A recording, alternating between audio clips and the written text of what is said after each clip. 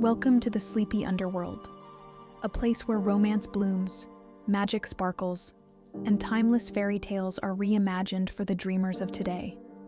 From heart-stirring romances to spellbinding adventures, every story is a soothing escape into a realm of love, wonder, and charm. So curl up, press play, and let us carry you away to the land of dreams. Don't forget to like this video, subscribe to the channel, and leave a comment. We'd love to know in what part of the world you are watching and what is your favorite tip for a good night's sleep. Thank you for watching and enjoy the video.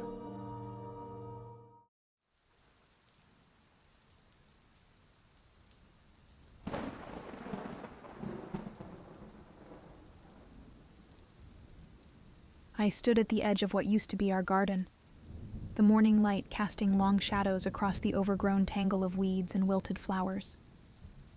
Vera had loved this space. Her hands had coaxed life from the soil with a gentleness I'd never mastered. "It's like talking to old friends," she'd once told me, her fingers delicately pruning a rose bush. "The plants listen if you're willing to speak their language." Now, a year after her passing, I couldn't bring myself to speak at all. The language of growth and nurturing had died with her, leaving me in a silence deeper than the earth itself. The wind rustled through the untamed grass, carrying the scent of wild honeysuckle that had survived despite my neglect. I breathed it in, feeling the familiar ache spread through my chest. Honeysuckle had been Vera's favorite. On summer evenings, we'd sit on the weathered bench beneath the maple tree, her head resting on my shoulder as the sweet fragrance enveloped us like a shared secret. I turned away, unable to face another reminder of all I'd lost. The garden had become a graveyard of memories too painful to revisit.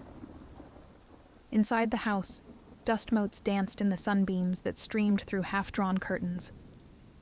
I moved through my daily routine with practiced motions: coffee, toast, newspaper. The silence pressed in from all sides, a living thing that had taken up residence in the empty spaces Vera had left behind. My coffee grew cold as I stared at the newspaper without reading a word. Time had become a strange, fluid thing since Vera's death, sometimes rushing past in indistinguishable blocks, other times crawling with excruciating slowness. Today was one of the slow days. A knock at the door startled me. I rarely had visitors these days. Friends had stopped calling after too many declined invitations, and neighbors had learned to give me a wide berth. Grief, I'd discovered, made people uncomfortable. They looked at you with pity in their eyes, never knowing that only deepened the wound. I opened the door to find a small girl with braided pigtails and bright yellow rain boots. She couldn't have been more than 8 years old. A smattering of freckles dusted her nose, and her eyes, a warm, intelligent brown, regarded me without a trace of the awkwardness adults always showed. In her hands, she held a tiny potted plant with delicate purple buds. "Good morning, mister," she said, her voice clear and unafraid. "I'm Lena. I live down the street with my mom." I nodded, unsure of what to say. Children were another language I'd forgotten. "I brought you something." She thrust the pot forward, almost spilling soil onto my doorstep. "It's called Purple Heart. Mom says it's hard to kill, even if you forget to water it sometimes." The plant's heart-shaped leaves shimmered with a deep violet hue in the morning light. Something about their resilient beauty made my throat tighten. "I don't need any plants," I said, the words coming out more gruffly than I'd intended. Lena didn't seem bothered by my tone. Her gaze drifted past me to the dim interior of the house, then back to my face with startling perception. "Flowers don't stop blooming forever, mister. They just need someone to take care of them." She placed the pot on the step at my feet. "Just a little water every few days. That's all." Before I could refuse again, she was skipping down the path, yellow boots flashing in the sunlight like beacons. I watched her go, this strange child who spoke with the wisdom of someone much older. I stared at the small plant, its heart-shaped leaves tinged with a deep purple. Against my better judgment, I I brought it inside and placed it on the kitchen windowsill, the only spot that still received regular sunlight. The vivid color stood out against the muted grays and browns that had become the palette of my existence. That night, I dreamed of Vera. Not the Vera of hospital rooms and medication schedules, but the Vera of our early years, laughing as soil caked under her fingernails. Her chestnut hair fell loose around her shoulders, catching the sunlight in copper highlights. She knelt in a bed of black-eyed Susans, her favorite summer dress, the yellow one with tiny blue flowers, spread around her like unfurling petals. She didn't speak, just smiled at me with that knowing look that had always made my heart skip. Her hands worked the soil with practiced ease, creating space for something new to grow. When she finally looked up, her eyes held the same penetrating perception I'd seen in the little girl's gaze. I woke with tears on my cheeks and Vera's name on my lips. The bedroom felt emptier than usual, the sheets cold beside me. Morning light filtered through the blinds, painting stripes across the hardwood floor. After making coffee, I found myself standing before the purple heart plant. Its leaves seemed to have unfurled a bit more overnight, reaching toward the light with quiet determination. I ran a finger along the edge of one delicate leaf, surprised by the velvety texture. "I'm not very good at this," I murmured, feeling foolish for talking to a plant. But something in me remembered Vera's words about plants listening, and I filled a small cup with water. "But I'll try not to kill you." Days passed, and to my surprise, the plant didn't die. New leaves unfurled, reaching toward the light. I found myself checking on it each morning, adjusting its position to catch the best sunlight. Sometimes, when the silence grew too heavy, I caught myself talking to it.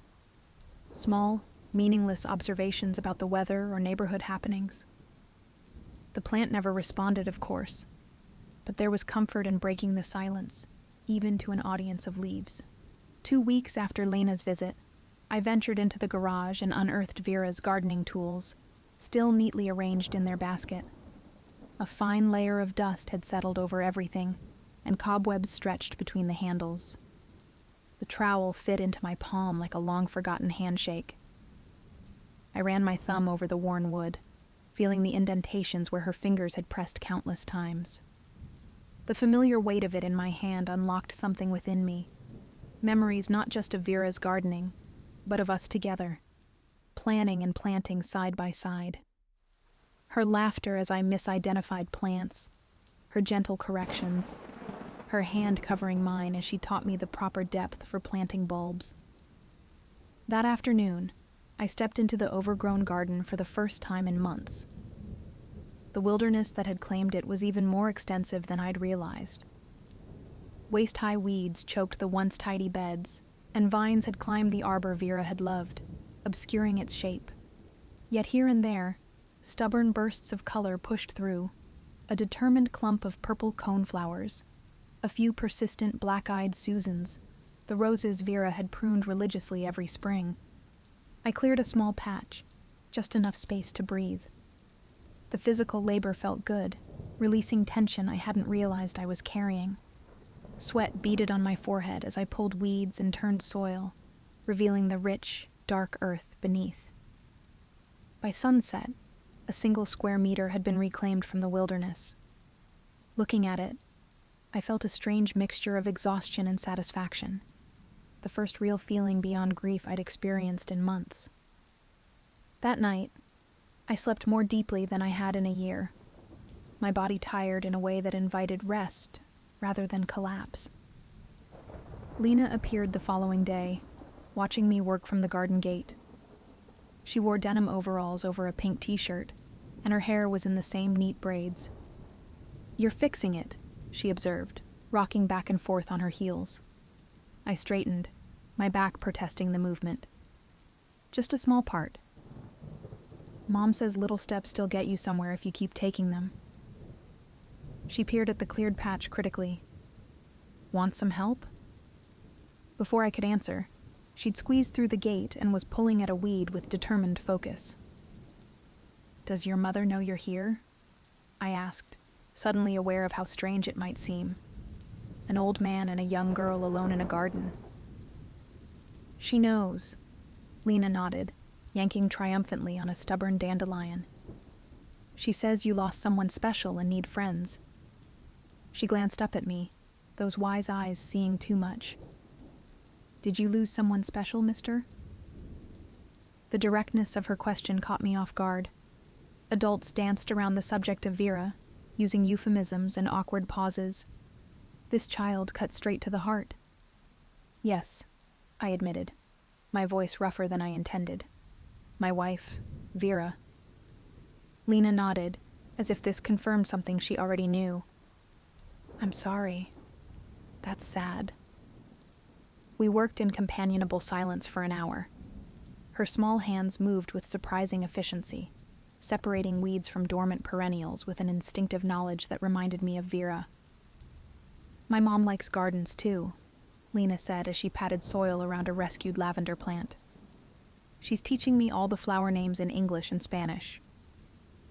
Your mom sounds nice, I offered, surprising myself with the sincerity behind the words. Lena nodded enthusiastically. She's the best. She makes cookies that taste like cinnamon clouds and knows how to fix anything that breaks. Her face grew solemn. Except hearts. She says those take longer. I felt a lump form in my throat. She's right about that. The sun began to set, painting the sky in shades of pink and gold. Lena stood and dusted the soil from her overalls. I have to go home for dinner, but I can come back tomorrow if you want. I'd like that, I said, realizing I meant it. After she left, I stayed in the garden a while longer, watching as fireflies appeared, their tiny lights blinking like stars fallen to earth. For the first time in a long time, the silence felt peaceful rather than oppressive. Over the next few weeks, Lena became a regular presence in the garden. Sometimes she worked alongside me, chattering about school or her friends. Other times she simply sat on the stone bench beneath the maple tree, reading books or drawing pictures of what she thought the garden would look like when it was finished. The cleared area grew larger with each passing day. I rediscovered plants I'd forgotten we had, cornflowers and daisies, black-eyed Susans and bleeding hearts. Beneath the tangled overgrowth, life had been patiently waiting. One afternoon, as we worked side by side deadheading spent blooms, Lena asked, "What was your wife like?" The question didn't pain me as much as it might have a month earlier. Vera was... I searched for words that could capture the essence of the woman I'd loved for 30 years. She was sunshine in human form, always seeing the beauty in things, always finding reasons to smile. She could grow anything, had a way with plants that seemed magical to me. And she loved with her whole heart. Lena considered this. She sounds like the princesses in my books. Was she beautiful? I smiled, remembering Vera's laugh whenever I called her beautiful. I'm ordinary in all the best ways, she'd insist, though she'd never been ordinary to me. The most beautiful woman I've ever known, I told Lena. Not just her face, but her spirit. Do you have pictures? She asked. Mom keeps pictures of everyone she loves in albums, even the people who aren't here anymore. I hesitated. After Vera died, I'd put away all our photos, unable to bear the visual reminders of what I'd lost. Yes, I said slowly, but I haven't looked at them in a while. Maybe you should, Lena suggested with a child's simple logic. Mom says remembering the good times helps make the sad times smaller. That evening, after Lena had gone home, I found myself pulling a photo album from the top shelf of the closet. Dust had gathered on the leather cover, and the pages stuck together slightly as I opened it. The first photo struck me like a physical blow. Vera on our wedding day. Her smile radiant as she looked not at the camera but at me. Her eyes filled with a joy I'd once taken for granted. I traced the curve of her cheek with a trembling finger. memories washing over me in waves. Page after page captured our life together. Holidays, anniversaries, everyday moments that had seemed mundane at the time, but now appeared precious in their ordinariness. Interspersed throughout were photos of the garden through the seasons, evolving under Vera's loving care from a blank canvas to a living masterpiece. The last photo in the album had been taken just months before her diagnosis. Vera kneeling in the garden, surrounded by summer blooms, her hands dirty, and her face alight with satisfaction. I remembered taking that picture, calling her name so she'd look up, capturing her in her element. Tears came then, not the desperate sobs of fresh grief, but the gentler tears of remembrance. For the first time, I found myself grateful for the memories rather than tormented by them. "My mom wants to know if you need any seeds," Lena announced one Saturday morning as we worked on clearing a section near the back fence. "She has extras from her community garden plot." I hesitated, uncertain about meeting new people. But the idea of fresh seeds, new growth, tugged at something inside me. "That's very kind of her," I said finally. "I'd appreciate that." "Great," Lena beamed. "She can bring them tomorrow after church." The next day, I found myself anxiously tidying the front porch, sweeping away leaves, and dusting off the old wicker chairs that hadn't been used in over a year. I even ventured to the store for the first time in weeks, buying cookies and lemonade with a care that surprised me. At precisely 3:00, Lena came bounding up the path, followed by a woman carrying a woven basket. The afternoon sunlight formed a halo around her silhouette. She was not what I had expected. Tall and willowy, with dark hair pulled back in a practical braid, she moved with a quiet grace that immediately put me at ease. Her eyes, the same warm brown as Lena's, held a depth of understanding that needed no explanation. She wore a simple sundress patterned with small blue flowers that reminded me painfully of Vera's favorite. "I'm Jacqueline," she said, extending her hand. Her voice carried the faintest trace of an accent. "Thank you for letting Lena help with your garden. She talks about nothing else these days." Her hand was warm in mine, calloused in the same places as Vera's had been. A gardener's hands. "Daniel," I replied. And I should be thanking her. The garden would still be a jungle without her encouragement. Jacqueline smiled. "I brought you some seeds," she said, offering me the basket. Inside, neatly labeled envelopes contained promises of zinnias, sunflowers, and sweet peas. And some tomato seedlings. They're getting too big for my windowsill. "Would you like to see what we've done so far?" I asked, gesturing toward the backyard. The three of us walked the garden paths, some newly cleared, others still waiting for attention. Jacqueline moved through the space with reverence, stopping to admire a blooming iris or gently touch the leaves of a climbing rose that had somehow survived the neglect. "There's so much life here," she murmured. "You can feel it wanting to return." "My wife designed most of it," I said, speaking of Vera aloud to a stranger for the first time in months. She had a vision for every season, something always blooming, always changing. Jacqueline nodded. "The best gardens are never truly finished. That's what makes them magical." Her eyes met mine with a warmth that made me glance away. I was suddenly self-conscious of my rumpled shirt and the gray that had overtaken my once dark hair. It had been so long since I'd cared about such things. "Lena tells me you've been teaching her plant names in Spanish," I said, steering the conversation to safer ground. Jacqueline laughed, a melodic sound that brightened the air around us. "Yes, it's our little game.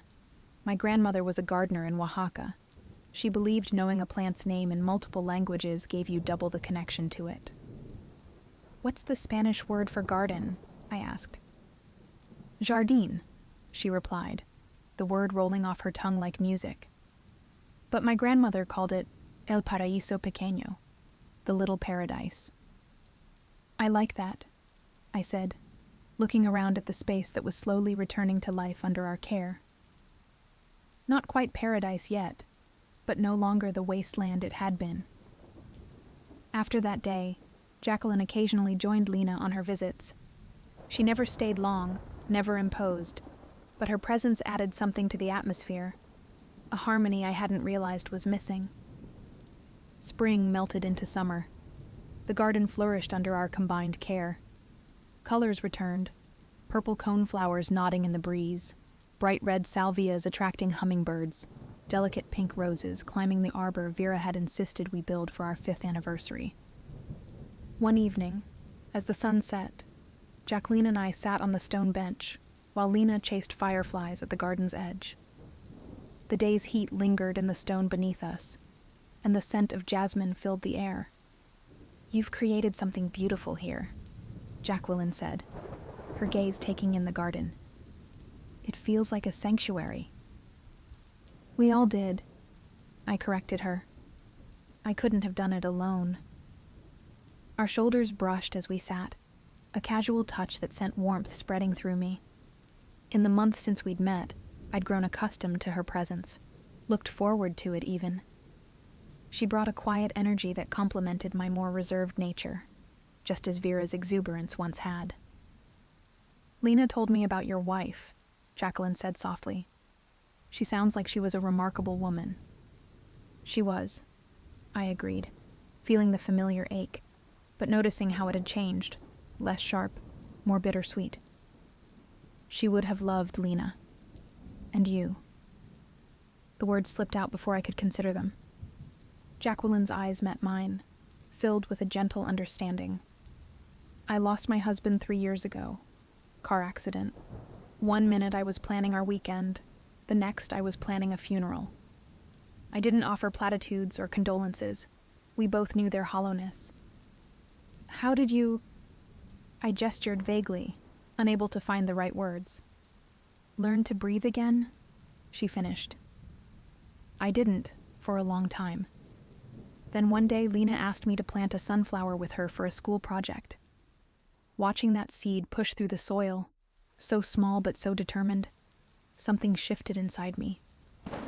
Jacqueline smiled at the memory. "Life keeps insisting on itself, even when we're not ready for it." I thought of the purple heart plant, still thriving on my windowsill. "Yes, it does." Twilight deepened around us, the garden transforming in the fading light. Fireflies blinked like tiny lanterns. Lena's laughter floated across the garden as she tried to catch them. "She needed this place as much as you did," Jacqueline said, watching her daughter. "After Miguel died, she became so quiet, so careful, as if she thought joy might be something dangerous." She turned to me, her face soft in the gathering dark. "Thank you for giving her a safe place to be a child again." Without thinking, I reached for her hand. Her fingers curled around mine naturally, as if they belonged there. We sat in comfortable silence as night fell completely, the moon rising to cast silver light across the garden. That night, I dreamed of Vera again. We were walking through the garden at its peak bloom, her hand in mine. "It's beautiful again," she said, touching a rose petal with gentle fingers. "I miss you," I told her, the words catching in my throat.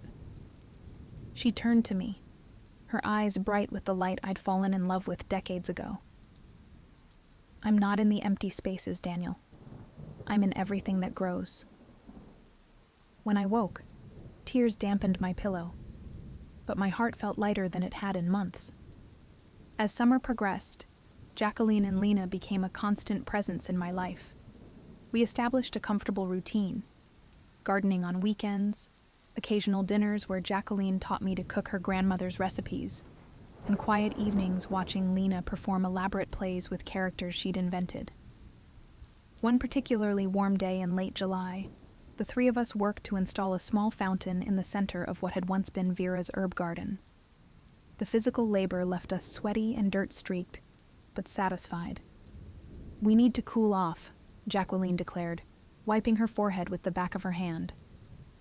She disappeared into the house, returning moments later with a garden hose. Before I could protest, she turned the spray on Lena, who shrieked with delight and danced in the makeshift shower. Then Jacqueline turned to me, a mischievous gleam in her eye. "Don't you dare," I warned, backing away. Her laugh rang out as she directed the spray at me, soaking my shirt in seconds. I lunged for the hose, and we wrestled for control, both of us laughing like children. Water sprayed in all directions as we struggled, Lena cheering us on. I finally wrested the hose from Jacqueline's grip, instantly turning it on her. She gasped as the cold water drenched her, plastering her shirt to her skin and sending rivulets down her face.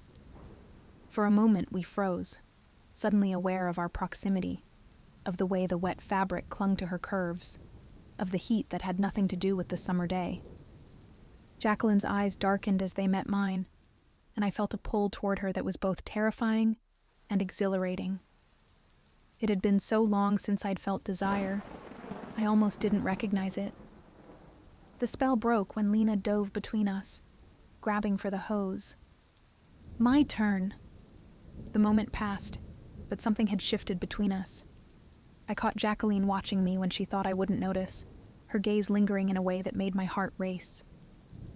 One August afternoon, as we harvested tomatoes from the vines that now thrived along the southern wall, Jacqueline's hand brushed against mine. Instead of pulling away, I let my fingers entwine with hers. She looked up, surprise and warmth mingling in her expression. "Is this okay?"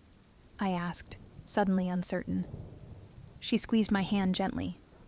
"More than okay." That evening, after Lena had gone home to stay with her grandmother, Jacqueline and I walked through the garden in the gathering twilight. Crickets serenaded us from hidden places, and the scent of night-blooming jasmine perfumed the air. "I never expected this," I admitted, as we paused beneath the arbor, now lush with climbing roses. "To feel this way again." Jacqueline's face was thoughtful in the fading light. "I think love is like these perennials. It doesn't disappear completely, even when everything above ground has died back. It waits in the dark, gathering strength, until conditions are right to grow again." I touched her cheek, marveling at how natural it felt. "I'm not the same person I was before. I don't think I can be." "I wouldn't want you to be," she replied. "Your love for Vera shaped you, just as my love for Miguel shaped me. Those chapters don't close completely. They form the next ones." When I kissed her, it felt both new and familiar. A different melody played on the same instrument. Her lips were soft against mine, hesitant at first, then responding with a warmth that melted the last frozen parts of my heart. We made love for the first time that night, in the bedroom I had once shared with Vera. I had worried it might feel wrong, but instead, there was only tenderness and discovery. Jacqueline's body was different from Vera's, taller, with curves in different places, her skin a shade darker, marked with its own history. Yet the vulnerability in her eyes, as she undressed, was universal, as was the way she guided my trembling hands to the places she most wanted to be touched. "It's been so long," I murmured against her neck, breathing in the scent of her, earth and flowers and something distinctly her own. "For me too," she whispered, arching into my touch. I'd forgotten how much I missed this. We moved together with the unhurried rhythm of those who have learned that pleasure, like grief, has its own timeline. Her sighs turned to moans as I explored her body with lips and hands, learning the geography of her desire. When she finally guided me inside her, the sensation was overwhelming. Not just physical pleasure, but the profound intimacy of being welcomed into another person's most private space. Afterward, as Jacqueline slept beside me, I gazed out the window at the moonlit garden. The transformation wasn't just in the cultivated beds and blooming flowers, but in the spaces between them, the paths forward, the possibilities unfolding. Autumn arrived with crimson and gold splendor, the garden prepared for its seasonal rest. But unlike the previous year, I didn't dread the coming dormancy. Now I understood it as necessary, a gathering of strength for new beginnings. On a crisp October morning, Lena helped me plant bulbs along the garden path. Tulips, daffodils, and crocuses that would sleep through winter before announcing spring's arrival. "These won't bloom for months," she observed, patting soil over a tulip bulb. "That's the magic of gardens," I told her. "They teach us to believe in things we can't see yet." Jacqueline joined us, carrying mugs of hot cider. Her smile held the warmth of 1,000 summer days. In the months since our relationship had deepened, she had gradually moved more of her belongings into my home. Lena now had her own room, decorated with fairy lights and plant posters. The house that had once echoed with emptiness now resonated with life. Lena's homework spread across the dining table, Jacqueline's books mingling with mine on the shelves, the scent of her cooking filling the kitchen. "What do you think the garden will look like next year?" Lena asked, accepting her mug with soil-stained hands. I looked at the space around us. No longer just Vera's garden, or even my garden, but our garden. A living chronicle of loss, resilience, and unexpected joy. "Even more beautiful," I said, taking Jacqueline's hand in mine, "because we'll be here to see it grow together." Jacqueline's eyes met mine, filled with promise. "Together," she echoed, her fingers tightening around mine. In the gentle autumn light, surrounded by the seasonal turning of life's wheel, I finally understood what Vera had tried to tell me all those years ago. The plants do listen if you're willing to speak their language. And their language, I now knew, was simply another word for love. Not just the passionate love between Jacqueline and me, or the fatherly love I'd developed for Lena, but the encompassing love of life itself, with all its seasons of dormancy and bloom. As we walked back to the house, arm in arm with Lena skipping ahead, I felt Vera's presence not as a ghost haunting the garden, but as a fundamental part of the soil from which my new life had grown. She would always be there, in the roses she had planted, and the design she had created, in the memories that no longer pierced but sustained. And in the spring, when the bulbs we planted today pushed through the thawing earth to reach for the sun, I would remember that nothing truly ends. It only transforms, finding new expressions of the same enduring beauty. Jacqueline squeezed my hand as if reading my thoughts. Above us, a single maple leaf detached from its branch and spiraled down, landing gently on her shoulder. I brushed it away with a tender touch, letting my fingers linger against the warmth of her skin. "What are you thinking?" she asked. "I'm thinking that I'm grateful," I replied, watching Lena race up the porch steps. "For the little girl who wouldn't let me give up. For you. For second chances."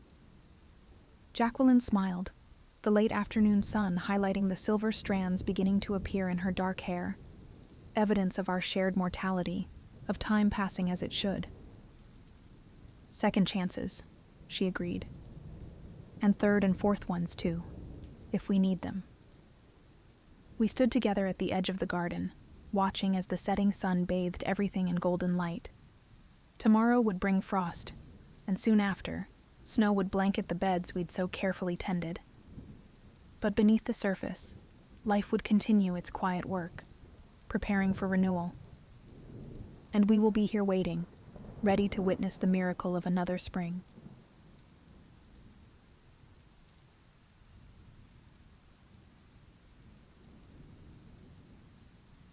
The first time I saw him dance, I forgot how to breathe.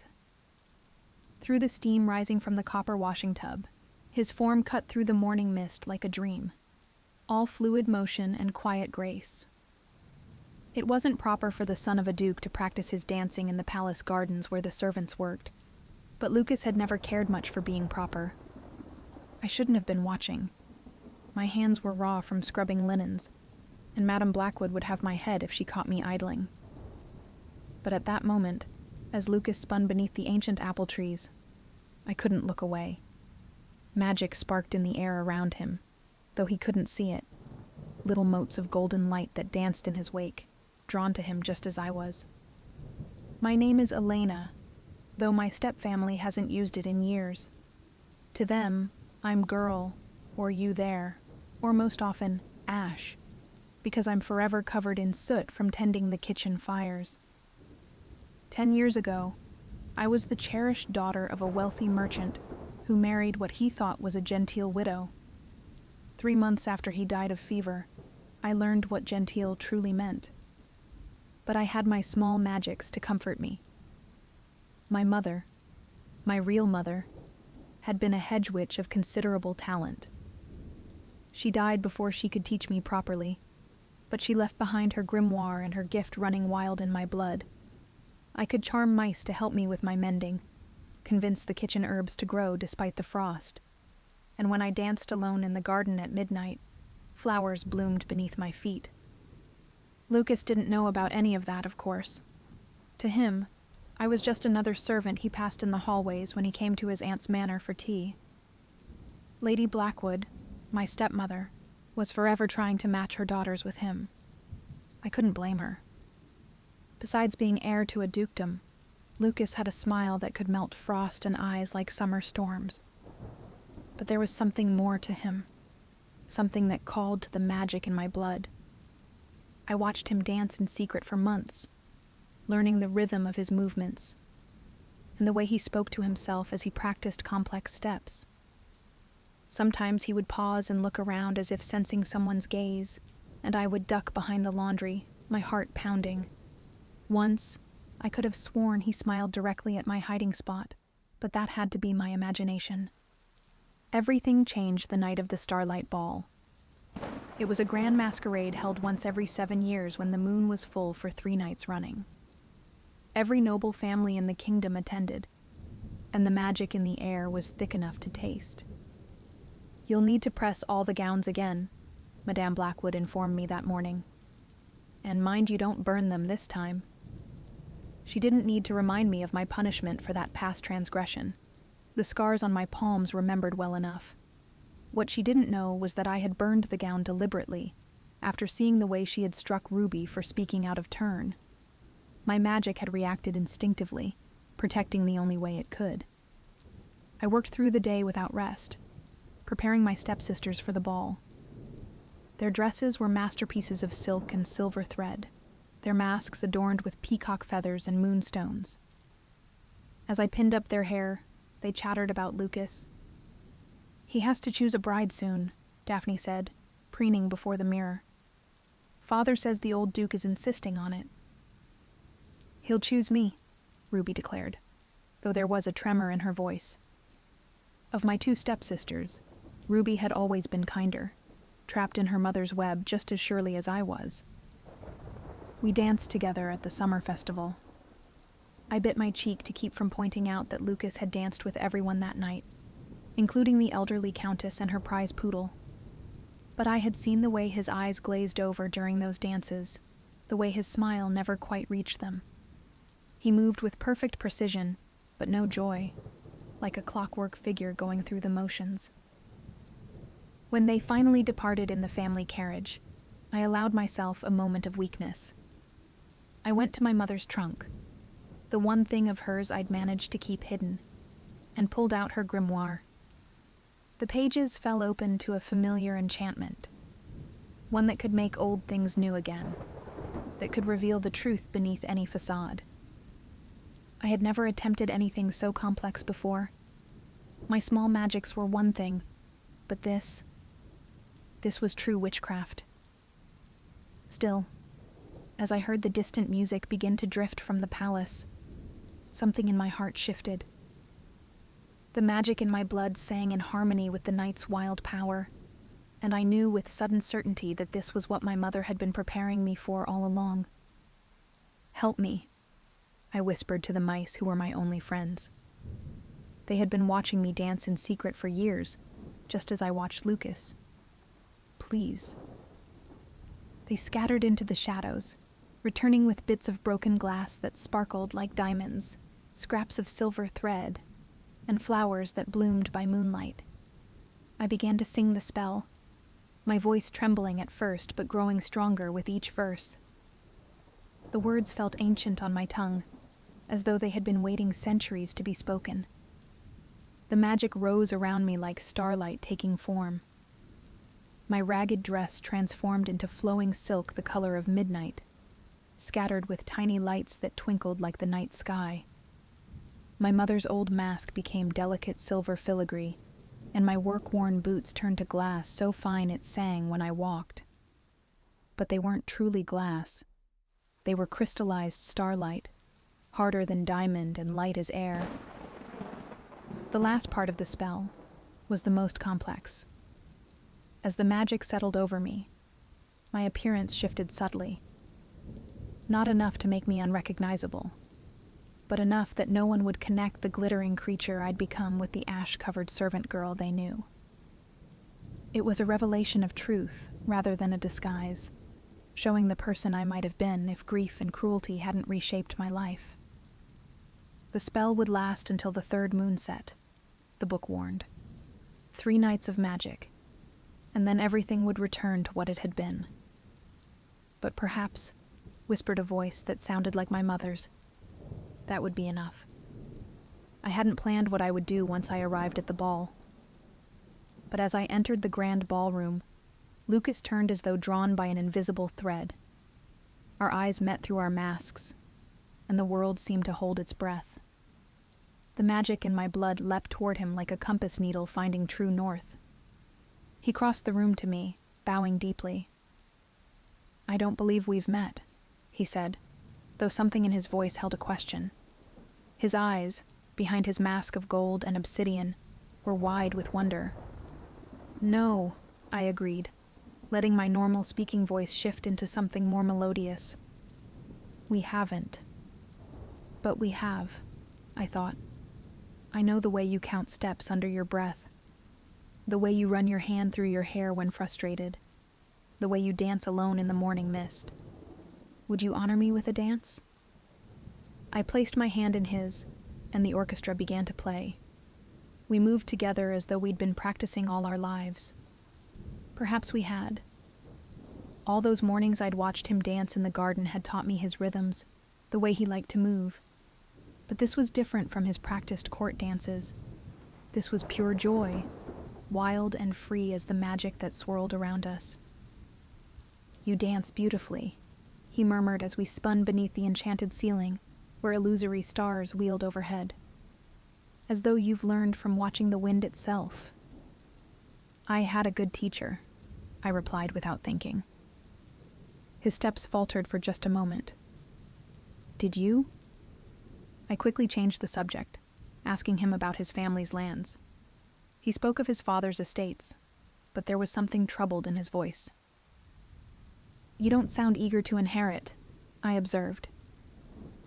Lucas was quiet for several turns about the floor. "I love our lands," he said finally. "But I don't love what's expected of me. My father wants me to marry for political advantage, to rule exactly as he has ruled. Sometimes I feel like a character in a play, speaking lines written for someone else." He paused, then added softly, "Except when I dance. Or when I'm with you." The honesty in his voice made my heart ache. "I know what that's like," I said softly. "To live a life others have chosen for you." He drew me closer, one hand warm against my waist, and we danced in silence for a while. When the song ended, he didn't let go of my hand. "Walk with me in the garden?" The night air was sweet with jasmine, and magic hung heavy as dew. We talked for hours about everything and nothing, books we'd read, places we dreamed of seeing, the way the stars looked on clear nights. He never asked my name or family connections, and I never offered them. Instead, we spoke of deeper things, hopes and fears, dreams and disappointments. With each word, the connection between us grew stronger. "There's something about you," he said at one point, his fingers brushing my cheek. "Something that feels like coming home." As moonset approached, I reluctantly pulled away. "I have to go." "Wait," he called after me. "Will you come tomorrow night?" I hesitated, then nodded. "Yes." The second night, we danced until our feet should have ached, but the Starlight shoes kept me floating. When we needed rest, we escaped to the palace library where Lucas showed me his favorite volumes of poetry. He read aloud to me, his voice making the words come alive, and I taught him the old folk songs my mother used to sing. "There's something familiar about you," he said at one point, studying my face through my mask. "As though I've known you before. Sometimes when I practice my dancing in the morning, I feel someone watching. Someone who understands." My heart stuttered. "Perhaps you have." He leaned closer, and for a moment I thought he might kiss me. But then a clock chimed somewhere in the palace, and I remembered who I was. Who I really was. The third night, I almost didn't go. It would be easier, I told myself, to let the magic fade without having to say goodbye. But as I stood in my tiny attic room, looking at the grimoire, I knew I would regret it forever if I didn't take this last chance. Lucas was waiting by the garden entrance. Before I could speak, he took my hand and led me to a secluded corner of the grounds where a fountain played beneath the moon. The water sang with magic, and I realized with a start that it was responding to him. "I know who you are," he said quietly. My blood turned to ice. "What?" "Elena." He reached up and gently removed my mask. "I've watched you dance in the garden at midnight, when you thought no one could see. I've seen the way flowers bloom where you walk, even in winter." His smile was soft. "Did you think I wouldn't recognize your magic? It calls to mine." Tears spilled down my cheeks. "You have magic too?" "A little. Nothing like yours. Just enough to feel it in others, to know when something extraordinary is near." He brushed away my tears with his thumb. "I've been falling in love with you for months, watching you from windows and finding excuses to visit my aunt. The way you move, the way you care for others even when they hurt you, the strength that shines through no matter how they try to dim it. But I didn't know how to bridge the gap between us until you did it first." "I'm just a servant," I whispered, "and a witch. You're the only person who's ever seen me as myself, not just my title." He pressed his forehead to mine. "And I don't care if you're a witch or a washerwoman or a queen. I love you.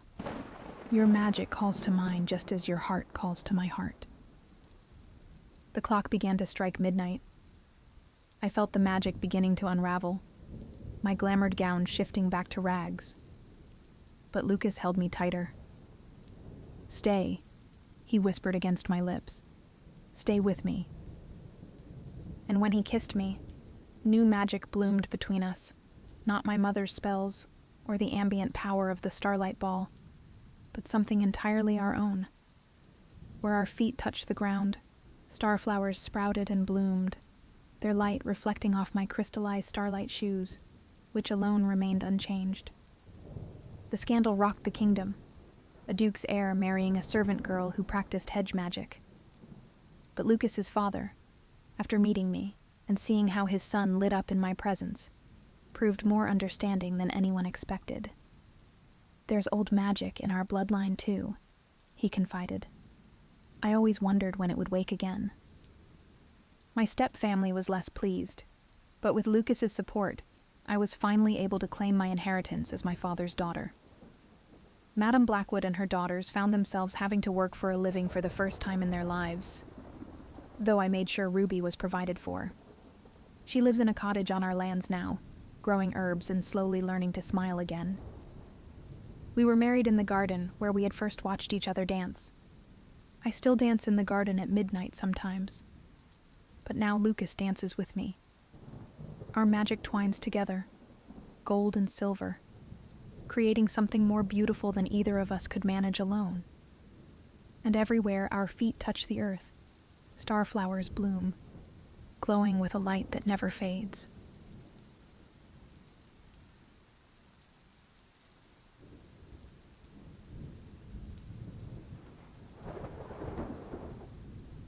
I never thought a worn-out quilt could change my life, but God works in mysterious ways. My name is Lillian, and this is how a simple blanket helped me find joy in life's imperfect moments. The autumn wind bit through my thin jacket as I hurried into Heaven's Treasures thrift store, my 6-year-old son Matthew trailing behind me. Dried leaves skittered across the cracked sidewalk, dancing in the golden afternoon light. The store's brass bell chimed as we entered, and the familiar scent of old books, mothballs, and furniture polish wrapped around us like a warm embrace. The floorboards creaked beneath our feet, their worn surface telling stories of countless footsteps before ours. "Mama, I'm cold," Matthew whispered, his small hand squeezing mine. His fingers felt like icicles against my palm, and I could see his breath forming tiny clouds. Working as a receptionist at the medical clinic barely covered our rent, and the heating in our apartment had been temperamental since our landlord installed a cut-rate system last winter. I pulled him closer, guilt weighing heavy in my chest. That's when I saw it, a quilt draped over an ancient maple rocking chair in the corner, its wood burnished to a soft gleam by decades of use. Something about its mismatched patches drew me in. Each square told a different story. Sunny yellows next to deep midnight blues, careful florals alongside sturdy plaids. The price tag read $15, more than I should spend with the electric bill looming, but my fingers traced the uneven stitches with a strange familiarity. The fabric felt soft and sturdy beneath my touch, worn smooth by years of love and use. "It's speaking to you, isn't it?" A gentle voice startled me. Ruth, the elderly volunteer who always worked Thursdays, stood nearby, her silver hair catching the warm light from the dusty windows. Her eyes twinkled behind wire-rimmed glasses that had seen decades of stories unfold. "That quilt has quite a history." Matthew had already wrapped himself in its faded warmth, his eyes growing heavy as he nestled into its embrace. The deep purple circles under his eyes, evidence of too many sleepless nights in our cold apartment, decided for me. The $15 would mean rice and beans for dinner next week, but the peace settling over my son's features was worth every penny. That night, as I tucked Matthew under our new treasure, I noticed something peculiar. Each patch seemed to hold its own character, its own tale. The fabric smelled faintly of cedar and thyme, with undertones of something sweetly familiar, like my grandmother's linen closet. One square showed signs of careful mending, tiny stitches holding together what once was torn, each one placed with loving precision. Another patch, bright red with tiny forget-me-nots, had faded unevenly, as if it had faced countless sunny days on a clothesline. Some squares were perfectly aligned, while others tilted slightly, giving the whole piece a charmingly imperfect rhythm, like a handwritten note. Over the next few weeks, I found myself studying the quilt during our nightly routine. The texture of each patch became as familiar as my own heartbeat.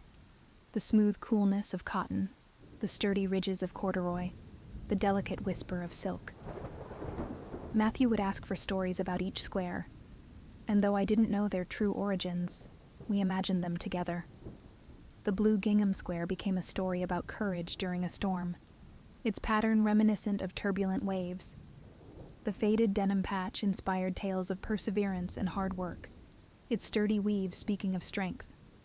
One particularly difficult evening, after learning about upcoming layoffs at the clinic, I collapsed onto our second-hand couch, the quilt wrapped around my shoulders like a protective embrace. The weight of single motherhood pressed down on me, heavy as wet cement. Tears threatened to fall, but something about the warmth of those worn squares comforted me. That's when I noticed it. A tiny cross stitched in one corner with golden thread, nearly invisible unless you knew where to look. The stitches gleamed in the lamplight, a reminder of faith in dark moments. The next day, I returned to Heaven's Treasures, hoping Ruth could tell me more about the quilt's history. She was organizing donations, her weathered hands moving with practiced efficiency through a rainbow of cast-off treasures. The afternoon sun streamed through the windows, creating halos around the dancing dust motes. I wondered when you'd come asking. She smiled, setting aside a box of old Christmas ornaments that tinkled like tiny bells. That quilt was made by the Women's Prayer Circle of Hope Valley Church back in 1985. Each woman contributed a square from something meaningful in their lives, pieces of their stories stitched together with prayer and purpose. Ruth pointed to a patch of pale yellow fabric with tiny roses, their petals so delicate they looked hand-painted. This one came from Hannah Solomon's wedding dress.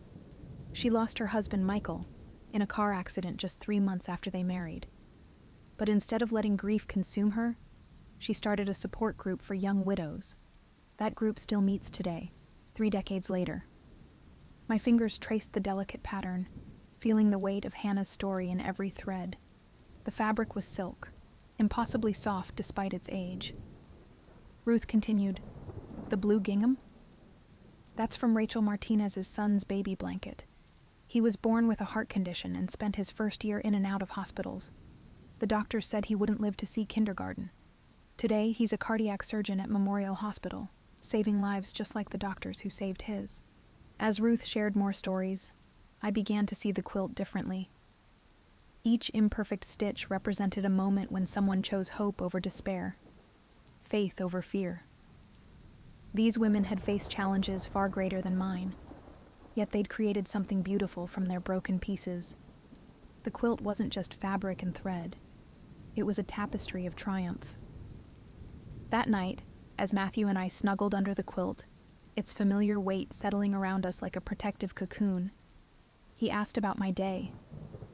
Instead of hiding my worries, I shared them, along with the stories Ruth had told me. "Mama," he said, his finger tracing the golden cross in the corner. "Maybe God gave us this quilt to remind us we're not alone, like all these squares stick together to make something warm and nice. Even though they're all different, they fit together perfectly." His simple wisdom brought tears to my eyes. I'd been so focused on our struggles, the unpaid bills piling up on the kitchen counter, the broken heating that filled our apartment with metallic groans, the threat of losing my job, that I'd missed the beauty in our journey. We had one another, a roof over our heads, and a community of people like Ruth who cared. The next Sunday, I took Matthew to Hope Valley Church. The brick building was older now, its stained glass windows casting jewel-toned shadows across worn wooden pews, but the warmth inside remained unchanged. The sanctuary smelled of lemon polish and coffee, with undertones of aging hymnals and decades of faithful prayers. During coffee hour, I mentioned the quilt to an elderly woman named Martha. Her eyes lit up with recognition, crinkling at the corners like well-loved paper. "Oh my, you have Rebecca's prayer quilt. I helped make that." Her arthritic fingers trembled with excitement as she gestured to others nearby. Soon, we were surrounded by women sharing stories, both from the quilt's past and their own lives. Their voices wove together like the patches in our quilt, creating a symphony of memory and hope. Martha insisted on showing us the church's current prayer quilt ministry. In a sunny room upstairs, women of all ages gathered weekly to create quilts for people facing challenges. The gentle whir of sewing machines provided percussion for their laughter and chatter, while the snip of scissors and rustle of fabric created a melody of purpose. "We could use another pair of hands." Martha winked, holding out a needle and thread. No experience necessary, just a willing heart. Though I'd never sewn before, I found myself returning each week. The room became a sanctuary of sorts, filled with the subtle perfume of warm fabric, the whisper of thread through cloth, and the steady rhythm of women working together. Sometimes Matthew would color quietly beside me while I learned to stitch, his crayons scratching softly against the paper. Other times, he'd help sort fabric squares, creating patterns that only a child's imagination could devise, his small hands moving with surprising certainty through the rainbow of choices. The women embraced us completely, wrapping us in their community. When they learned about our heating problems, Martha's son-in-law, Daniel, a handyman with calloused hands and kind eyes, offered to take a look. He fixed it for the cost of parts alone, the sound of his tools accompanied by whistled hymns. When I mentioned looking for work, Rachel's daughter told me about an opening at her real estate office. The job paid better than the clinic position, and the flexible hours meant more time with Matthew. 1 year after finding the quilt, I sat in that sunny room, adding my own square to a new prayer quilt. The fabric came from Matthew's favorite superhero pajamas, which he'd outgrown, the cotton worn butter soft from countless washes. As I stitched, the familiar scent of fabric softener rising from the cloth, I thought about how much our lives had changed. We still faced challenges, but they no longer seemed insurmountable. Each difficulty was just another patch in the greater tapestry of our lives, held together by faith, community, and love. The imperfect stitches of my square wouldn't win any awards, but they told our story, one of growth, resilience, and discovering joy in unexpected places. That evening, as Matthew and I snuggled under our precious quilt, its familiar weight settling around us like a hug, I offered a prayer of gratitude, not just for the improved circumstances in our lives, but for the lessons learned along the way. God hadn't simply handed us solutions, He'd given us something far more valuable, the wisdom to see beauty in brokenness, strength in community, and purpose in pain. Matthew's breathing grew steady as he drifted off to sleep, his warmth seeping through the quilt between us. I studied his peaceful face in the soft lamplight, then looked at the worn quilt covering us. Its imperfect squares told stories of triumph over tragedy, of faith over fear, of love over loss. But more than that, they reminded me that we're all part of a greater design, one where every tear, every struggle, every moment of joy serves a purpose. Our story, like the quilt, might not be perfect.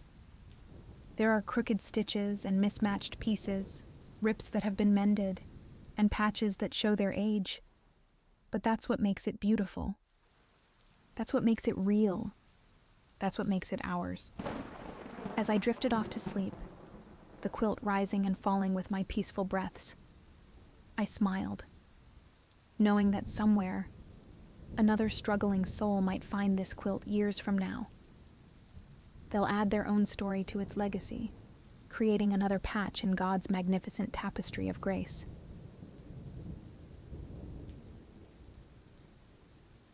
I own you, and yet I would die for you, the silver blade pressed against my palm, drawing a thin line of crimson that spilled onto the ancient marble floor.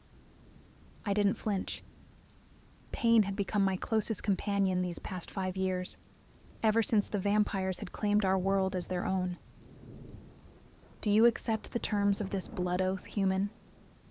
Lucian's voice echoed through the cathedral-like chamber, smooth as velvet, yet sharp as the knife he held. I raised my eyes to meet his, midnight blue with flecks of silver that seemed to capture the light of the torches surrounding us. His beauty was devastating, cruel in its perfection. High cheekbones, full lips curved into a perpetual half-smile, and skin like polished alabaster. The rumors hadn't done him justice. Lord Lucian Aramis was every bit the predator they claimed, and more. I accept, I said, my voice steadier than I felt. My life for theirs. His smile widened, revealing the sharp tips of his fangs. Your life, your blood, your body, everything you are now belongs to me, Isolde Black. The way he said my name sent an unwelcome shiver down my spine. I hated him. I hated every vampire who had stolen our world, who had forced humanity into servitude, who had killed my family and countless others. But I hated myself more at that moment because I couldn't deny the pull I felt toward him despite everything. And in return, I said, you will spare the resistance members you captured. You will grant amnesty to any human who lays down their weapons. Lucian nodded, his eyes never leaving mine as he pressed his own palm against the blade. His blood was darker than mine, almost black in the dim light. When he clasped my hand in his, our blood mingling, I gasped at the sensation, like electricity racing through my veins. "The blood oath is sealed," he murmured. "You are mine now, Isolde. My bride. The symbol of peace between our kinds." I pulled my hand away, wiping it against the tattered remains of what had once been my battle gear. "I agreed to be your bride in name only. Don't confuse that with submission, vampire."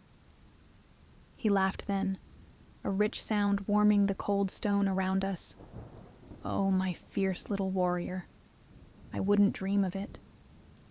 The chamber they led me to was unlike anything I had seen since the fall. Luxury didn't begin to describe it.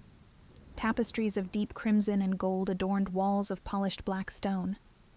A massive four-poster bed dominated the space, draped in silks that shimmered in the firelight. "Your quarters," said the servant, a human girl no older than 16 with the telltale puncture marks on her neck. A willing donor. My stomach turned. "I'm to be kept in a gilded cage, then." She bowed her head. "Lord Lucian thought you would be more comfortable here than in the cells below." "How considerate of him," I muttered, running my fingers over the silken bedspread. "And where is my husband?" "The council required his presence.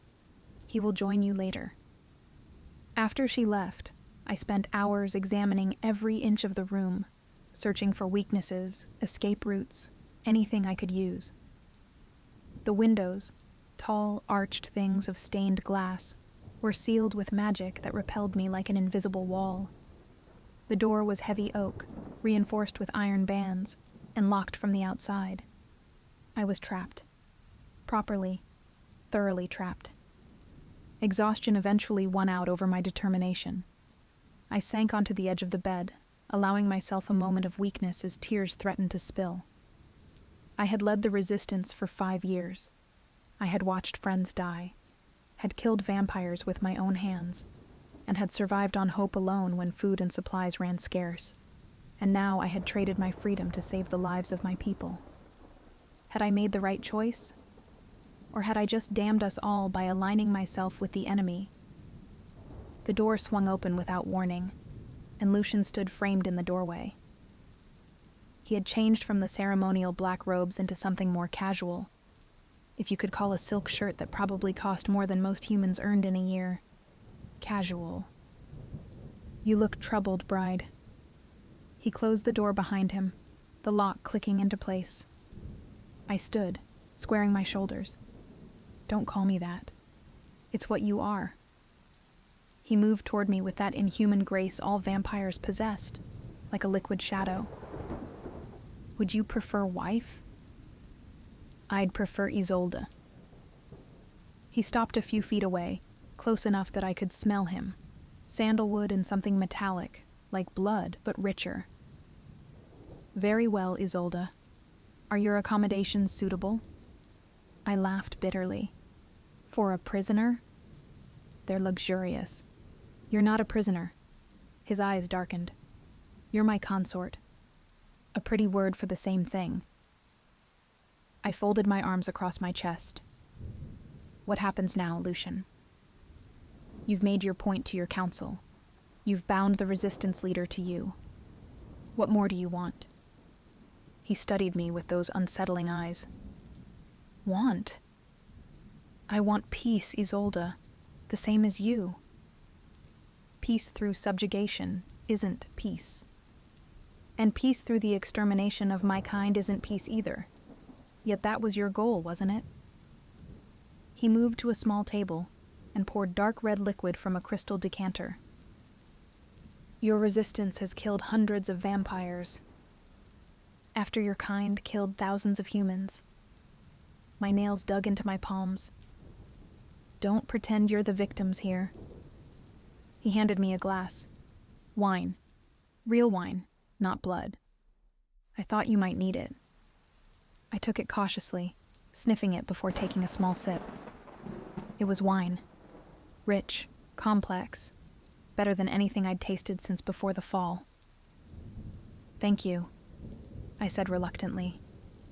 Lucian poured himself a glass of something else, something darker. The history between our species is complicated. More so than you know. But that's a conversation for another time. He raised his glass. To new beginnings. I didn't raise mine in return. To survival. His lips quirked up at one corner. Always the pragmatist. He sipped from his glass, watching me over the rim. You should rest. Tomorrow we'll be trying for both of us. Why? Because tomorrow I present you to the court as my bride. His expression turned grim. And not all of my kind are pleased with my choice. Sleep eluded me that night, despite the comfort of the bed, the first real bed I'd slept in for years. When dawn broke, painting the stained glass windows with bars of colored light, I was already awake, sitting by the fire and planning.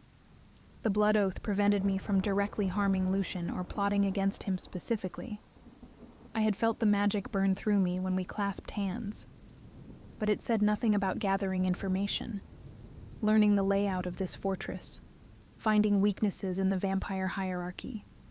I might be bound to Lucian, but my loyalty remained with humanity. A knock at the door preceded the entrance of 3 servant girls, each carrying various items: clothes, jewelry, cosmetics. Lord Lucian requests your presence at court in 2 hours, said the eldest, a woman perhaps a few years older than my 27. We're here to help you prepare. I wanted to refuse, to show up in my tattered resistance gear just to spite them all. But that would be childish, and worse, it would be wasting an opportunity. Court meant vampires. Vampires meant information. Information meant power. So I allowed them to bathe me in scented water, to dress me in a gown of midnight blue silk that matched Lucian's eyes, a coincidence that didn't escape my notice, and to adorn me with silver jewelry set with sapphires. When they finished, I barely recognized the woman in the mirror. Gone was the resistance leader with dirt-smudged cheeks and determination in her eyes. In her place stood someone who looked like she belonged in this world of luxury and blood. The thought made me sick. Lucian arrived to escort me himself, dressed in formal attire that accentuated his broad shoulders and lean strength. He stopped in the doorway, his eyes widening slightly as he took me in. You look... He paused, seeming to search for the right word. Domesticated? I suggested bitterly. His lips quirked. I was going to say regal, like the queen you are now. I snorted. I'm no queen. But you are. He offered his arm. You are consort to the Lord of House Aramis, the first house of the Vampire Council. That makes you royalty in our world. I ignored his arm. I didn't ask for a title. Few who deserve power seek it. He lowered his arm with a slight shrug. Come, we shouldn't keep the court waiting. The walk through the fortress, palace really, gave me my first real glimpse of vampire society. It was nothing like the savage, blood-soaked chaos I had imagined. Vampires moved through the halls with purpose, discussing politics, art, and science. Human servants walked freely, without chains or obvious coercion. Some even smiled at their masters. Surprised? Lucian murmured, noticing my expression. Confused, I admitted. This isn't what I expected. The world isn't as black and white as your resistance paints it. We reached a set of massive double doors, carved with intricate scenes of battle and feasting.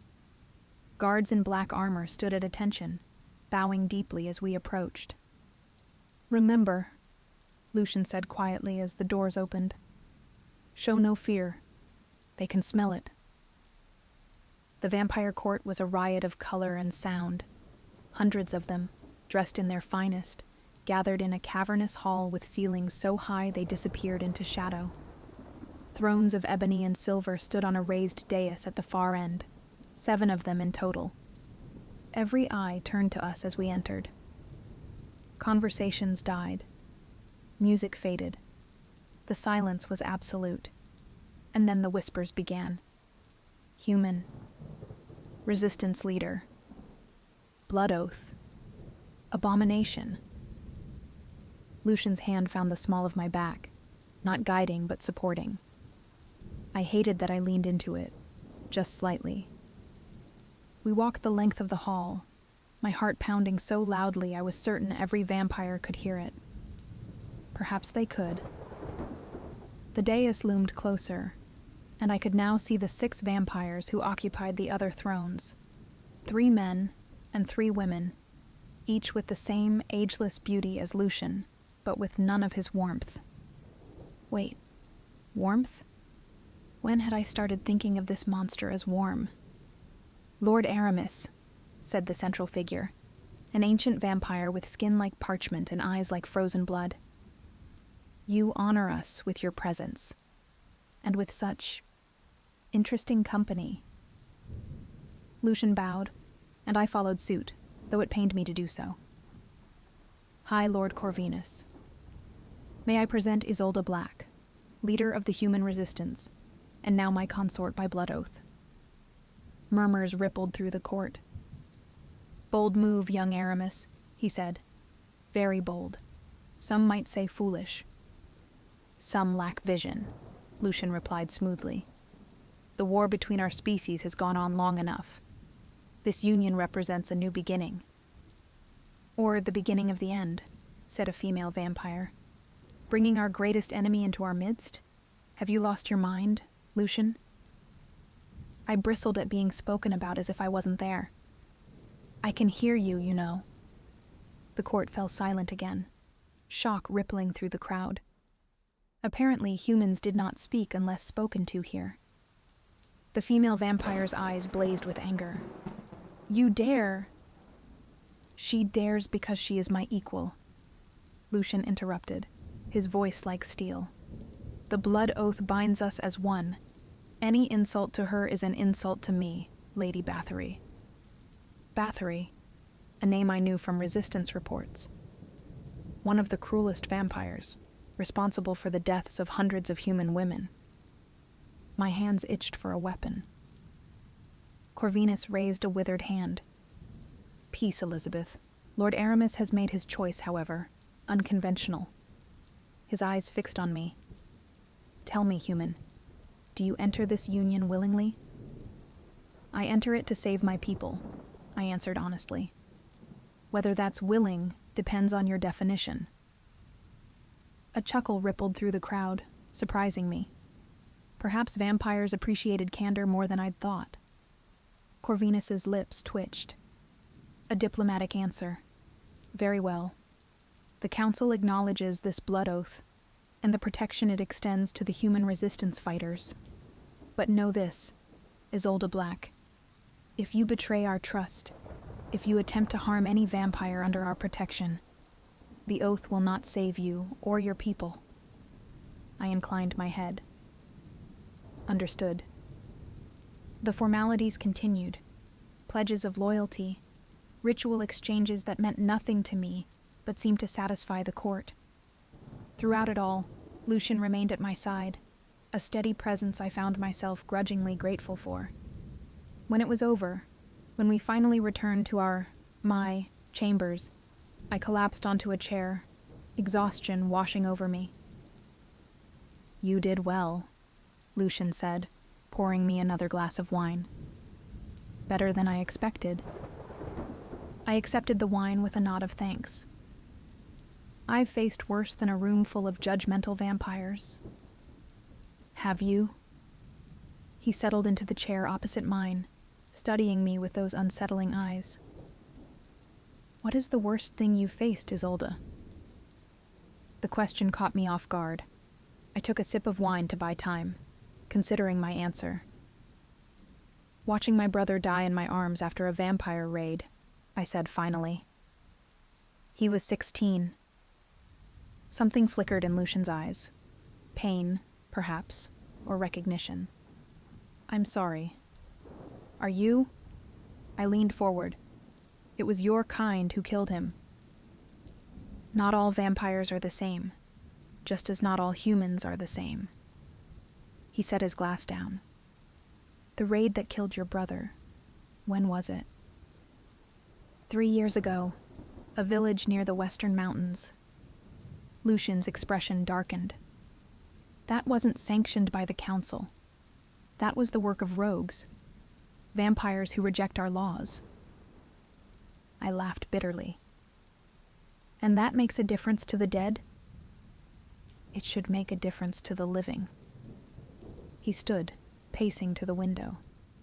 The council has been trying to rein in the rogues for years. They're as much our enemies as they are yours. I wanted to argue, to maintain the simple hatred that had fueled me for so long. But doubt crept in, unwelcome and persistent. If he was lying, he was the most convincing liar I had ever met. Why me? I asked suddenly. Why choose the resistance leader for your political statement? There are easier ways to make peace. Lucian turned back to me, his expression unreadable.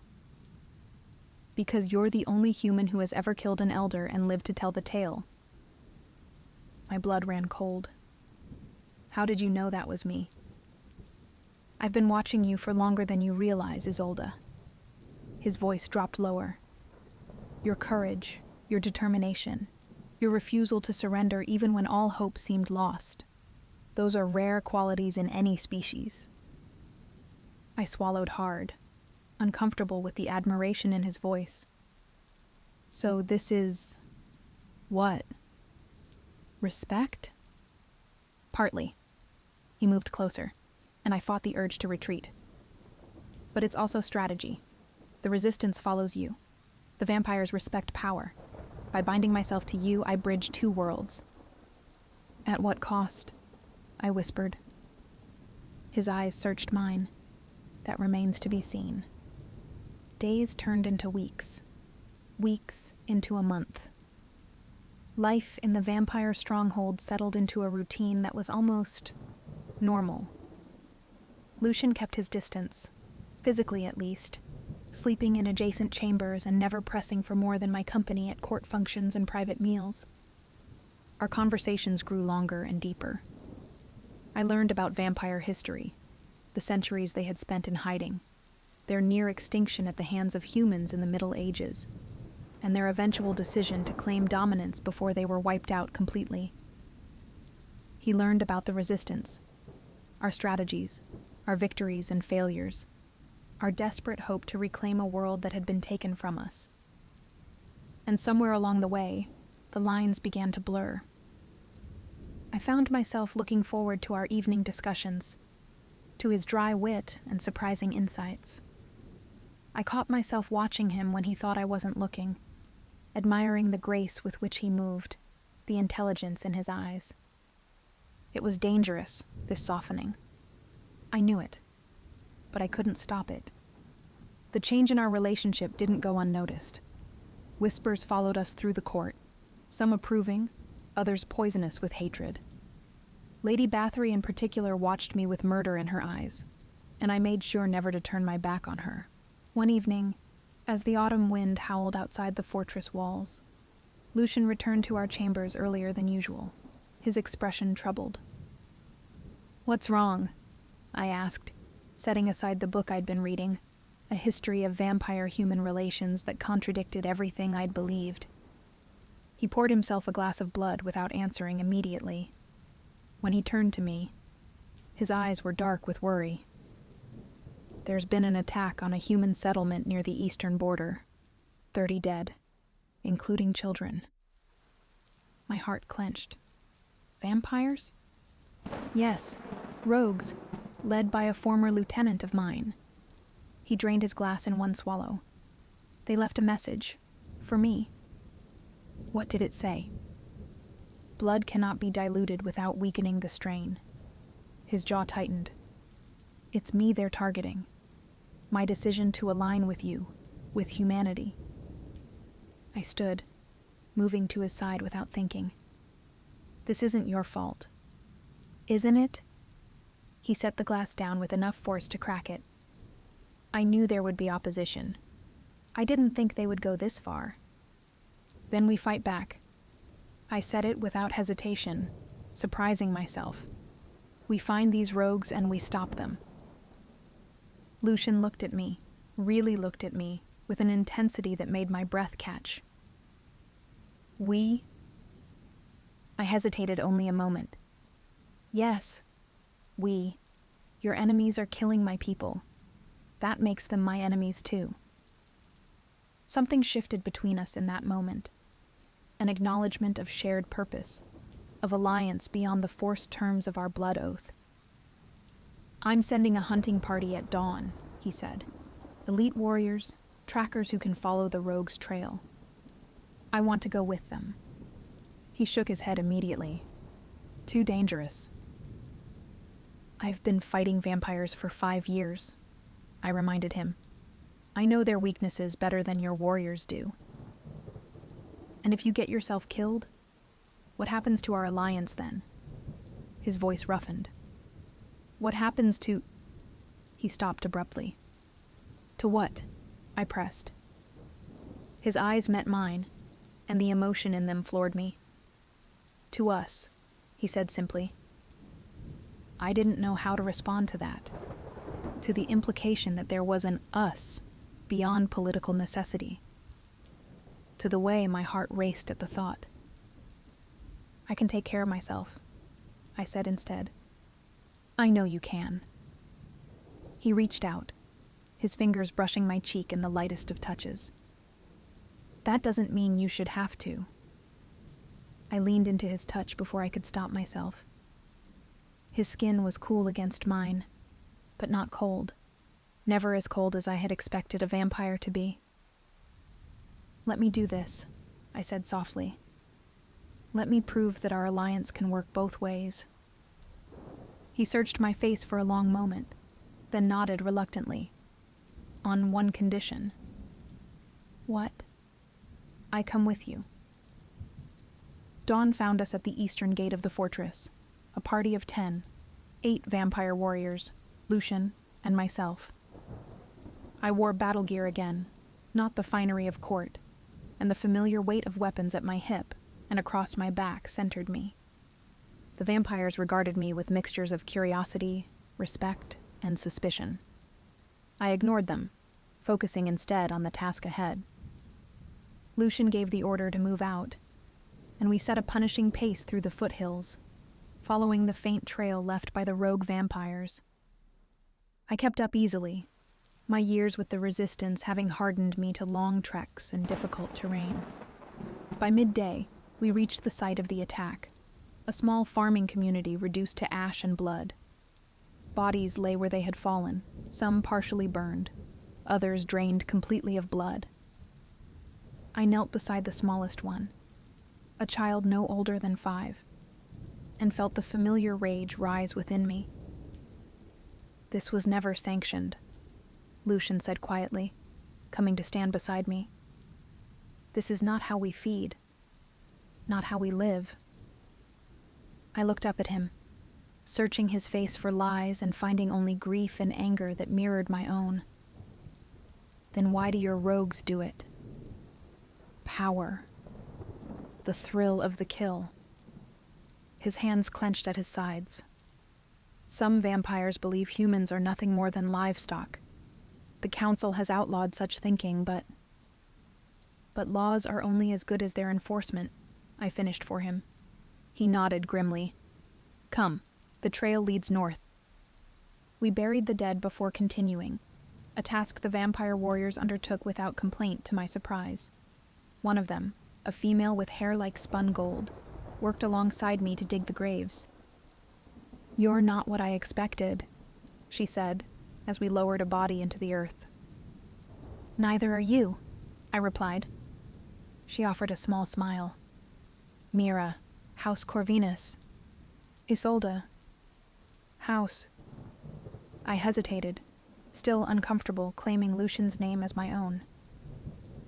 House Aramis, she finished for me. We know who you are, Oath Bride. The question is whether you know.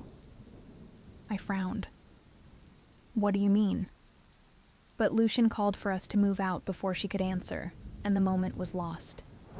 We tracked the rogues into the mountains as night fell. Vampires saw perfectly in darkness, but I struggled to keep my footing on the treacherous slopes. Lucian stayed close, occasionally steadying me with a hand at my elbow or the small of my back. "We're close," he murmured as we reached a narrow pass between two peaks. "They're making for the old fortress beyond the ridge." I nodded, tightening my grip on my weapons, a silver-edged sword and a crossbow loaded with wooden bolts. Standard resistance issue for vampire hunting. Lucian eyed them with a raised brow. "Planning to use those on me if I turn on you?" "Would they work?"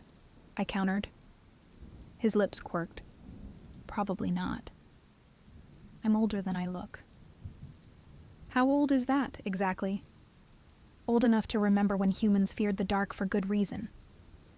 Before I could press for a more specific answer, Mira returned from her scouting position ahead. "My lord, they've set up defenses around the fortress. At least 20 rogues, maybe more." Lucian frowned. "More than we anticipated." "We should return for reinforcements," suggested one of the other warriors, a giant of a vampire with scars crisscrossing his face. "No time," I said. "They'll be gone by then, or they'll attack another settlement." "What do you suggest, then?" Lucian asked me, surprising the others with his deference to a human. I considered the problem. A diversion. Something to draw them out while a smaller team infiltrates the fortress. "And what would make a suitable diversion?" Mira asked. I smiled grimly. "Me." The plan was simple but dangerous. I would approach the fortress alone, posing as a lost human traveler. The rogues, unable to resist fresh blood, would pursue me into the narrow pass where Lucian and the others would ambush them. Meanwhile, Mira and 2 others would circle to the fortress's rear entrance. "This is madness," Lucian growled as I prepared to descend from our hidden position.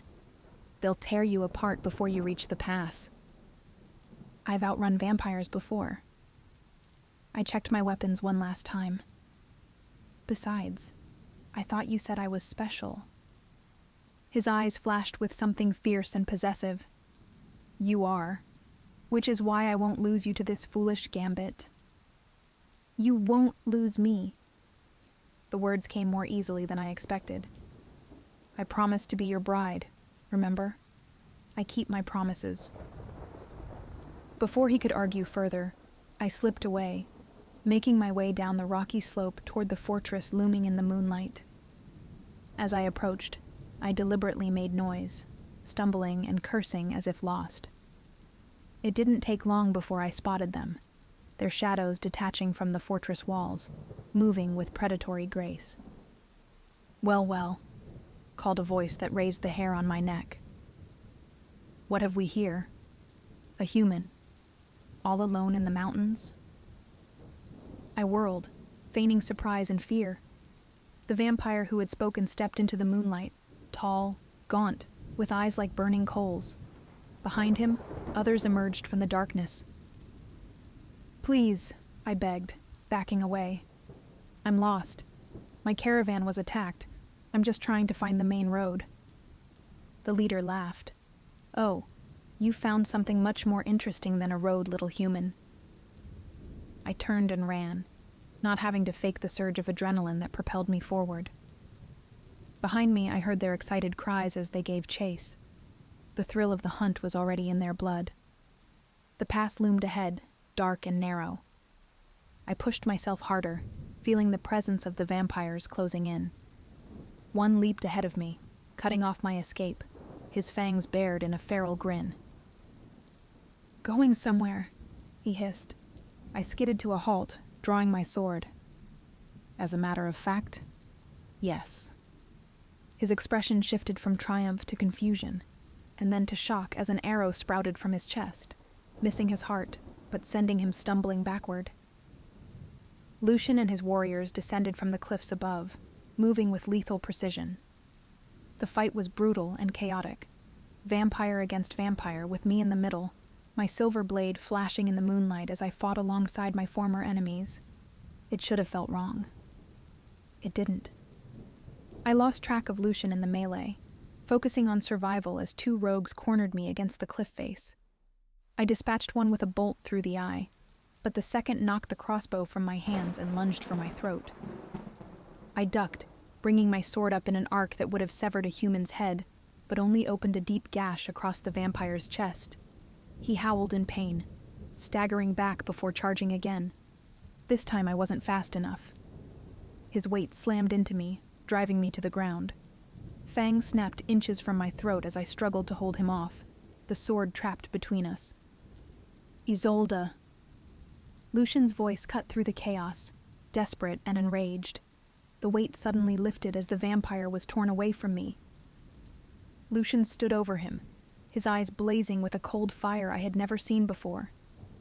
With one fluid motion, he drove a hand into the rogue's chest and ripped out his heart. "Are you hurt?" He was at my side in an instant, his hands checking for injuries, his voice rough with concern. "I'm fine," I gasped, allowing him to pull me to my feet. "The others?" "Dealing with the stragglers. Mira should be in the fortress by now." As if summoned by his words, Mira appeared at the mouth of the pass, her face grim. "My lord, you need to see this." The fortress's interior was a chamber of horrors. Humans hung in various stages of exsanguination, some still alive but barely. Other bodies lay discarded on the floor, drained completely. But it was the center of the chamber that drew our attention. There, on a throne of bones and iron, sat Lady Bathory, her red lips curved in a smile that chilled me to the core. "Lucian," she purred, "how thoughtful of you to join us. And you brought your pet. How sweet."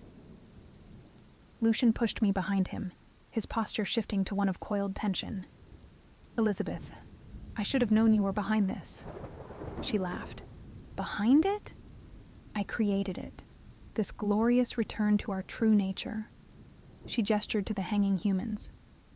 "We are predators, Lucian, not politicians, not peacekeepers. We are meant to rule through fear, not compromise." "You're insane," he said flatly. "The council will have your head for this."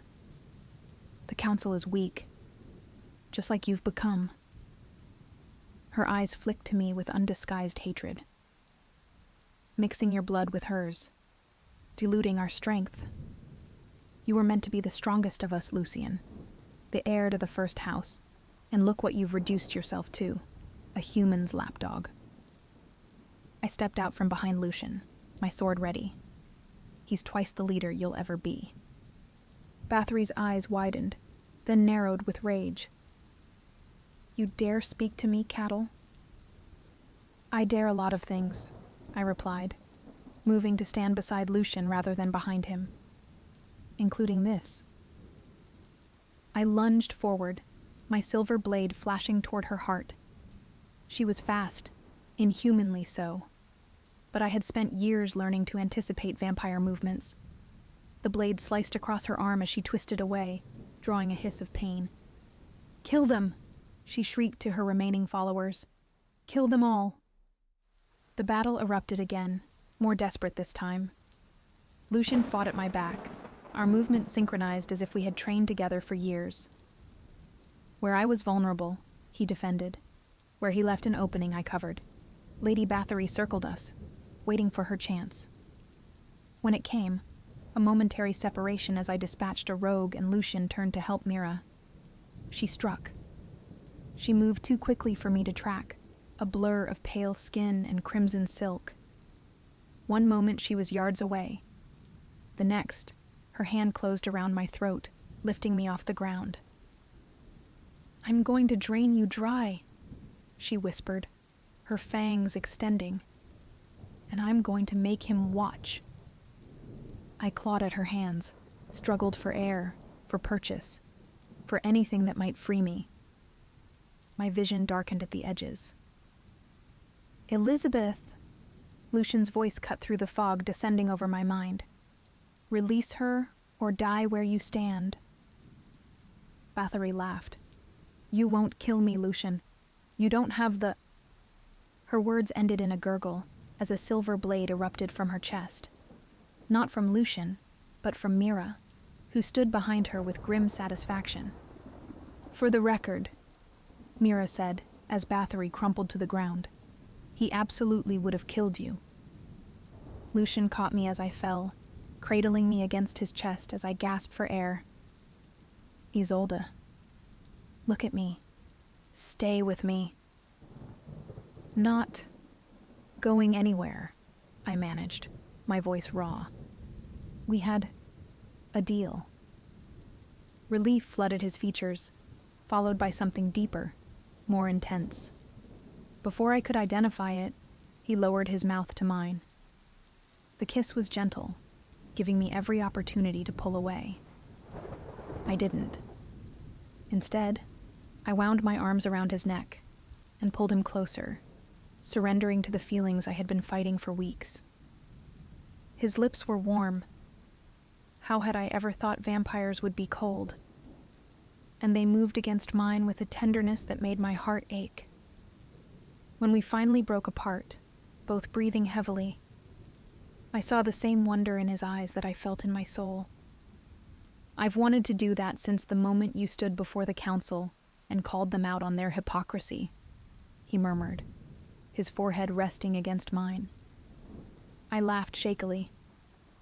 I've wanted to kill you since the moment you conquered my world. Funny how things change. Do they? He pulled back slightly, searching my face. Have your feelings changed that much, Isolde? Can you truly stand beside a vampire, beside me, without hatred in your heart? It was the question I had been asking myself for weeks. The answer came more easily than I expected. I hated what I thought you were, I said quietly. A monster who saw humans as nothing but food. But you're not that monster, are you? He shook his head slowly. No more than you're the bloodthirsty terrorist some of my kind believed you to be. Around us, the battle had ended. Mira and the others were freeing the surviving humans, their actions gentle and respectful. Vampires helping humans. Humans accepting that help without fear. A new beginning. Just as Lucian had promised. What happens now? I asked, still held in the circle of his arms. His eyes, those midnight blue eyes that had haunted my dreams, held mine steadily. That depends on you. The blood oath binds us, but it doesn't dictate the nature of our bond. That choice is ours. And if I choose to make this real? I pressed my palm against his chest, feeling the slow, steady beat of his heart. Not just political, not just strategic, but real. His hand covered mine. Then I would be honored, Isolde Black, because I have chosen you already, in every way that matters. In that moment, surrounded by the aftermath of violence but filled with the promise of peace, I made my choice. I choose you, I whispered against his lips. Not because of an oath or political necessity, but because of who you are. His smile was radiant, transforming his features from merely beautiful to breathtaking. And I choose you, Isolde, now and for all the centuries to come. 3 months later, I stood on the balcony of what was now truly our chambers, watching the sun set over the mountains. Winter had come, blanketing the landscape in pristine white that glittered like diamonds in the fading light. Strong arms encircled my waist from behind, and I leaned back against Lucian with a contented sigh. "What are you thinking about?" he murmured, his lips brushing the sensitive spot just below my ear. "Everything that's changed." I turned in his embrace, looping my arms around his neck. 3 months ago, I would have died rather than stand in a vampire's arms. And now... His eyes glinted with mischief and desire. Now I can't imagine being anywhere else. It wasn't an easy path we had chosen. The integration of our two societies faced resistance from both sides. Humans who couldn't forget their losses, and vampires who couldn't surrender their superiority. But slowly, village by village, city by city, we were building something new. The council had been reformed after Bathory's betrayal, with Lucian taking Corvinus's place as High Lord.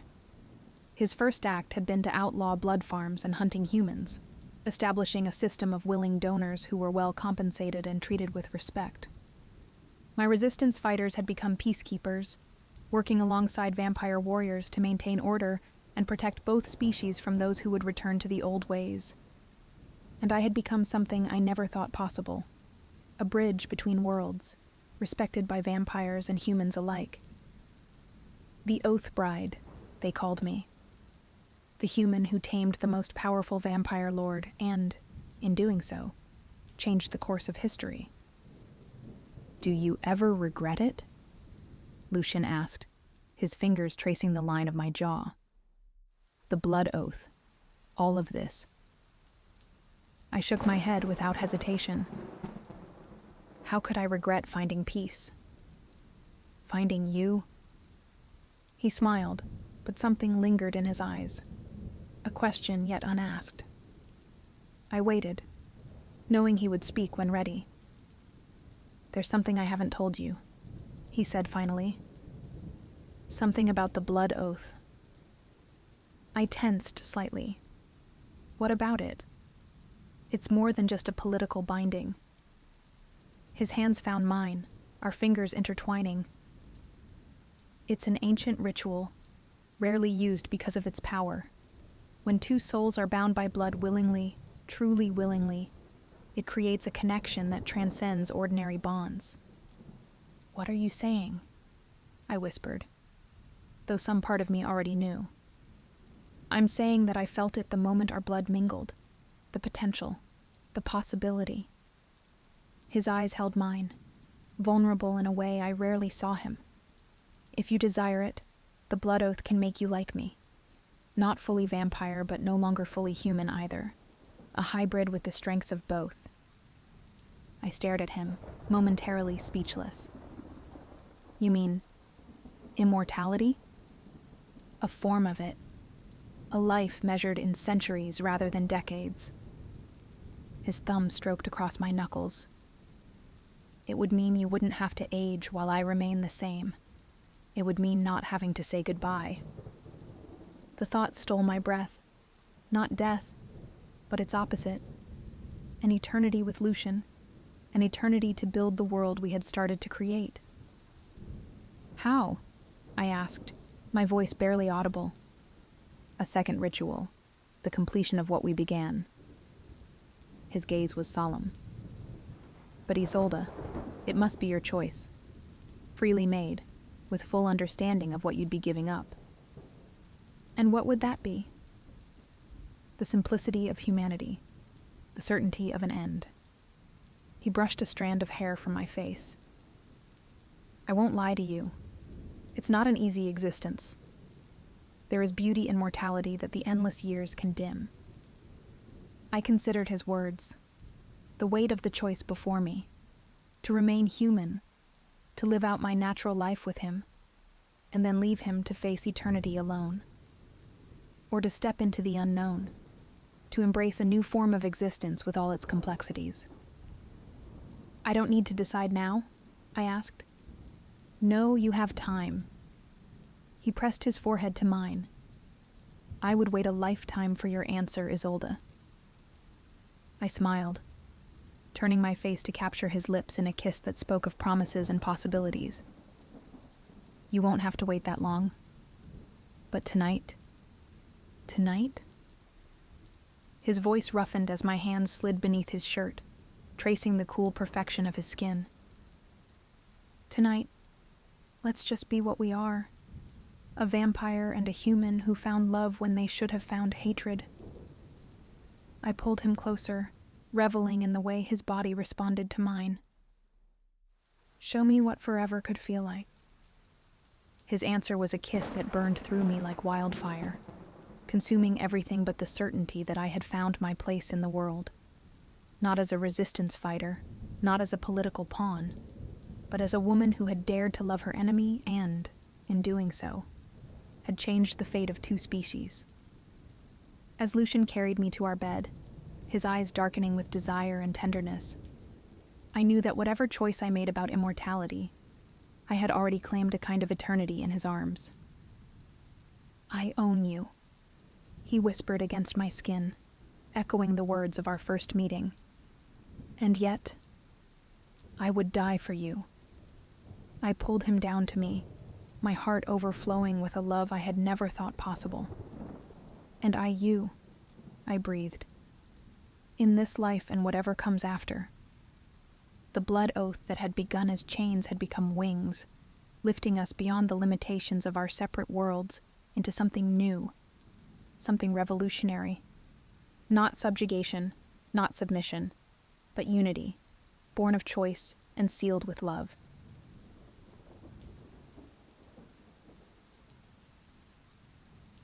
The crimson cloak wrapped around my shoulders like a lover's embrace, its enchanted silk warming me against the perpetual autumn chill gripping the moonwoods since the curse fell.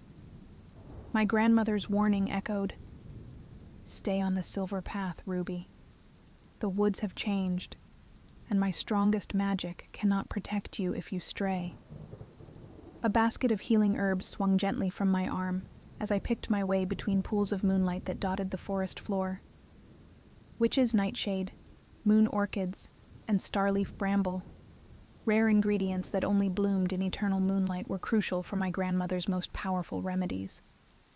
As her apprentice and the only other healer with the gift in 3 generations, these midnight journeys had become my duty since her hands had grown too shaky to harvest the delicate blooms herself. I pulled my hood closer, the fabric shimmering with the protective enchantments my grandmother had woven into every stitch with strands of her silver hair. The cloak was her masterwork, created to shield me from the dark magic that had seeped into the woods during the eternal nightfall 3 years ago. Now the moon never set, and shadows held teeth. A wolf's howl pierced the silence, closer than any I'd heard before. I clutched my silver pendant, another of my grandmother's protective gifts, warm with centuries of ancestral magic, and quickened my pace. The path ahead sparkled with moonstone pebbles, marking the safe way through the haunted woods. My boots made no sound on the enchanted stones, another of my grandmother's precautions. "You shouldn't be out here alone, Little Red. The woods hunger for innocent blood." The voice rolled through the darkness like thunder, rich and deep, sending shivers down my spine that had nothing to do with fear. I spun around, my heart pounding against my ribs like a caged bird seeking freedom. A man emerged from the shadows, moving with a predatory grace that made my breath catch.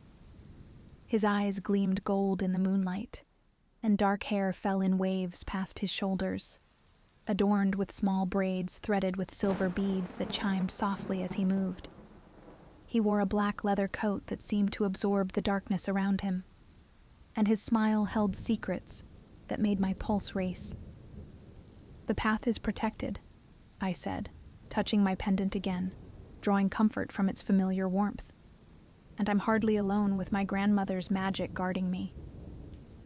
The pendant pulsed beneath my fingers, but it didn't warn of danger. Strange, given what my companion clearly was. His smile widened, revealing teeth that seemed just a bit too sharp.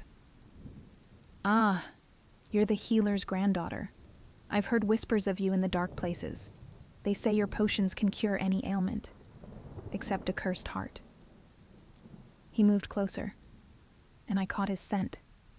Pine needles and winter wind, with an underlying warmth that made my blood sing. "And you are?" I asked, though something in me already knew. The stories whispered in the village came rushing back. Tales of the cursed prince who had vanished the night eternal darkness fell, transformed by dark magic into something neither man nor beast. Some said he'd been cursed by a jealous sorcerer, others that he'd delved too deep into forbidden magic himself. But all agreed that his disappearance had brought eternal night to the realm. Alaric, he said, bowing with a fluid grace that belonged in a royal court rather than a haunted forest. Once prince of this realm, now lord of shadows, and you are Ruby, the red-cloaked healer who dares to walk my woods at night. The way he said my name sounded like a caress. My breath caught. Every instinct told me to run, but something in his eyes held me in place. A loneliness that echoed my own. A pain that called to the healer in my soul. Even amid his curse, I could see traces of the prince he'd been, in the noble arch of his brow, the graceful way he held himself, the intelligence that burned behind his beast gold eyes. If you know who I am, then you know my grandmother's magic protects me, I said, proud that my voice remained steady despite the way my heart raced. These woods may be yours, but this path belongs to my bloodline. He stepped closer, close enough that I could see flecks of amber in his golden eyes. Perhaps I don't want to harm you, Little Red. Perhaps I've watched you walk these paths night after night, tending to the sick, easing their pain. Perhaps I'm tired of shadows. His voice dropped lower, sending warmth pooling in my belly. Perhaps I've waited centuries for someone who could see past the beast to the man beneath. His words stirred something in my blood, awakening possibilities I'd never dared dream of. I'd heard the old stories of the prince he'd been. Kind and just, beloved by his people until dark magic corrupted his kingdom. The histories in my grandmother's library spoke of his wisdom, of the prosperity he'd brought to the realm before the curse struck. My grandmother tells me there's no curse that can't be broken, I said softly, daring to reach out and touch his hand. His skin burned hot against mine, and I felt him tremble at the contact. With the right magic and a willing heart. Alaric's eyes flashed with something like hope before shadows clouded them again. He turned his hand to capture mine, running his thumb across my knuckles in a way that sent sparks of electricity up my arm. Your grandmother is powerful, but even she can't break this curse. The magic is bound to the moon itself. As long as it hangs frozen in the sky, I remain trapped between forms, neither fully man nor fully beast. Then let me help you, I found myself saying, stepping closer until I could feel the heat radiating from his body. I'm a healer too. My power may be different from my grandmother's, but it's no less real. He laughed, but the sound held more pain than mockery. His free hand rose to trace the embroidered protection symbols on my cloak, his fingertips trailing fire even through the fabric. Sweet Ruby, you don't know what you're offering. The curse doesn't just affect my form, it hungers. Each night the beast in me grows stronger, craving innocent blood. Your grandmother's magic protects you now, but if you stray from the path... I'm not afraid of you, I said, though my racing heart suggested otherwise. But it wasn't fear that made it pound. It was the way he looked at me, the heat in his eyes, the careful way he touched me despite the barely leashed power I could sense beneath his skin. You should be... He moved closer still, backing me up against a moonlit tree. His hands settled on either side of my head, caging me in without touching. I can hear your heart racing, smell your fear, and beneath it, something else. He leaned in, his nose skimming along my neck, and I shivered at the contact. Something sweeter than fear, more intoxicating than blood. I refused to look away from his intense gaze, even as his proximity made it hard to breathe. Attraction isn't fear, my lord. His eyes darkened at my words, the pupils expanding until only a thin ring of gold remained. A growl rumbled through his chest, more felt than heard. Dangerous words, Little Red. I'm not the man I once was.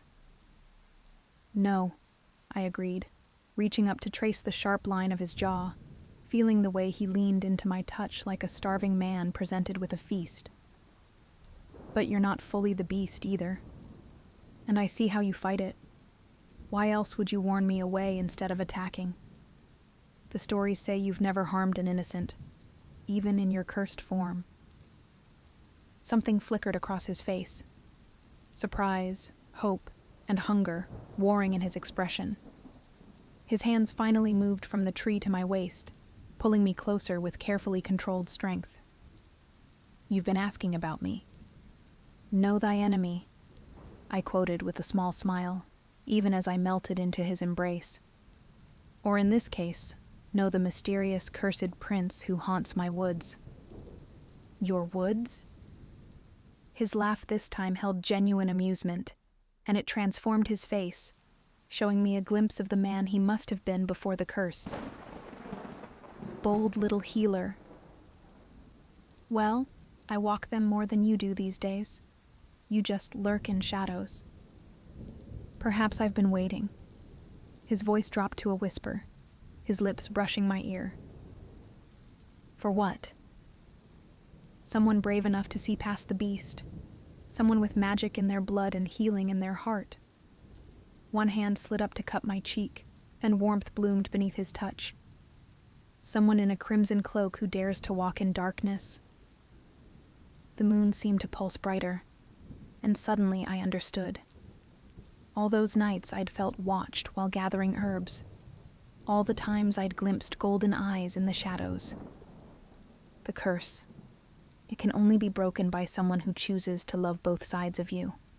That's why you've been watching me. Smart as well as brave, he murmured, his thumb tracing my bottom lip. But knowing the cure doesn't make it safe to attempt. The beast in me grows stronger each night. Soon I won't be able to control it at all.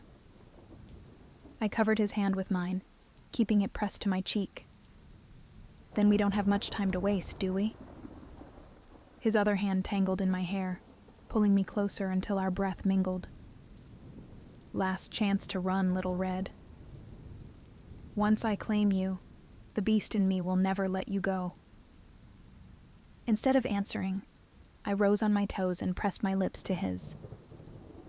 The kiss was fire and moonlight, danger and promise all at once. His arms wrapped around me, crushing me against his chest as the kiss deepened. I felt the moment his control slipped. Sharp teeth grazed my lip, and a growl rumbled through his chest that was pure predator. He jerked back, breathing hard. His eyes shifted fully to wolf gold, and his hands on my waist ended in sharp claws. Ruby, he rasped. Run. But I stood my ground, watching as he fought for control. My hands remained on his chest, feeling his heart racing beneath my palms. Slowly, his features shifted back to human, though his eyes remained wild. You're either very brave or very foolish, he said when he could speak again. I prefer optimistic, I replied, smoothing my hands over his chest. And I meant what I said. I want to help you break this curse. Not just for you, but for our realm. The eternal night is killing the land slowly. We need the sun again. He studied me for a long moment before nodding slowly. Come with me, then. There's something you need to see. Taking my hand, he led me off the moonstone path into the deeper woods. My grandmother's magic flared around me, but it didn't reject his touch. We walked in silence until we reached a clearing where a frozen fountain stood, its waters caught mid-spray in the eternal moonlight. This is where it happened, Alaric said softly, pain evident in his voice. Where the sorcerer cursed me and bound the moon in the sky. He said only true love's kiss could break the spell, but it had to be given freely, with full knowledge of the beast within. I touched the frozen water, feeling the magic pulse beneath my fingers. The curse's power still lingered here, dark and hungry. A kiss given in love, not fear, I murmured. From someone who chooses you, knowing everything. Someone who walks in darkness but carries their own light, he added, touching my crimson cloak. His fingers traced the embroidered protection symbols with reverence. I've watched you heal the sick, comfort the dying, brave the cursed woods night after night to help others. You have a pure heart, Ruby, but not an innocent one. You understand the darkness.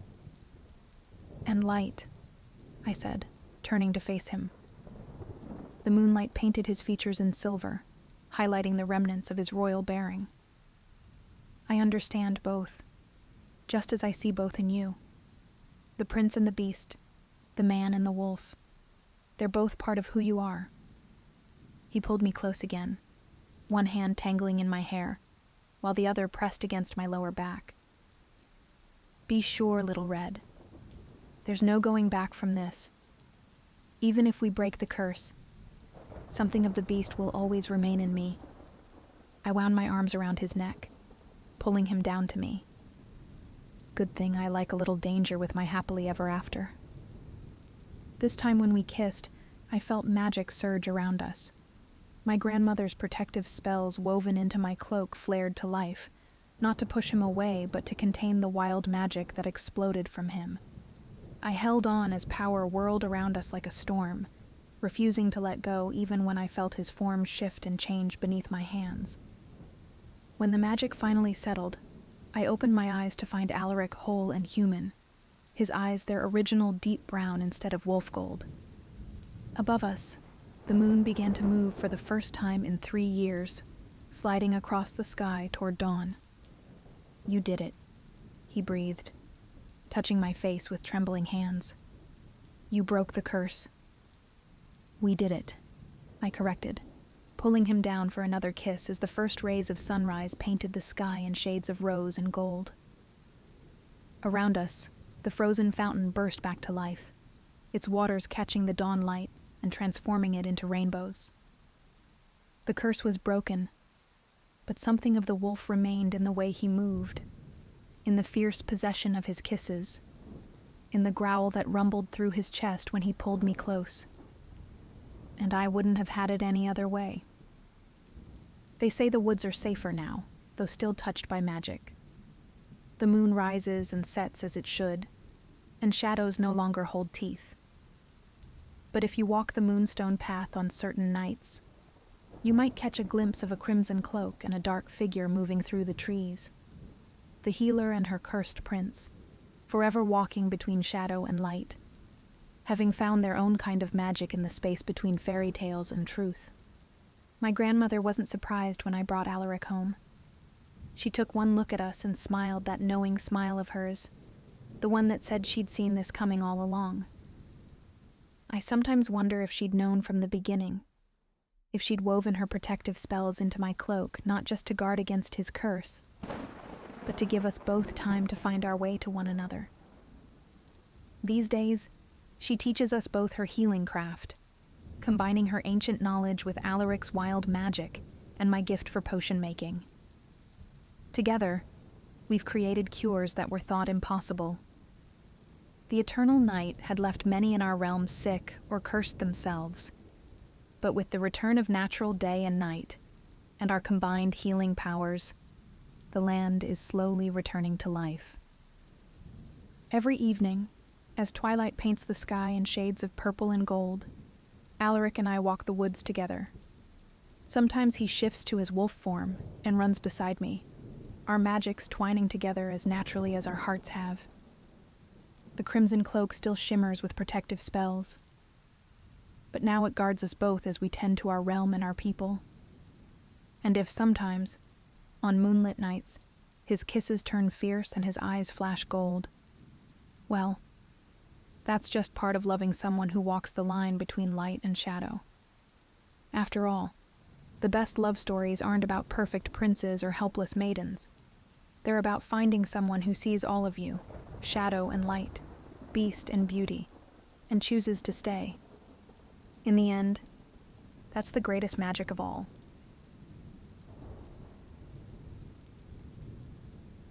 Love me, and you will rule beside me.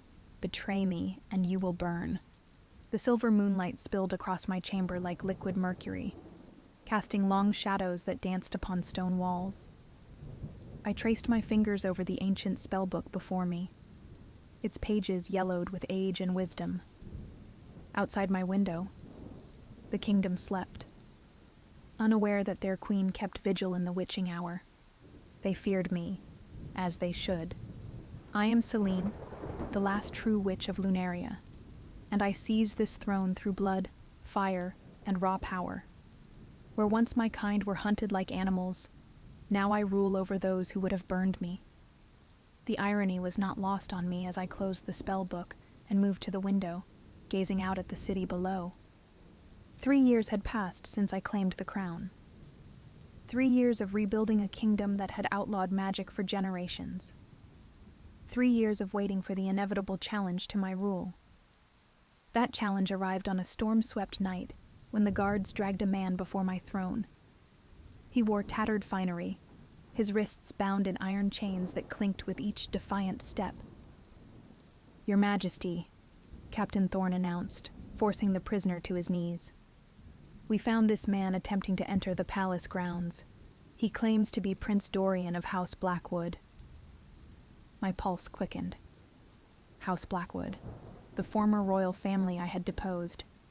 Most had fled or perished in my uprising, but rumors persisted that the youngest prince had escaped. I leaned forward on my throne, examining him closely. Midnight hair fell in waves around a face sculpted by nobility and hardship. His eyes, the deep blue of twilight skies, met mine without flinching. "Prince Dorian," I said, letting magic dance between my fingertips, a casual reminder of my power. I believed all the Blackwoods had either fled or found their way to early graves. And then, to my astonishment, he laughed. Not the nervous titter of a man facing death, but a genuine rich sound that echoed through my throne room. "Is something amusing you, Prince?" I asked, my voice dangerously soft. "Forgive me, Your Majesty," he replied, his voice like velvet over steel. "I simply find it ironic that after all your efforts to erase my family, I've delivered myself to your doorstep." The court held its breath. Men had died for lesser insults, but curiosity stirred within me, a sensation I had almost forgotten. "Why have you come, Prince Dorian? To assassinate me? To reclaim your family's throne?" "Neither," he answered, straightening his shoulders despite the chains. "I've come to offer you something no one else can." "And what might that be?" His eyes gleamed in the torchlight. "Knowledge. About the rebellion forming in the East. About the foreign powers planning to move against you. Information your spies haven't been able to uncover." My advisors shifted uncomfortably around me. We had indeed received troubling reports from the eastern provinces, but nothing concrete enough to act upon. "And why would you betray your allies?" I asked, circling him like a predator. "Surely they fight in your name." "They fight for themselves," he countered, using my family's banner as a convenient symbol. "I have no love for those who would use me as a puppet." "Interesting." I stopped before him, bending slightly to better study his face. Up close, I could see the fine scars marking his skin, the weariness behind his defiance. "You expect me to believe you'd betray those loyal to your family? Out of what? Spite?" His smile morphed into a dangerous curve of his lips. "Let's call it pragmatism. I recognize power when I see it, Witch Queen." Something stirred within me, a feeling long dormant. Not just curiosity now, but interest. This fallen prince was unlike any man who had stood before my throne. "Take him to the Eastern Tower," I commanded finally. "Guard him well, but see he's treated as befits his station. I'll speak with him again tomorrow." As the guards led him away, he glanced back over his shoulder, that infuriating smile still playing on his lips. That night, for the first time since claiming the throne, sleep eluded me. His laughter echoed in my mind, taunting me with its fearlessness. Morning light streamed through stained glass as I entered the Eastern Tower. Dorian stood at the window, hands clasped behind his back. no longer in chains but still a prisoner. He turned at my approach, bowing with exaggerated courtesy. "Your Majesty honors me with a personal visit." I gestured for the guards to leave us, ignoring their concerned glances. "You claim to have information about my enemies," I said without preamble. "Speak it." "Without assurances of my safety. That would be poor negotiation on my part." I moved closer, allowing magic to crackle visibly in the air around us. "Your safety? You stand in the lair of the witch who overthrew your family, and you speak of safety?" "Yet I still breathe," he observed. "You're curious, Celine. May I call you Celine? Or do you prefer Your Majesty, or perhaps Usurper?" My hand shot out, magic wrapping around his throat, not squeezing, merely holding. A warning. "You may call me Your Majesty until I decide whether you live past sunset," I hissed. To my frustration, his eyes didn't widen with fear. Instead, they darkened with something else entirely. "As you wish," he whispered against the magical bonds. "Your Majesty." I released him, stepping back. "Tell me of this rebellion." Rubbing his throat, he moved to a small table where a map of my kingdom lay spread out. "They gather here, in the shadow of the Blackthorn Mountains, led by Lord Carew, once my father's general, now styling himself as my regent. Carew lives..." This was indeed news. The old general had been among the first to flee when my forces took the capital. "Very much so, and he's allied with Queen Alicia of Viridia." Now that gave me pause. Viridia was our nearest neighbor, a kingdom rich in resources but traditionally cautious in matters of war. Elysia has always been neutral in Lunarian affairs. "Until you took the throne," Dorian said, tracing his finger along the border between our kingdoms. "A witch queen with unprecedented power makes neighboring monarchs nervous." He wasn't wrong. Since claiming the crown, I'd received nothing but cold diplomacy from our neighbors. "How do I know you're not feeding me false information to protect your allies?" Dorian's expression hardened. "Because Carew killed my brother when he refused to be their figurehead. Because they don't fight for Lunaria's people, only for power. And because..." He hesitated, something vulnerable flickering across his features. "Because?" I prompted. "Because I've seen what happens to kingdoms torn apart by endless power struggles. The common people suffer while nobles play their games. If Lunaria must have a ruler, better one strong enough to maintain peace." His words rang with sincerity, surprising me. This was not the entitled prince I had expected. "You'd accept a witch on your family's throne? The woman who destroyed your birthright?" He met my gaze unflinchingly. "I accept reality, Your Majesty. You won the crown through strength. That's how monarchies have always changed hands, beneath all the pomp and ceremony." I circled him slowly, considering. "If what you say is true, why not join their rebellion? Why come to me?" "Because they would use me, then discard me. You, at least, have been honest in your ambitions." I laughed at that. "You find honesty in conquest?" "I find honesty in not pretending your power comes from divine right or bloodlines." His eyes followed me as I moved. "You took what you wanted and make no apologies for it. There's integrity in that, however brutal." His words stirred something in me. Recognition, perhaps. Understanding. "You'll remain here," I decided. "Under guard, but comfortable. I'll verify your information, if it proves true." "You'll what?" he challenged. "Make me your pet prince?" I stepped closer, my face inches from his. "You said you recognize power, Dorian. How far does that recognition go? Would you serve the Witch Queen?" His breath caught, and the air between us suddenly charged with more than just my magic.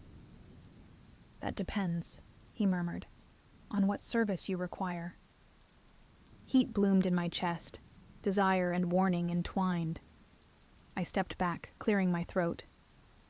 We shall see. For now, you live another day. I turned to leave, but his voice stopped me at the door. Celine. I looked back, my eyebrow raised at his presumption. Thank you, he said simply. I didn't acknowledge his words, merely left him in his gilded cage. But as I descended the tower stairs, I realized my heart beat faster than it had in years. Days passed. Dorian's information proved accurate, troublingly so. My spies confirmed movement in the east, and diplomatic messages from Viridia grew increasingly cold. I visited him daily, ostensibly to extract more intelligence. Each day I told myself it was merely strategic. Each day, the lie grew thinner. On the 7th day, I found him standing at his window again, watching the sunset paint the city gold. He'd been given fresh clothing, fine but not opulent, and his hair was tied back, revealing the strong line of his jaw. Your information about Lord Carewe's movements was correct, I said, closing the door behind me. My scouts found their encampment exactly where you indicated. He turned, something like relief crossing his features. And nothing yet. I've increased patrols along the eastern border. Preparations are being made. War, then. I moved to stand beside him at the window. Perhaps. Unless I can find another solution. Such as... I glanced at him. A display of power sufficient to make them reconsider their choices. Ah, he said softly. Magic. It won me the throne. It may yet keep it. We stood in silence, watching the city below.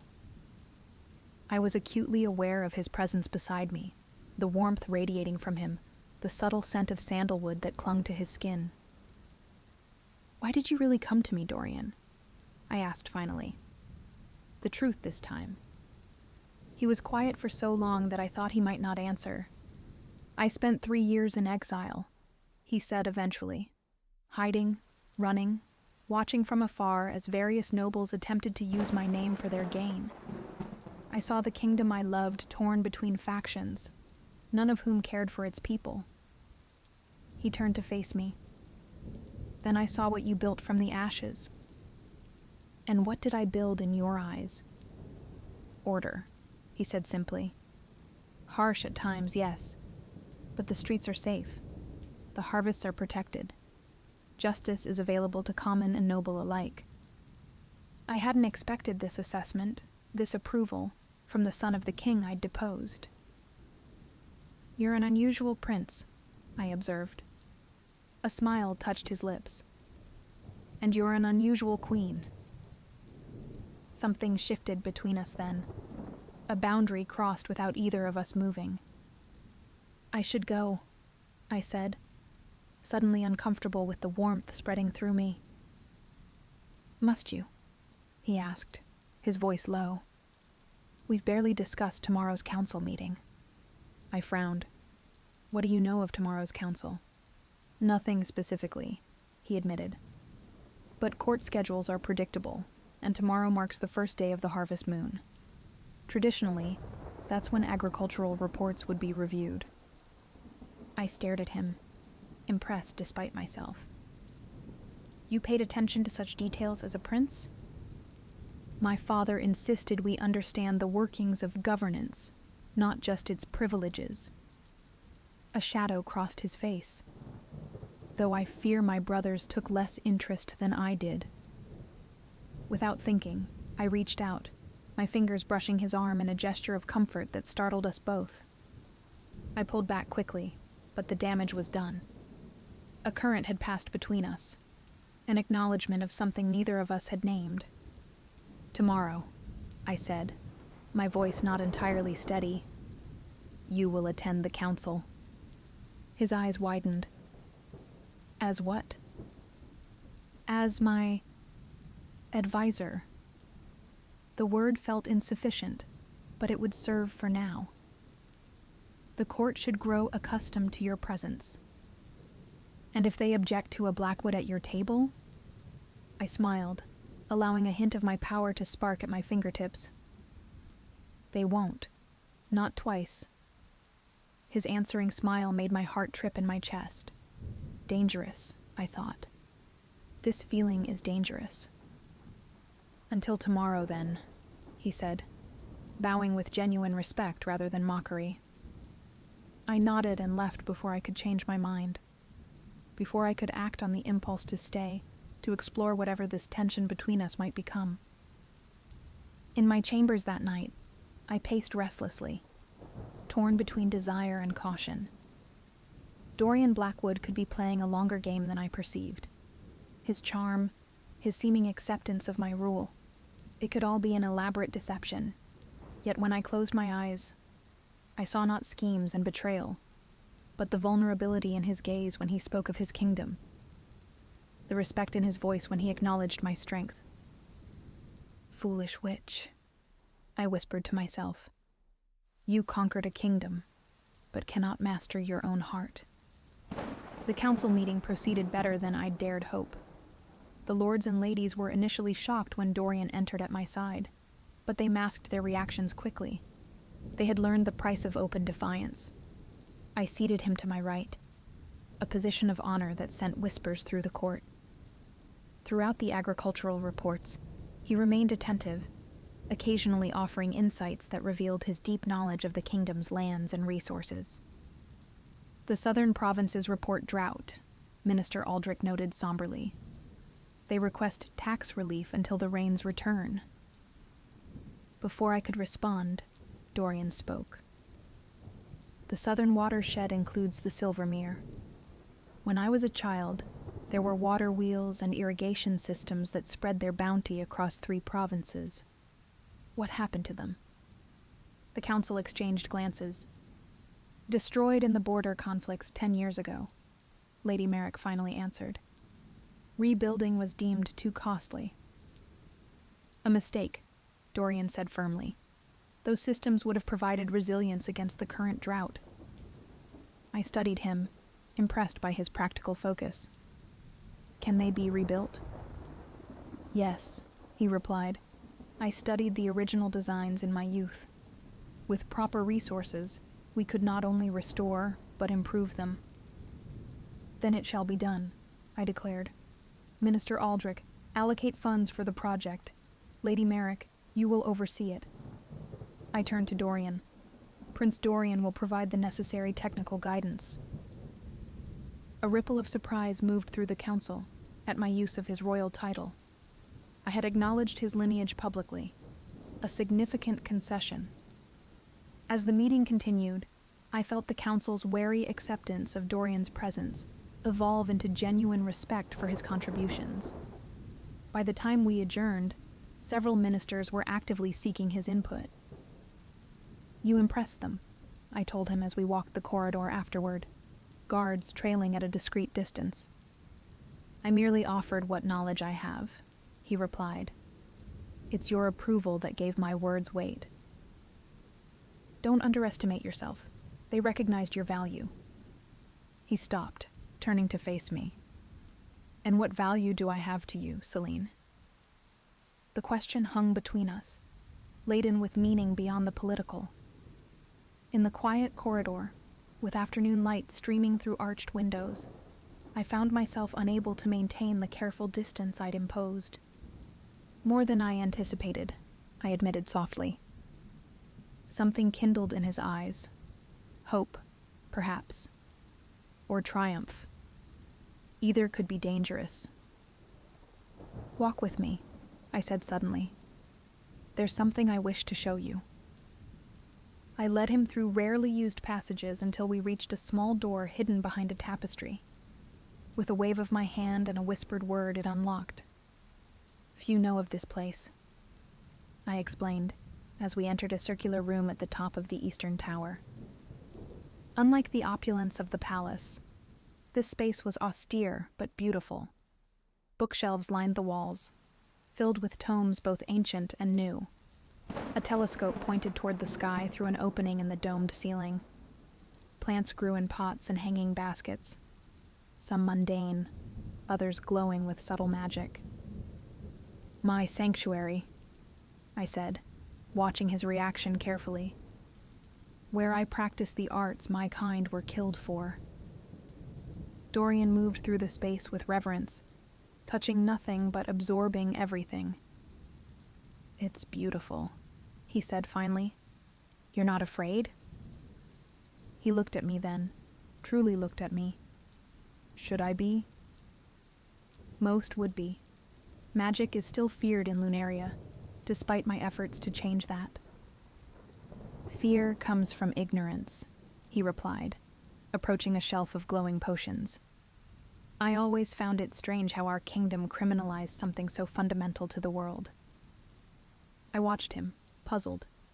"You speak as though you never feared magic." A shadow crossed his face. "My mother was accused of witchcraft when I was 7, not because she possessed any power, but because she questioned the king's policies too loudly."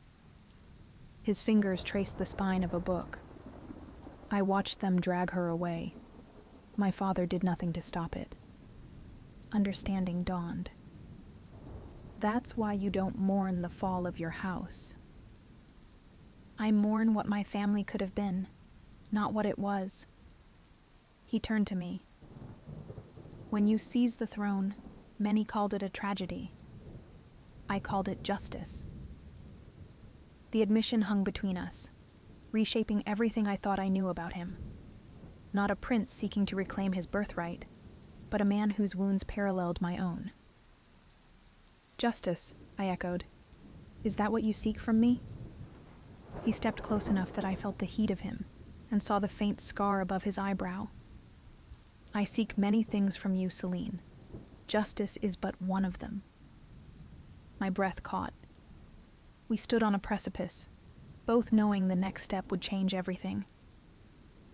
"Tell me what else you seek," I whispered. His hand rose slowly, giving me every chance to retreat, to maintain the barrier of queen and subject. When his fingers finally touched my cheek, the contact sent sparks through me that had nothing to do with magic. "This," he breathed, and then his lips were on mine. The kiss began gently, a question playing on his lips. But when I answered by drawing him closer, it transformed into something hungry, desperate, a culmination of tension that had been building since he first laughed in my throne room. My magic responded to my emotions, swirling around us in tendrils of silver light. Rather than pulling away in fear, Dorian drew me closer, his hands tangling in my hair as the kiss deepened. When we finally broke apart, breathless, the room sparkled with energy. "I should turn you to ash for such presumption," I said, but there was no threat in my voice. He smiled against my lips. "But you won't." "No," I admitted. "I won't." Later, as twilight descended, we sat together by the window of my sanctuary, his arm around me, my head resting against his shoulder. The vulnerability of the position should have terrified me. Instead, I found peace in it. "What happens now?" he asked, his fingers tracing patterns on my arm. I looked up at him, at the face that had somehow become precious to me in so short a time. "Now we prepare.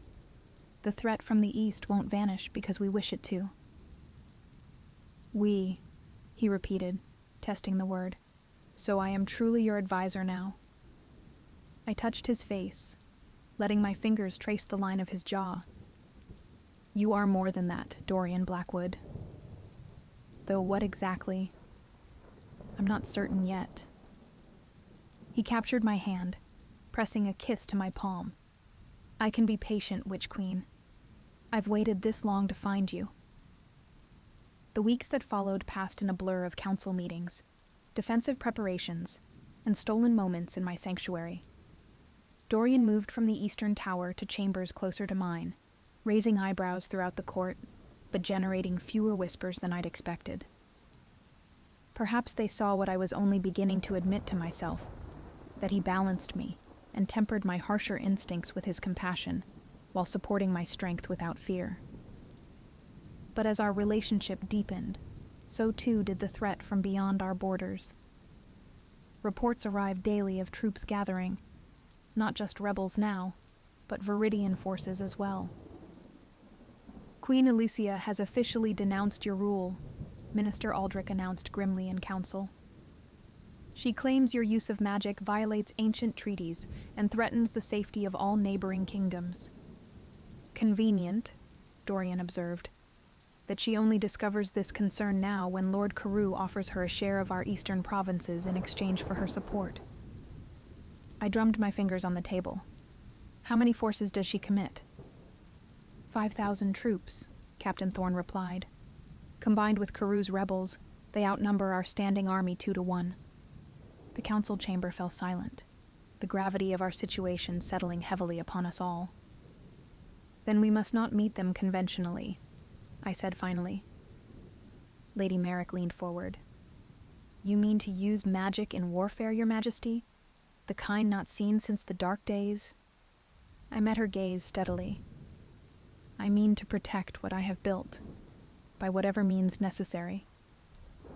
The cost would be high, Dorian said quietly beside me. Not just in lives, but in how the kingdom, how history, will remember your reign. I turned to him, surprised by his caution. Would you have me surrender the throne? Return to the days when those with magic were hunted? Never, he replied firmly. But there may be another way. He stood, moving to the map spread across the council table. What if we divided their forces, made them fight on 2 fronts? As he outlined his strategy, I watched him with growing admiration. His plan was bold but sound, using our knowledge of the terrain to separate Carew's rebels from their Viridian allies, then dealing with each separately through a combination of conventional tactics and targeted magical interventions. This could work, Captain Thorne admitted grudgingly, though it would require perfect timing. And it would spare many lives on both sides, Dorian added, his eyes finding mine. I nodded slowly. Prepare the army according to Prince Dorian's plan.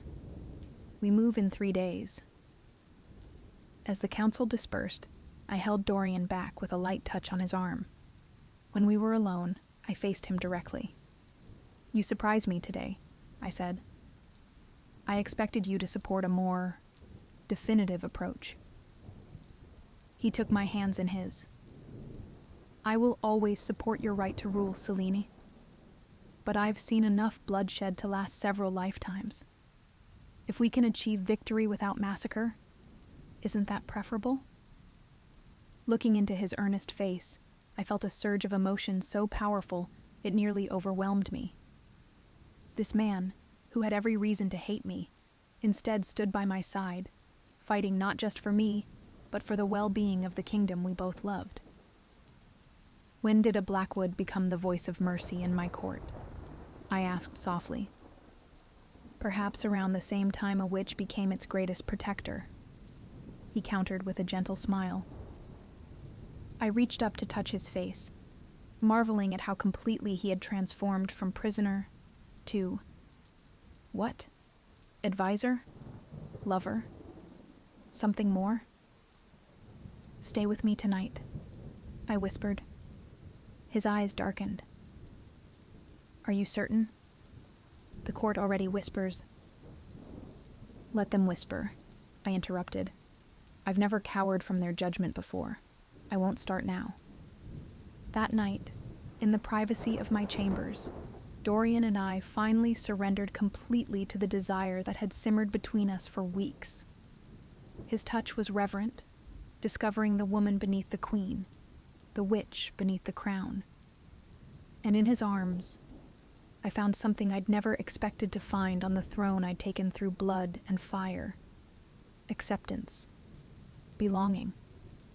Afterward, as moonlight bathed our entwined forms, I traced the scars that marked his body, testaments to his years in exile. If I could go back, I murmured, I would ensure you were never hurt.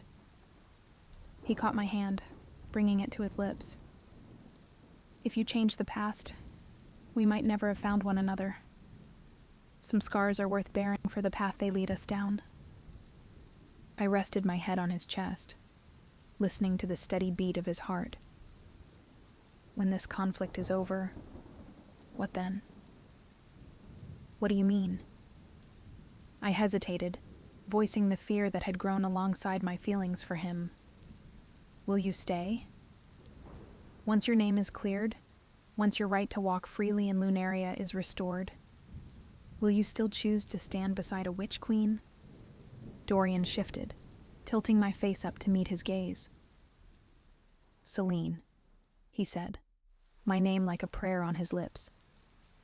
I would choose you in any life, under any circumstances, not because you're a queen, not despite your being a witch, but because you are exactly who you are. I kissed him then, pouring everything I couldn't yet say into the gesture. Later, as he slept beside me, I watched the rise and fall of his chest and made a silent vow. I would protect this man, this kingdom, this fragile happiness I had found, no matter the cost.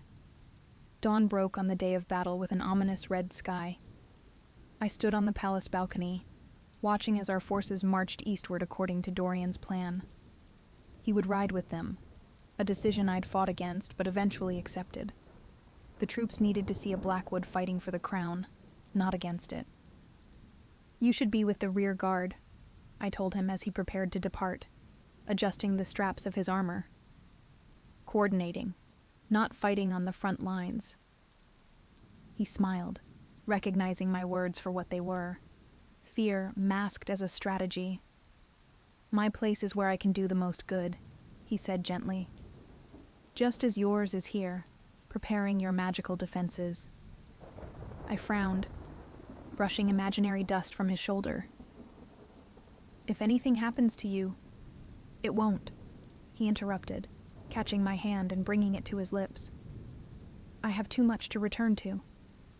We parted with a kiss that held too much of a goodbye for my comfort.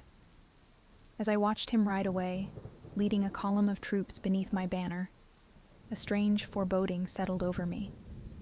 Something about this day felt wrong, though I couldn't place what. Hours passed as I prepared in my sanctuary, gathering magical energies for the complex spells that would support our forces. According to our plan, I would remain in the palace, using scrying mirrors to monitor the battle and channel magic where needed. Not the brute force I'd use to claim the throne, but precise interventions to support Dorian's tactical plan. By midday, the first reports arrived. Our army had successfully split the enemy forces, drawing the Viridians into the northwestern valley, while engaging Caru's rebels in the foothills. Everything proceeded according to plan. Too easily, perhaps. My suspicion grew as I watched through the scrying mirror. The Viridian forces seemed to offer less resistance than expected, almost as if... It's a trap, I breathed, suddenly understanding. They wanted us to split our forces. No sooner had I spoken than the mirror showed a new development. A third army emerging from the forest to the south, cutting off our troops from retreat. I recognized their banners with a chill. Mercenaries from the Western Isles, notorious for their brutal efficiency and complete lack of honor. I searched desperately through the mirror's images for Dorian, finally locating him in the thick of battle against Caru's forces. He fought brilliantly, his sword flashing in the sunlight as he led a charge against the rebel line. But he couldn't see the new threat approaching from behind. Without hesitation, I gathered my power, prepared to transport myself to the battlefield. A dangerous spell that would leave me vulnerable, but the only way to warn our forces in time. As the transportation spell formed around me, a messenger burst into my sanctuary. Your Majesty, urgent news. I paused, the magic flickering around me. Speak quickly. A Viridian envoy has arrived under a flag of truce. He bears a message from Queen Elysia herself. Now, I hissed, in the midst of battle. He says they will withdraw all forces immediately upon one condition. Something cold settled in my stomach. What condition? The messenger swallowed hard. The execution of Prince Dorian Blackwood, whom they claim has committed treason against both crowns. The magic around me dissipated as shock replaced urgency. Treason. What nonsense is this? The envoy carries documents, Your Majesty. Letters bearing Prince Dorian's seal, detailing plans to overthrow both you and Queen Alicia, restoring his family's rule through a new alliance. Impossible, I whispered. I would have known. But would I? Had I been so blinded by feeling that I'd missed signs of betrayal? No, I refused to believe it. Not after all we'd shared, all we'd built together. Bring me this envoy, I commanded. I will hear these accusations directly. The Viridian diplomat was a sleek, silver-haired man whose calm demeanor belied the chaos his arrival had caused. He bowed with practiced grace as he entered my throne room. Queen Selene, he greeted me. I regret the circumstances of our meeting. Show me these so-called letters, I demanded without preamble. He produced a leather folio, from which he extracted several documents bearing what did indeed appear to be Dorian's seal. I scanned them quickly, my horror growing with each line, detailed plans for using both my forces and Viridia's to weaken each other, creating an opening for a Blackwood restoration. These are forgeries, I declared, though doubt gnawed at me. The handwriting was remarkably similar to Dorian's, the details of our defenses too accurate to be mere guesswork. I understand your reluctance to believe, Your Majesty, the envoy said smoothly. But consider, why would a Blackwood prince truly serve the witch who deposed his family? He has been playing a longer game, one that ends with your downfall. I turned away, struggling to maintain my composure. Through the windows, I could see the distant smoke of battle. Every moment I delayed here, our forces, Dorian included, faced that unexpected Third Army. Queen Alicia offers peace, the envoy continued, immediate withdrawal of all her forces, an end to all hostilities, recognition of your rule. All she asks is justice for the man who betrayed both sovereigns. And if I refuse? His smile thinned. Then the mercenaries from the Western Isles will complete their contract. I believe they are engaging your eastern flank as we speak. I closed my eyes, thinking rapidly. If I refused and transported myself to the battlefield as planned, I might save our forces. But at what cost to the kingdom? A prolonged war against 3 enemies would devastate Lunaria, leaving countless dead even if we eventually prevailed. If I accepted, I need proof beyond these papers, I said finally. Evidence that cannot be forged. The envoy nodded as if he'd anticipated this. We thought you might say that. He snapped his fingers, and a guard entered bearing a small chest.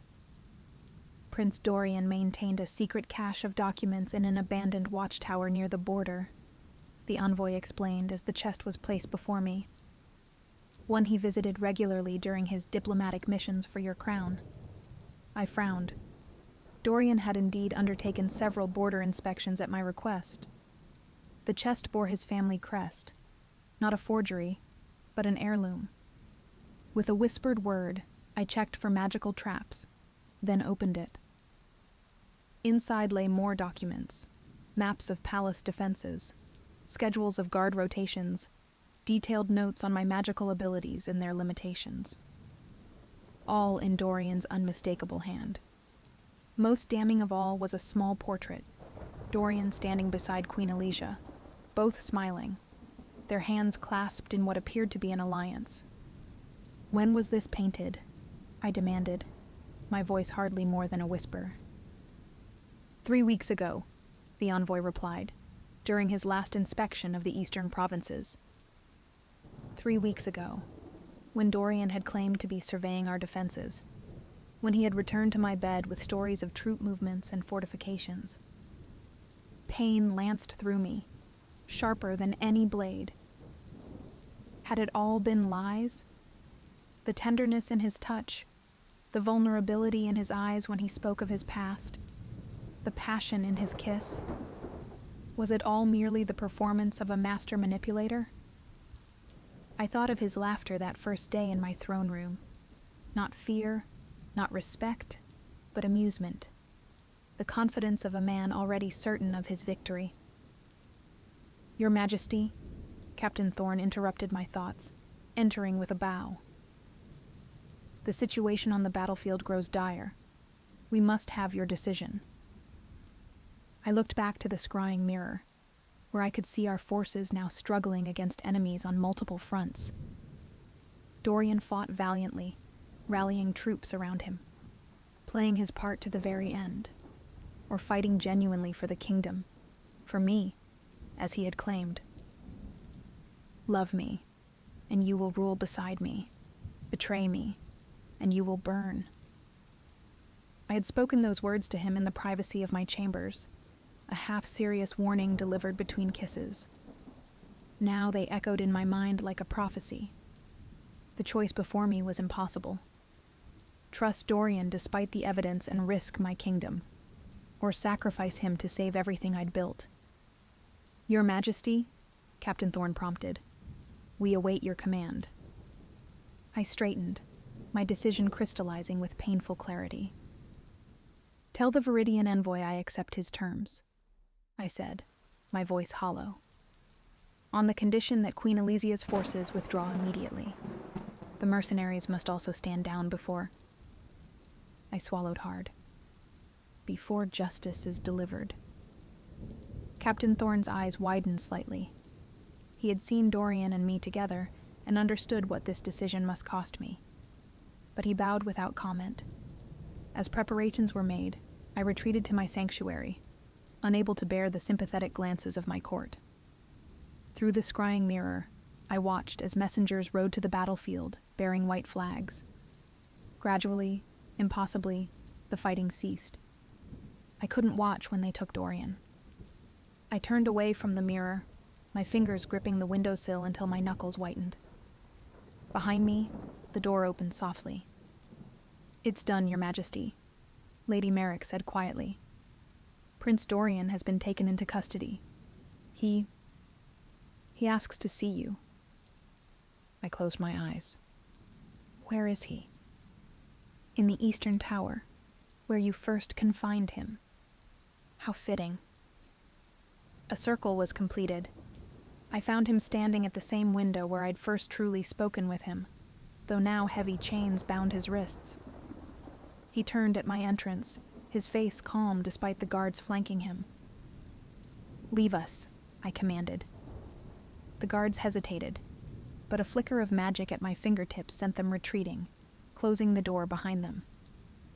For a long moment, we simply looked at one another. "Is it true?" I finally asked, my voice scarcely audible. Dorian's eyes never left mine. "Which part?" "Any of it. All of it." I gestured helplessly. "The letters, the meetings with Elysia, the plans to use me." "No," he said firmly. "None of it is true." I wanted desperately to believe him. "They have documents, Dorian, in your hand, bearing your seal, maps of our defenses, notes on my magical weaknesses, a portrait of you with Elysia." "Forgeries?" he insisted. "Skillful ones, but forgeries nonetheless." He moved toward me, chains clinking with each step. "Celine, look at me. You know me. Would I betray you? After everything?" I studied his face, the face that had become more precious to me than my crown, than my power, than perhaps my own life. No deception showed in those twilight eyes, only pain and pleading. "The portrait. I've never met Queen Elysia," he interrupted. "Never. Such an image could only be created through magic or exceptional artistic skill." "Magic. Of course." The realization struck me like lightning. "A composite," I breathed, "created by someone with sufficient knowledge of both your appearances." Hope flickered across his features. Yes, exactly. My mind raced. But why? Why this elaborate deception to frame you specifically? Because I'm your weakness, he said softly. They couldn't defeat you militarily, couldn't match your magic, but they found the one way to make you defeat yourself. The truth of his words resonated with me. I had been manipulated, not by Dorian, but by our enemies. The envoy, I realized. He arrived precisely when our forces were most vulnerable, when I'd be forced to make an impossible choice with incomplete information. I moved closer to him, my hands rising to cup his face. I almost sacrificed you. But you haven't yet, he whispered, and now you know the truth. I pressed my forehead to his. I'm sorry I doubted you, even for a moment. I would have doubted too, he admitted. The evidence was designed to be overwhelming. The immediacy of our situation crashed back upon me. The envoy expects me to execute you. The peace treaty depends on it. A grim smile touched his lips. Then it seems we need a better plan. As twilight fell, the palace courtyard filled with solemn witnesses. A platform had been erected, black-draped and ominous. The Viridian envoy stood at its edge, his silver hair gleaming in the torchlight. I ascended the steps slowly, my morning gown sweeping behind me. The crowd fell silent as I took my place. Bring forth the prisoner, I commanded, my voice carrying across the courtyard. Guards led Dorian forward, still in chains. His head was held high, his gaze locked with mine as he climbed the steps to stand before me. Dorian Blackwood, I began, the formal words bitter on my tongue. You have been found guilty of treason against the crown of Lunaria. A murmur ran through the crowd. Many had seen Dorian at my side these past weeks, and had begun to accept, even embrace, his presence in court. The punishment for such treason is death, I continued. Do you have any final words? Dorian's eyes never left mine. Only that I have loved Lunaria, and its queen, with every breath I've drawn. I die loyal to both. The raw emotion in his voice was unmistakable. Around us, I sensed the crowd's uncertainty, their growing discomfort with the proceedings. I turned to the Viridian envoy. Your queen's terms have been met. The prisoner is prepared for execution. The envoy nodded, satisfied. Queen Alicia will honor her promise. Our forces have already withdrawn. Good, I said, turning back to Dorian. Then we may proceed. I stepped closer to him, raising my hands. Magic gathered around my fingertips, not the gentle silver light Dorian had grown accustomed to, but crackling red energy that spoke of death and destruction. For the crime of treason, I declared, I, Selene, Queen of Lunaria, sentence you.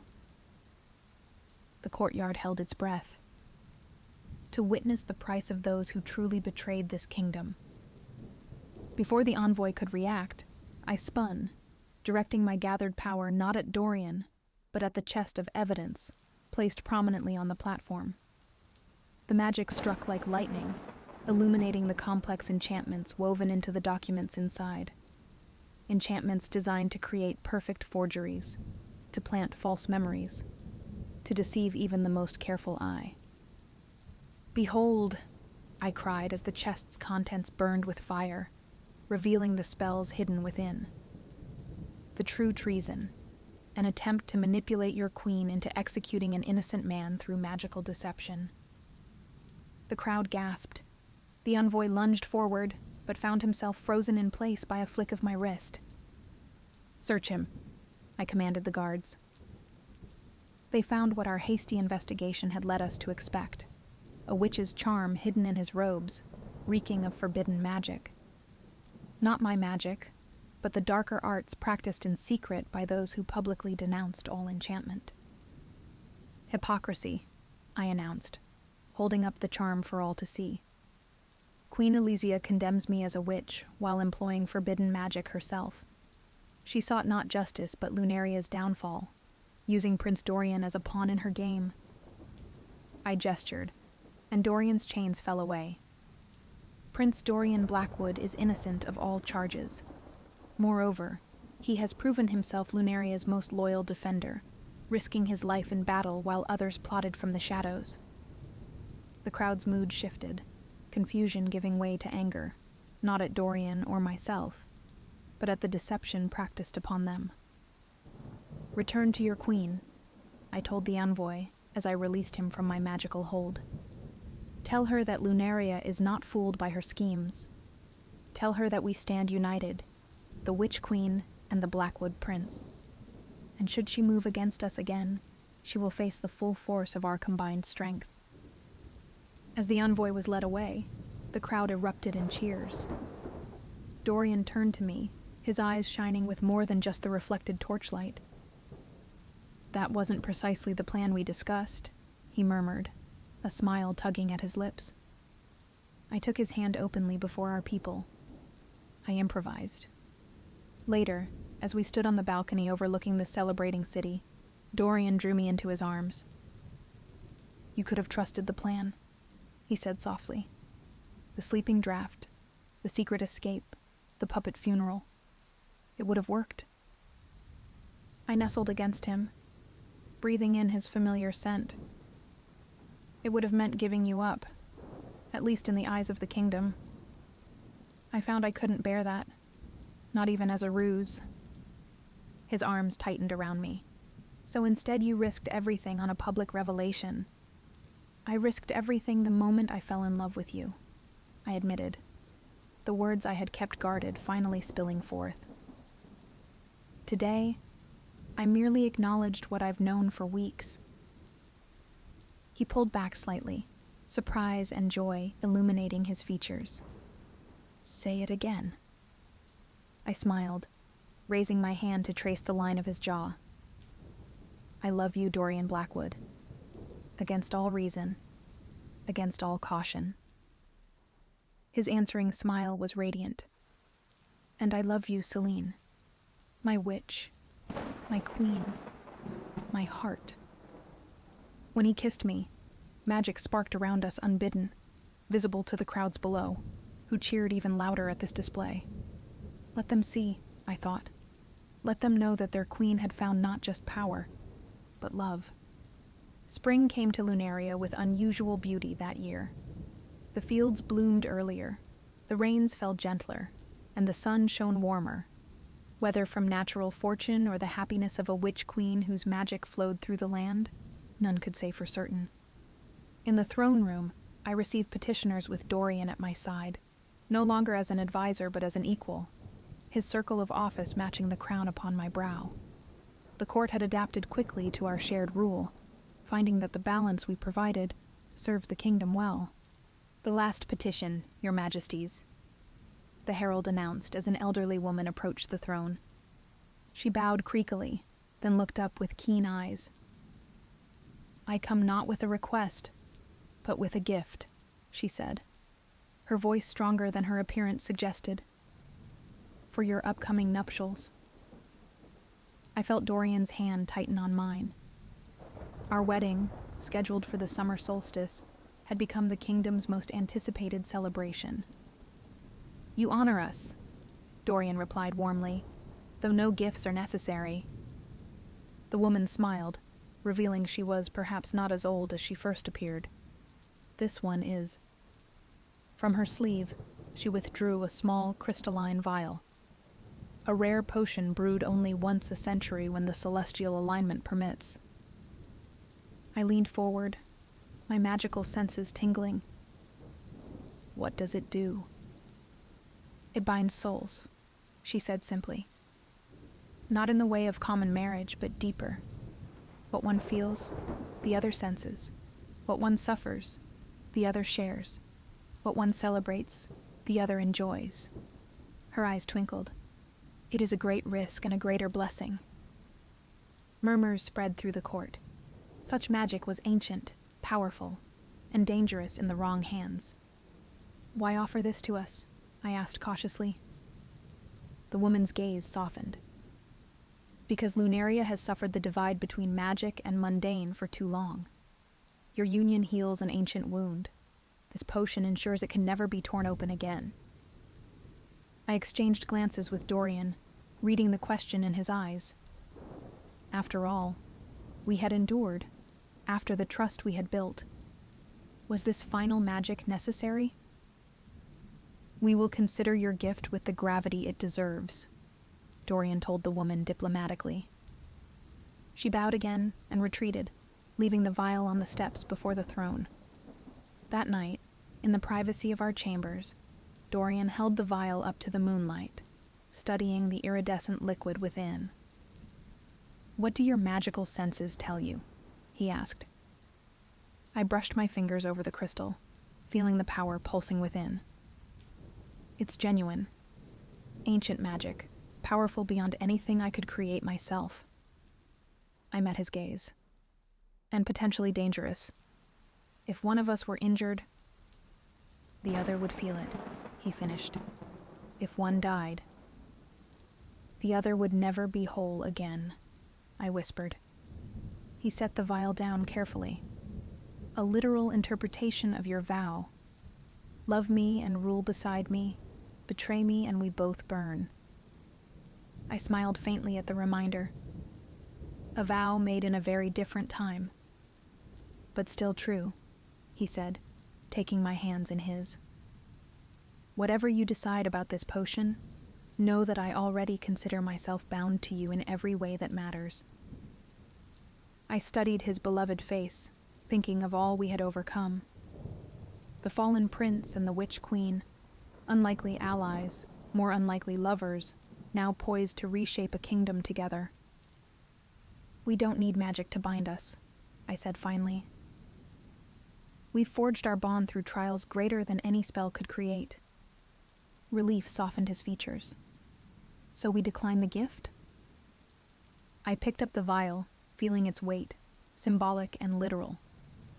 We accept the sentiment behind it, but rely on what we've built ourselves. I set it aside.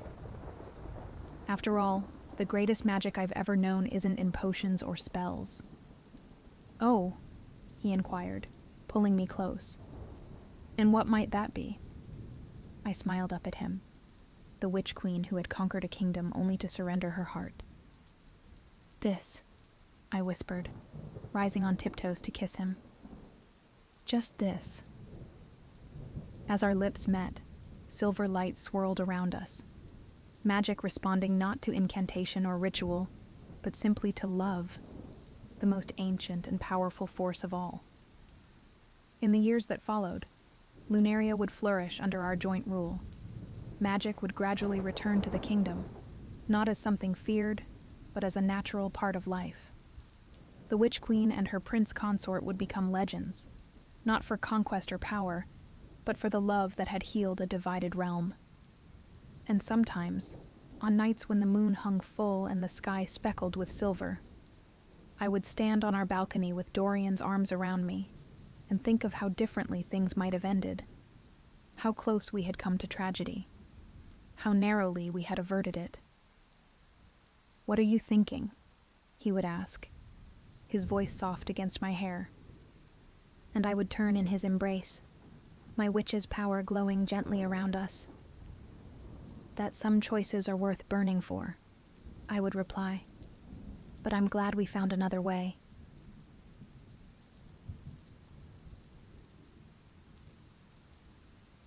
I remember the cold first.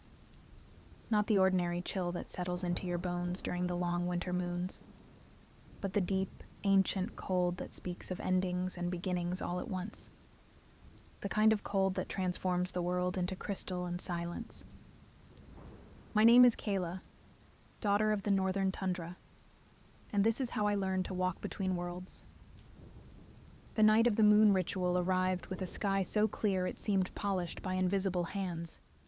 Stars scattered across the darkness like crushed diamonds, and the aurora rippled in veils of green and blue above our village. Elders said the lights were the roads spirits traveled, but I had never believed in such things. until that night. I stood among my people, 20 summers to my name, marked for the ritual by birth. I had arrived during the eclipse when the moon disappeared and returned transformed. A portent, the elders whispered. A sign that I would one day serve as a bridge between our world and the next. The north wind carries your ancestors' blessing, my grandmother murmured, painting my face with cold blue paste that smelled of crushed juniper and something older, something that did not belong to this world. The symbols she traced, spirals and stars and crescent moons, tingled against my skin. My fellow hunters watched from a respectful distance, their faces flickering in torchlight. Among them stood Terran, his eyes reflecting the flames, his mouth set in a hard line. Once we had been promised to one another, but ambition had turned his heart cold. Now he served as second to our leader, Herrick, a man whose hunger for power had slowly transformed our traditions into something unrecognizable. "It is time," Herrick announced, his voice carrying across the gathered crowd. The ceremonial furs draped across his shoulders gleamed silver in the moonlight. "Kayla will complete the sacred journey and return to us with the blessing of the moon wolf." Or not return at all, I thought. The words unspoken but understood by all. No one had completed the ritual in 3 generations. Most who attempted it were never seen again, their bodies lost to the vast white emptiness of the tundra. Herrick approached, a bone knife in his hand carved with symbols so ancient even our oldest elders couldn't decipher them. "Bare your palm," he commanded. I extended my hand, palm up. The knife bit deep, and I refused to flinch as my blood welled dark against my skin. "Blood calls to blood," Herrick intoned. "Spirit calls to spirit. Walk the path of twilight and return transformed. Or not at all." The crowd's silence pressed in around me. My grandmother touched my shoulder one last time, her eyes wet with unspoken farewells. Then I turned toward the waiting wilderness, toward the sacred mountain that loomed in the distance, its peak piercing the rippling curtain of the aurora. I began walking, following the trail of blood I left in the snow. Behind me, the village grew smaller, the torches diminishing to pinpricks of light before vanishing altogether.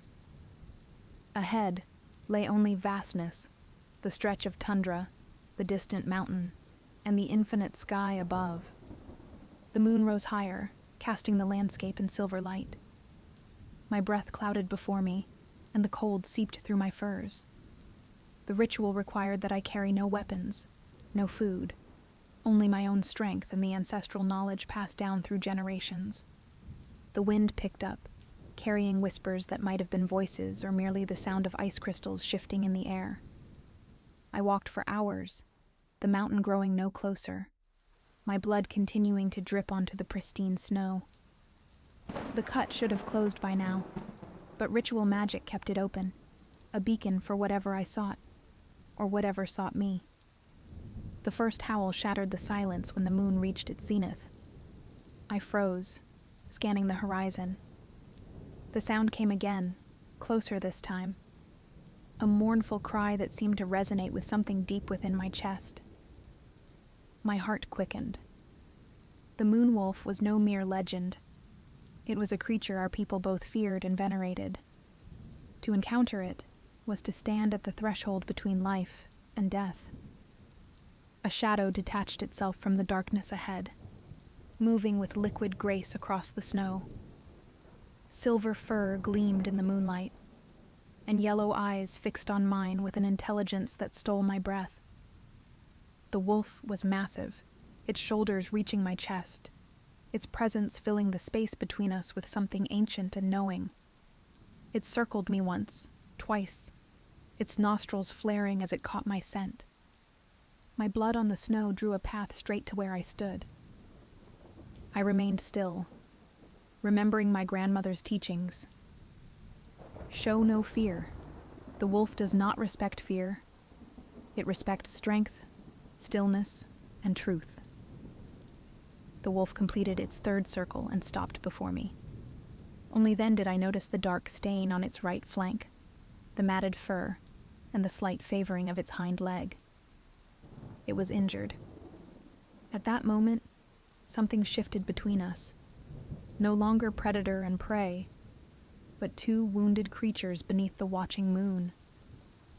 "You're hurt," I whispered, my voice strange in the silence. The wolf's ears twitched, and it took a step closer.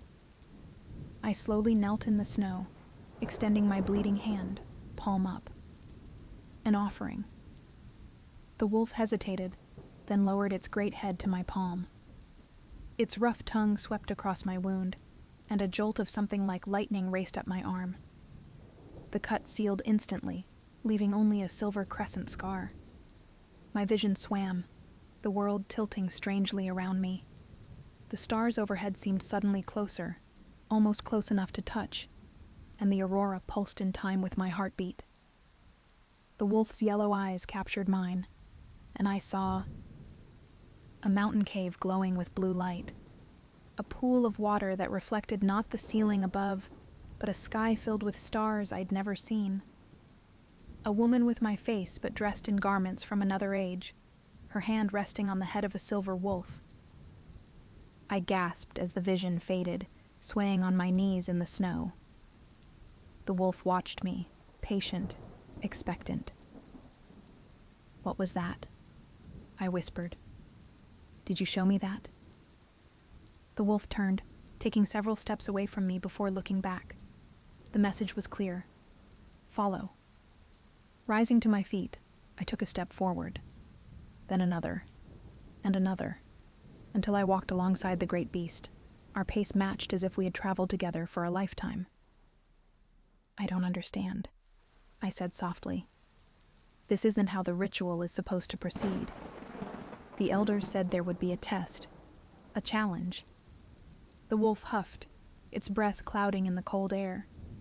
Its yellow eyes seemed almost amused. "Unless this is the test," I realized. To trust, to follow. The snow crunched beneath our feet as we walked, and gradually I became aware of subtle changes in our surroundings. The stars overhead shifted position faster than they should have. The mountain we approached seemed both closer and somehow different than the one I had initially set out toward. The very air felt charged with something I couldn't name. "Where are you taking me?" I asked, though I expected no answer. To my shock, a voice whispered through my mind, "To where you need to be." I stumbled, nearly falling. The wolf paused, watching me with those intelligent eyes. "You speak?" I managed. "Not as humans do, but you can hear me now because the bond has begun." The bond? Between guardian and keeper, between the moon and earth, between what is and what might be. Before I could question further, a new sound reached us, voices calling my name. Harsh, angry voices. The wolf tensed, hackles rising. Danger comes. I turned to see torches in the distance, moving rapidly across the tundra. A hunting party. Herrick's men. "They're following us," I said. "But why?" "This isn't part of the ritual." The wolf growled, the sound reverberating through the frozen ground beneath our feet. "They do not honor the old ways. They seek power, not harmony. They wish to capture a moon guardian, to bend its magic to their will." Understanding dawned, cold and clear as the night around us. Herrick had never intended for me to complete the ritual. I was merely bait, chosen because of my birth under the eclipse. My blood was the lure. "You're injured because of them," I said. "They wounded you." "Yes." "An arrow tipped with shadow root. It weakens our kind." Anger flared within me, hot and fierce. "Then we need to move faster." I broke into a run, the wolf matching my pace despite its injury. We flew across the snow, two shadows beneath the watching moon. Behind us, the voices grew more distant, but I knew they would not give up easily. My breath burned in my lungs as we ran, and the landscape around us blurred and shifted. The snow beneath our feet sparkled with an inner light I had never seen before, and the swaying auroras descended lower, their colors intensifying until they painted the tundra in swaths of emerald, sapphire, and violet. We cross between worlds now, the wolf's voice explained in my mind. Few humans can walk this path. The veil thins for those with the sight. The sight. My grandmother had used that word, watching me carefully as I described the strange things I sometimes glimpsed from the corner of my eye. Shadows moving against the wind, lights dancing where no fire burned, figures walking across the snow leaving no footprints behind. What is happening to me? I gasped as the world continued to transform around us. You remember what you have always been, came the cryptic reply. We crested a rise, and I stopped in wonder. Below us stretched a valley unlike any I had seen before. Ancient trees with trunks wider than 5 men standing shoulder to shoulder rose into the night sky, their branches heavy with ice that caught the moonlight and refracted it into thousands of rainbow prisms. Between the trees moved shapes, some animal, some humanoid, some defying description altogether. What is this place? I whispered. A crossing point, a sanctuary, home to those who walk between. The wolf led me down into the valley, where the air grew noticeably warmer. The trees seemed to bend slightly as we passed, branches dipping in acknowledgement. The shadows between the massive trunks shifted and whispered, and I caught glimpses of eyes watching us, some curious, some wary, all knowing. We followed a path that glowed faintly blue, winding between the trees toward the center of the valley. As we walked, I became aware of a gentle humming sound, a melody so subtle it vibrated through the earth itself. I hear music, I said, the song of the earth. All places sing, but few humans hear. You hear because you are awakening. We reached a clearing where a perfect circle of stones stood, each taller than me, and carved with symbols similar to those on Herrick's ritual knife. At the center of the circle lay a pool of water so still it mirrored the sky above with perfect clarity. The wolf stopped at the edge of the pool. This is the moon's mirror. Look into it and tell me what you see. I approached cautiously, kneeling at the water's edge. At first I saw only my reflection, my face still painted with the ritual symbols, my eyes wide with wonder and fear. Then the water rippled, though no wind disturbed its surface. My reflection changed. I was still myself, but different.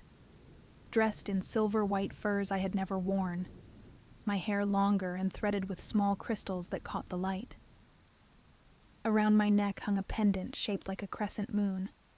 Beside me stood the silver wolf, whole and uninjured, its yellow eyes gleaming with power.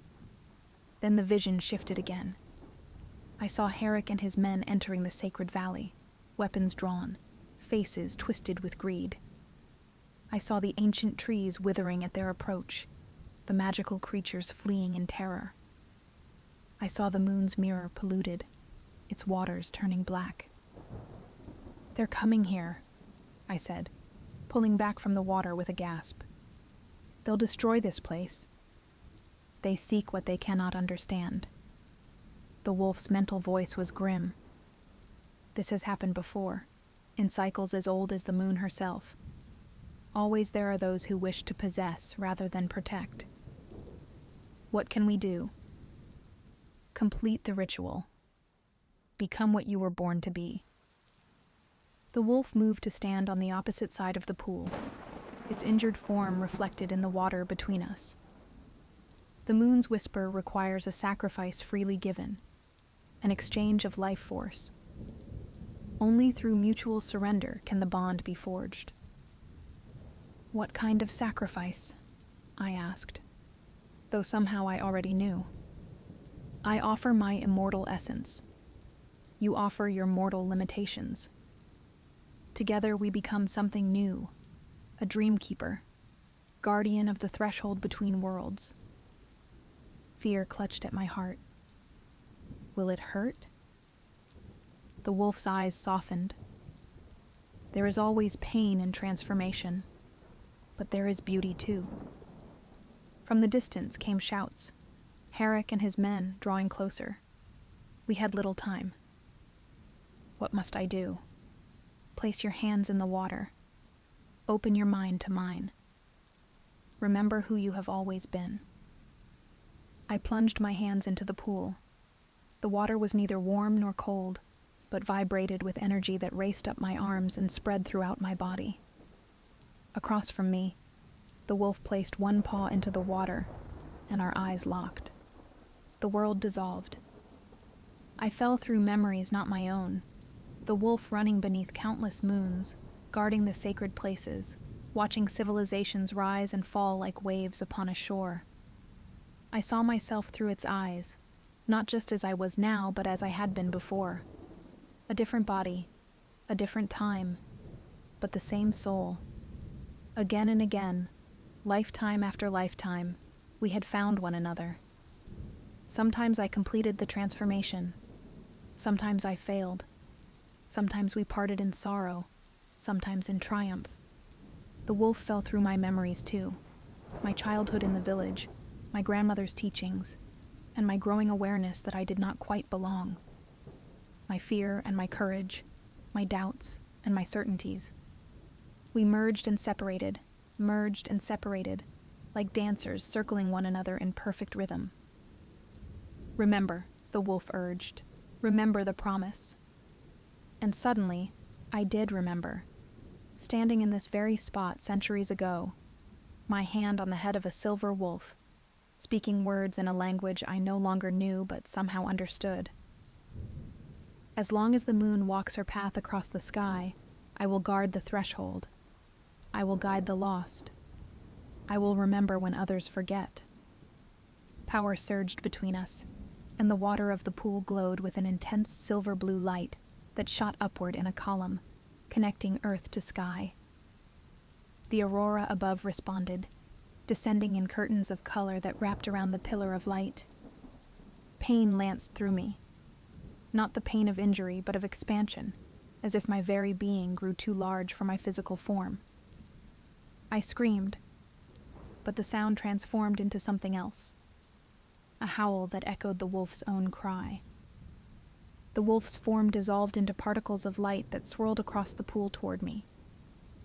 At the same time, something of my own essence flowed toward the wolf. We exchanged parts of ourselves, becoming neither fully human nor fully wolf, but something in between. Something more. Yes, the wolf's voice encouraged. Accept what you are. The transformation continued, building in intensity until I could no longer distinguish between myself and the wolf, between the water and the sky, between past and present. Everything was light and sound and sensation. Then, abruptly, it stopped. I found myself standing in the center of the pool, which was now merely inches deep. My body felt simultaneously lighter and more substantial than before. Power hummed beneath my skin. I looked down at my hands and saw that the blue symbols painted there for the ritual now glowed from within, no longer mere pigment, but part of my very being. Around my neck hung the crescent moon pendant I had seen in the vision. My clothes had transformed into silver-white furs, and beside me stood the wolf, its injury healed, its yellow eyes now flecked with the same blue that marked my skin. "It is done," the wolf said, its mental voice now clearer than before. "We are bonded." "What happens now?" I asked, my voice sounding strange to my ears, layered somehow, as if multiple versions of myself spoke at once. "Now we protect what must be protected." We turned as one to face the edge of the clearing, where Herrick and 5 of his men emerged from between the trees. They stopped short at the sight of us, their expressions shifting from triumph to uncertainty. "Kayla?" Herrick called, his hand tight around his bone knife. Step away from the beast. I felt a smile curve my lips. The beast and I are one now, Herrick. The ritual is complete. Anger flashed across his face. That's impossible. No one completes the ritual anymore. That's not how this works. Because you perverted the ancient ways, I said, understanding flowing through me with each passing moment. You used the ritual as a way to lure the moon guardians, to wound them, to attempt to capture their power for yourself. Taryn pushed forward, weapon in hand. Herrick has led our people to prosperity. The old ways made us weak. Magic is a tool to be used, not worshipped. Magic is neither tool nor God, I replied, the words coming from somewhere beyond myself. It is the breath between worlds, the bridge between what is seen and unseen. It cannot be possessed. Herrick snarled, Enough of this nonsense. Take her. Kill the wolf. The men moved forward, weapons raised. The wolf beside me growled, hackles rising. But I felt no fear, only a deep, resonant certainty. I raised my hands, and the symbols on my skin flared bright blue. Stop. The single word carried power unlike anything I had ever wielded. The men froze in place, unable to move forward. I am Kayla, Dreamkeeper, and Guardian of the Threshold, I said, the title rising from ancient memory. You have violated sacred ground, Herrick. You have shed innocent blood. You have forgotten what our people once knew, that we are stewards, not masters. Kill them, Herrick screamed, fighting against the invisible force that held him in place. One of the men managed to knock an arrow, drawing his bow with trembling hands. The wolf and I moved in perfect unison. As the arrow flew, I caught it midair, the shaft turning to frost beneath my fingers. The wolf leaped, not toward the men, but in a circle around them, trailing silver light that formed a containing ring. You cannot win this battle, I told them. Not here, between the worlds. Then we'll bring more men, Herrick hissed. We'll burn your precious trees. We'll drain your magical pool. We are many, and you are one. Show him, the wolf suggested. I nodded and swept my arm toward the pool behind us. The water rippled, and then figures emerged. Other dreamkeepers from across time and space, some human-like, others more wolf than person, all marked with the same glowing symbols I now bore. They formed a silent semicircle behind us, dozens strong. We are many, I corrected, and we have guarded the sacred places since time began. Fear finally crept into Herrick's eyes. What do you want? Leave this place. Return to our people. Tell them the truth of what the ritual was meant to be. Tell them a dreamkeeper walks again. And if I refuse? I smiled, feeling the wolf's fierce joy mirror my own. Then you will wander the space between worlds until you learn humility. It might take several lifetimes. I knew he sensed its truth. If I willed it, I could strand them in this twilight realm, where time moved differently, where human concerns diminished against the vast tapestry of existence. Herrick's shoulders sagged in defeat. Release us, he muttered. With a gesture, I dissolved the containing circle. The spectral dreamkeepers behind us faded back into the pool. Go, I said. Remember what you've seen here today. The men backed away slowly, then turned and fled through the trees. Only Taryn remained, his expression conflicted. Are you coming back? He asked softly. I exchanged a glance with the wolf. Yes, but not as who I was. What will you do? Restore what was lost. Guide those who are ready to listen. Walk between worlds. He nodded slowly, studying my transformed appearance. I never understood you. Perhaps I wasn't meant to. Perhaps, I agreed, but understanding can come with time. After a long moment, he turned to follow the others. I watched him go, feeling a chapter of my life closing. "Your first test as Dreamkeeper," the wolf observed. "You chose mercy." Was that the right choice? There is no right or wrong in such matters, only consequences. We shall see what grows from the seeds you've planted today. We turned back to the moon's mirror, which had returned to its still, reflective state. In its depths, I could now see pathways, shimmering routes connecting this sacred place to others around the world. So many, I breathed, all in need of guardians, all in need of those who remember the old promises. Where do we start? The wolf's eyes gleamed with ancient wisdom. We begin with rest. Transformation requires recovery. For the first time, I noticed the bone-deep exhaustion that pulled at me. Where? This way. The wolf led me deeper into the circle of standing stones, to a place where the earth itself had formed a natural hollow beneath the roots of one of the massive trees. Soft moss carpeted the ground, and the air was warm, despite the winter night outside the valley. I settled into the hollow, and the wolf curled beside me, its warm body a comfort against the overwhelming newness of my existence. Above us, through gaps in the ancient roots, I could see stars and the dancing aurora. Will I ever see my village again? I asked drowsily, feeling sleep tug at the edges of my consciousness.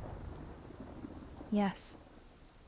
But you belong to all places now, and all times. Sleep, Dreamkeeper. Tomorrow we begin the real journey. As my eyes closed, I felt the boundaries of my being grow soft and expansive. My dreams merged with reality, and I found myself walking silver pathways between stars, the wolf always at my side. I saw other dreamers walking their own paths, and realized I could now reach them, guide them, and protect them from the nightmares that lurked in shadowed corners. This was my purpose, to be the bridge, the guardian, the keeper of sacred spaces where imagination and reality intersected. This was what I had always been meant to become.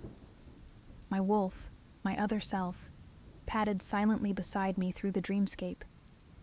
Between one step and the next, we crossed boundaries invisible to ordinary eyes, our footsteps leaving behind a trail of gentle light for lost souls to follow. Remember, the wolf whispered in my mind. Remember the promise. As long as the moon walks her path across the sky, I recited, the ancient words flowing naturally now. I will guard the threshold. I will guide the lost. I will remember when others forget. The words echoed across the dreamscape, rippling outward like stones dropped in still water. Somewhere in the waking world, a sleeper smiled in their dreams, feeling suddenly safe. And so began my life as Kayla, the Dreamkeeper, with a silver wolf as my guide and companion, walking the twilight paths between what is and what might be. Under the watchful gaze of the moon, we became guardians of the forgotten magic that still hums beneath the snow, waiting for those with eyes to see and ears to hear. Every night, as you drift toward sleep, we walk beside you through the veil of dreams. Listen for our footfalls in the quiet moments between thoughts. Look for our silhouettes against the backdrop of your imagination. We are there, keeping watch, ensuring safe passage between worlds. All you need to do is remember.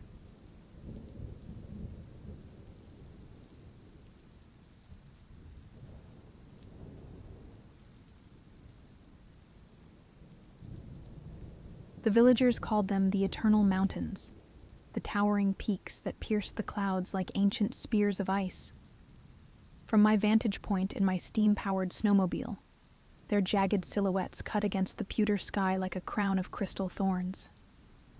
I called them my next great challenge, though the word challenge felt inadequate as I watched storm clouds gather around their peaks, dark and heavy with winter's fury. As my vehicle crawled up the narrow mountain path, the engine's steady purr competed with the howling wind. The instrument panel cast a warm glow of brass and copper light across my gloved hands, the metal surfaces polished to mirror brightness from years of use. Steam hissed through carefully calibrated valves, smelling of oil and metal and adventure. Beyond the reinforced glass windows, snowflakes danced in hypnotic patterns, each unique crystal catching the light before joining its brethren in the deepening drifts. I hadn't come to these remote heights for the legends, though the innkeeper in the last town had filled my ears with tales of the mysterious snow maiden who protected these peaks. I still remembered how her eyes had widened when I mentioned my destination, how her weathered hands had clutched at her shawl as she spoke of a being who walked through blizzards as easily as summer breezes, her presence turning even the deadliest storms into gentle snowfall. "She's saved us all, one way or another," the innkeeper had said, her voice dropping to a whisper heavy with reverence. "But never look directly at her, my boy. Her beauty freezes the heart as surely as the deepest winter." I had smiled politely, more focused on checking my equipment than heeding supernatural warnings. I sought inspiration for my next invention. Perhaps something to help humanity survive in these harsh climates. My workshop back in the city was filled with half-finished projects, each one reaching toward the same goal, bridging the gap between human fragility and nature's raw power. Yet, as the storm intensified and my visibility dropped to mere feet, those dismissed warnings began to echo in my mind. The wind's howl took on an almost musical quality, like a chorus of voices just beyond comprehension. The snow itself seemed to move with purpose, swirling in patterns too precise to be natural. The first sign of real trouble came with a sound like thunder, except thunder had no place in a snowstorm. I looked up through the glass dome of my vehicle to see a wall of white racing down the mountainside. The avalanche moved faster than any natural phenomenon should, as if driven by an intelligent malice. In the heart of the cascading snow, I could have sworn I saw a figure of darker white, like a shadow cast by winter itself. I gunned the engine, but the snow was already upon me. The world turned white, then black. Metal screamed as my vehicle was tossed like a child's toy. Glass cracked in crystalline spider webs across my vision. The last thing I remembered was a flash of silver-white hair and eyes that glowed like the heart of a glacier, filled with an ancient sorrow that called to something deep within my soul. When I woke, I lay in a cave of ice that sparkled with its own inner light. Layers of color shifted through the frozen walls, deep blues, subtle purples, hints of green, creating an aurora in miniature.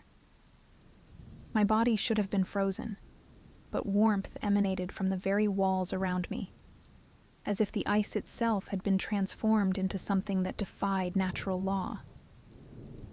And there she stood, the figure from my fading memories, real as the cold air in my lungs, real and more breathtaking than any legend could have prepared me for.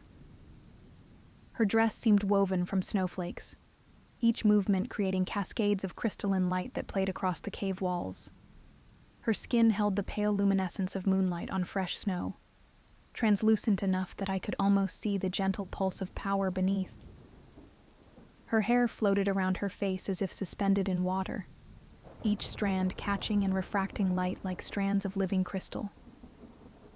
But it was her eyes that captured me, blue as the deepest ice, ancient and lonely as winter itself. Within their depths, I saw centuries of solitude, of watching mortal lives flash by like summer flowers, while she remained unchanging as the eternal snows. In that moment, all my scientific certainties crumbled like frost beneath the sun. "You shouldn't have come here, Ren Nakamura," she said, her voice like wind through icicles, musical and sharp and haunting. "These mountains are not safe for dreamers." Frost spiraled across the cave floor where she stepped, creating intricate patterns that reminded me of the blueprints scattered across my workshop desk. I pushed myself up, wincing at my bruised muscles. The air around me sparkled with tiny ice crystals that caught the ethereal light, creating halos of rainbow color. You know my name? I know all who enter my domain. She moved closer, and the air around her shimmered with frost that smelled of winter roses and pine needles. Her presence brought a chill that somehow felt intimate rather than threatening, like the first breath of winter through an open window. Just as I know you don't believe in me. The Snow Maiden of legend. I couldn't keep the wonder from my voice. All my scientific certainties melted in her presence, replaced by a deeper kind of knowing. My fingers itched to reach for her, to prove her solidity despite her ethereal appearance. But you're real. Real enough to save you. Her expression softened slightly, and the temperature in the cave rose a fraction. A strand of her crystalline hair drifted close enough to brush my cheek, leaving a trail of tingling warmth and cold that lingered like a caress. But you must leave when the storm passes. There are forces stirring in these mountains that even I cannot protect you from. What forces? What are you protecting these people from? I took a step toward her, drawn by an impulse I couldn't explain. The air between us grew thick with tension, like the moment before lightning strikes. She turned away, her form becoming translucent at the edges. The scent of winter roses intensified, mixing with an ancient smell of ice and stone. Some questions are better left in the snow, inventor. For now, rest. Dawn comes soon. Her voice carried notes of longing that belied her warning words. Dreams are dangerous things in these mountains. They have a way of coming true. Before I could respond, she melted into the air like snow in sunlight, leaving only a lingering trace of her presence. A slight warmth in the usually bitter cold, a faint shimmer in the air, and the haunting sense of something vital left unfinished. When I woke again, I lay in a normal cave, my vehicle somehow intact beside me. Sunlight filtered through a thin sheet of ice across the entrance, creating rainbow patterns that danced across the stone walls. Only a lingering scent of winter roses suggested I hadn't dreamed the whole encounter. I should have listened. Should have descended the mountain and returned to my comfortable workshop in the city, where science made sense and magic was safely confined to children's stories. But her eyes haunted me. Not their supernatural glow, but the profound solitude I'd glimpsed within them. No one should carry such loneliness, not even a spirit of winter. The village of Blythewood welcomed me with surprised warmth that contrasted sharply with the biting mountain air. Smoke rose from stone chimneys in lazy spirals, carrying the scent of pine wood and cooking spices. Children played in the snow-covered streets, their laughter bright as silver bells, while adults went about their work with the unhurried confidence of those long adapted to winter's ways. Few outsiders brave the high passes, the village elder told me over steaming cups of pine needle tea. The liquid glowed amber in carved crystal cups that caught and reflected the firelight. Her wrinkled hands cupped her drink as she studied me with eyes wise as the mountains themselves. The Snow Maiden guides worthy travelers to us, they say. Perhaps she sees something in you. I didn't tell her about my encounter in the cave, but my silence seemed answer enough. She nodded as if confirming something to herself and pressed a small crystal into my palm. It felt warm despite its icy appearance, pulsing gently like a tiny heartbeat. For protection, she said simply, and perhaps for connection. I set up my workshop in an abandoned barn at the village edge, close to the wild boundaries of the forest where civilization melted into winter's domain. The building's weathered wooden walls held the patina of ages, smooth and silver as frost. I spent the first days reinforcing the structure, adding my own inventions: copper pipes that carried steam heat, brass valves that regulated temperature, delicate instruments that measured the mountain's moods. The villagers watched my work with curious respect, bringing gifts of thick blankets woven with patterns of snowflakes and stars, jars of preserved mountain berries that burst with summer's sweetness. and stories. Always stories. Each one adding another layer to my understanding of their mysterious protector. By day, I worked on my inventions. New heating systems that didn't fight against the cold, but worked in harmony with it. More efficient snow-clearing devices that moved with winter's natural rhythms. The crystal the Elder had given me sat on my workbench, its warm pulse synchronizing with my heartbeat as I worked. By night, I listened to the villagers' tales of their mysterious protector. They spoke of blizzards calmed by her presence, of dying crops saved by her blessed frost, of children rescued from winter's grasp. In their stories, she was both terrible and tender, as changeable as the mountain weather, yet as constant as the eternal snows. Yet none had seen her as I had. None knew she could speak, or that she bore such weight in her immortal heart. None mentioned the profound loneliness I'd glimpsed in her glacier blue eyes. The second time I saw her, I was tracking an unusual energy reading deep in the forest. My instruments had detected something that defied scientific explanation. A cold that burned, a power that made the compass needle spin in impossible directions. The crystal in my pocket pulsed stronger with each step into the wilderness. The forest itself seemed to hold its breath. Snow fell in perfect silence, each flake drifting with deliberate grace. Ice coated the tree branches in layers that caught the fading light, creating a cathedral of frozen beauty. My breath fogged in the air, carrying the scent of pine and something sweeter, winter roses. She emerged from a curtain of falling snow, more substantial than before. Her presence brought that familiar mix of warmth and cold that I'd started to crave like a fever. Frost patterns spiraled out from her feet, creating trails of ice that matched the racing of my heart. I warned you to leave. Her voice carried notes of concern that belied her stern words. A snowflake landed on her cheek and didn't melt, adding to her crystalline beauty. I couldn't. The truth fell from my lips like fresh snow, pure and unstoppable. My fingers tightened around the crystal in my pocket, feeling its pulse quicken to match my own. Not without understanding. Understanding brings only pain, Ren. She spoke my name like a half-forgotten lullaby, each syllable carrying centuries of longing. The air between us grew thick with unspoken possibilities. Knowledge is not always a gift. Then let me share the burden of it. I stepped closer, watching the frost patterns shift and swirl around her feet in response to her emotions. You don't have to carry it alone. She studied me for a long moment, her eternal winter meeting my mortal warmth. The snow between us fell slower. Finally, she held out her hand. Frost immediately coated my glove where she touched it, but underneath, I felt a warmth that defied explanation. Come, she whispered, her voice carrying both invitation and warning. There is something you should see. She led me deeper into the forest, where the trees grew close and dark.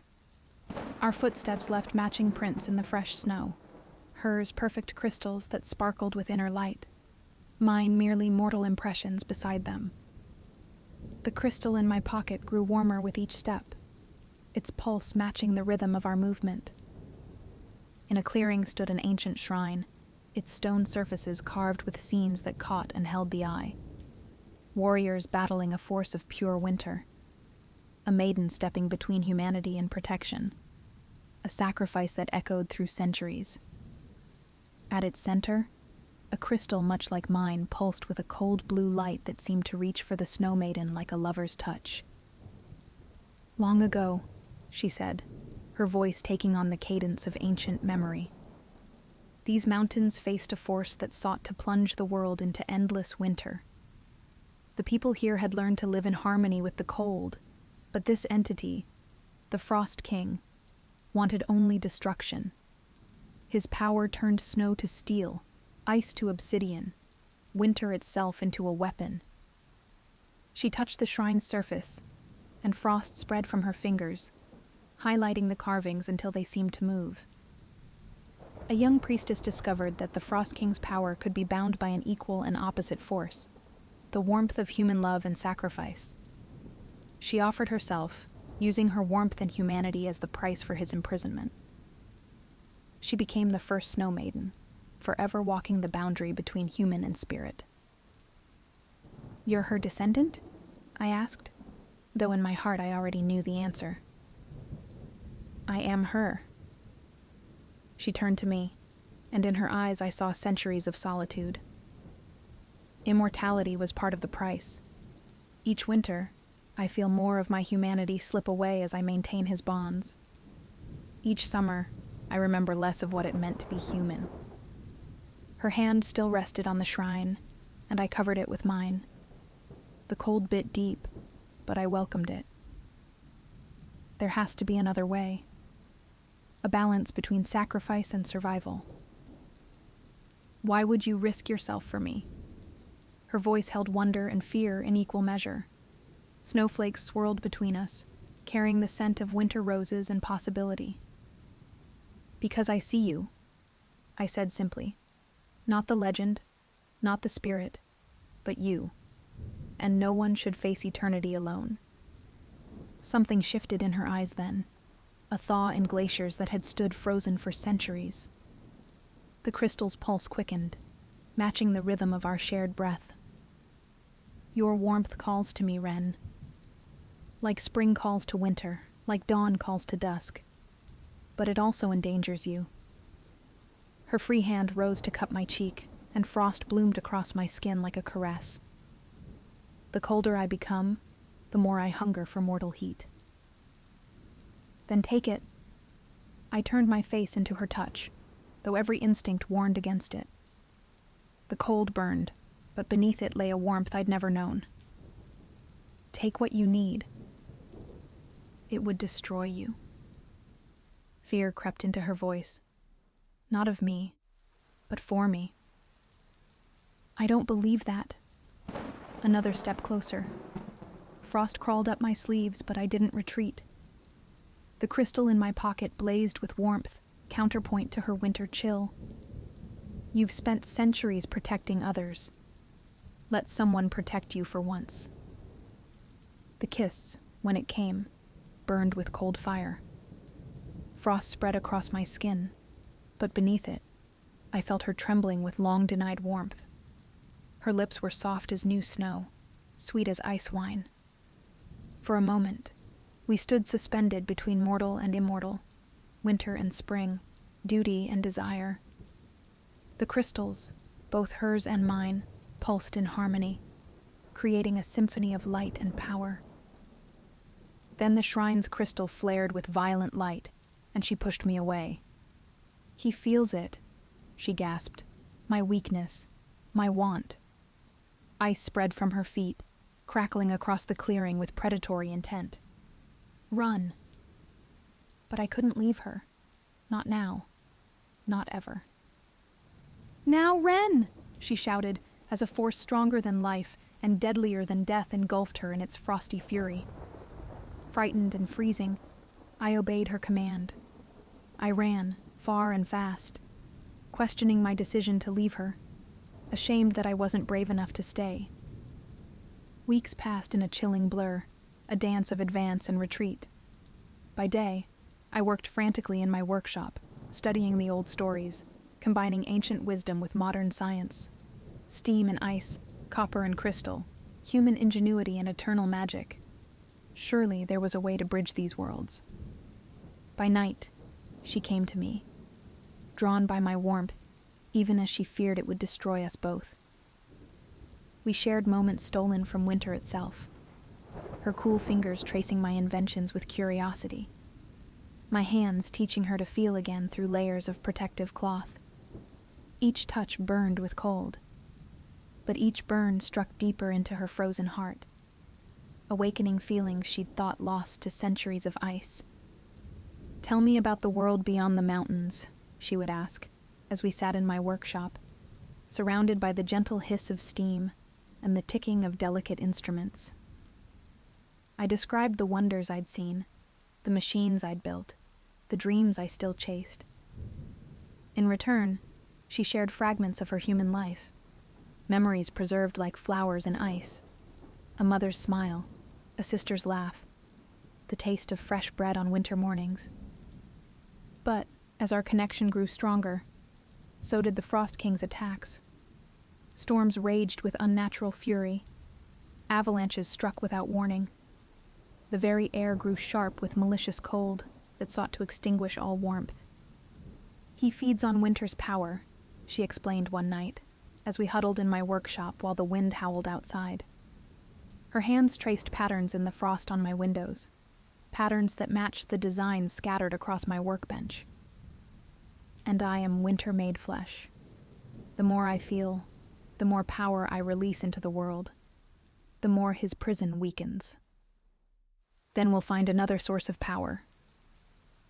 I showed her my latest invention, a device that could channel thermal energy, converting heat to cold and back again.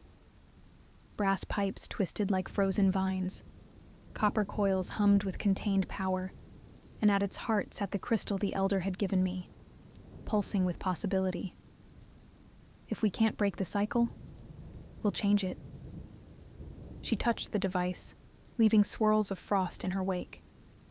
"You still think science can solve what magic created?" "I think love can solve what loneliness created." I caught her hand, ignoring the cold that instantly numbed my fingers. The crystal flared brighter at our touch. "Your predecessor used sacrifice to bind him. But what if the answer isn't in losing humanity, but in sharing it?" Understanding dawned in her winter-bright eyes. A balance. Yes. Not warm defeating cold, or cold consuming warm, but both existing together, strengthening one another. The storm outside intensified, as if the Frost King himself raged against our discovery. The windows rattled, ice crept across the walls. But in that moment, holding her gradually warming hand, I felt nothing but hope. It took us 3 more days to perfect the device. 3 days of endless storms. 3 days of the village huddling in fear while their protector and a foreign inventor gambled with forces beyond mortal understanding. The villagers brought us supplies without question, their trust in her extending to include me, the outsider who dared to love winter itself. When the final night came, we stood before the ancient shrine as the worst blizzard in living memory raged around us. The crystal prison pulsed with blinding light, ice spreading from its base like reaching fingers. Wind-driven snow carved patterns in the air, beautiful and deadly as the Frost King's power grew. "Are you sure about this?" Her voice barely carried over the wind. She looked more human than I'd ever seen her, fear and hope warring in her expression. "Once we begin, there's no turning back. If we fail, we won't." I activated the device, watching the indicators spin to life. Steam met ice in carefully controlled spirals. The crystal in my pocket pulsed in harmony with the shrine's larger one. "Do you trust me?" "More than I've trusted anyone in centuries." She took my hands, and for the first time, her touch didn't burn with cold. The ritual began simply, her power flowing into the crystal, my device channeling it, transforming it from destructive cold to balanced energy. But as the Frost King felt his prison changing, he fought back with all his ancient fury. Ice spears erupted from the ground. The wind turned solid, sharp enough to cut. The very air crystallized, threatening to freeze us where we stood. Through it all, she stood firm, one hand on the crystal, the other gripped in mine. Our hearts beat in time with the pulsing lights, creating a rhythm older than winter itself. "Hold on," I shouted, as the device reached critical levels.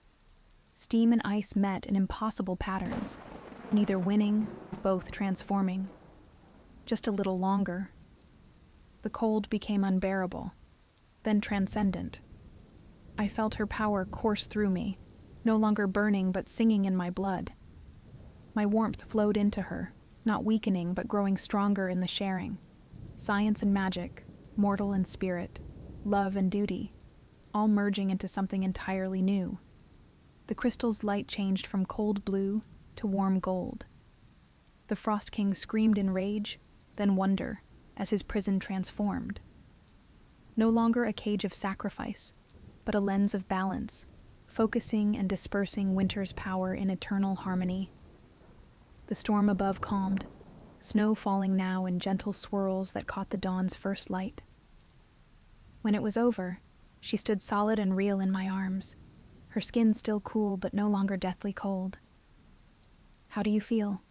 I asked, brushing snowflakes from her hair, snowflakes that no longer froze instantly at her touch.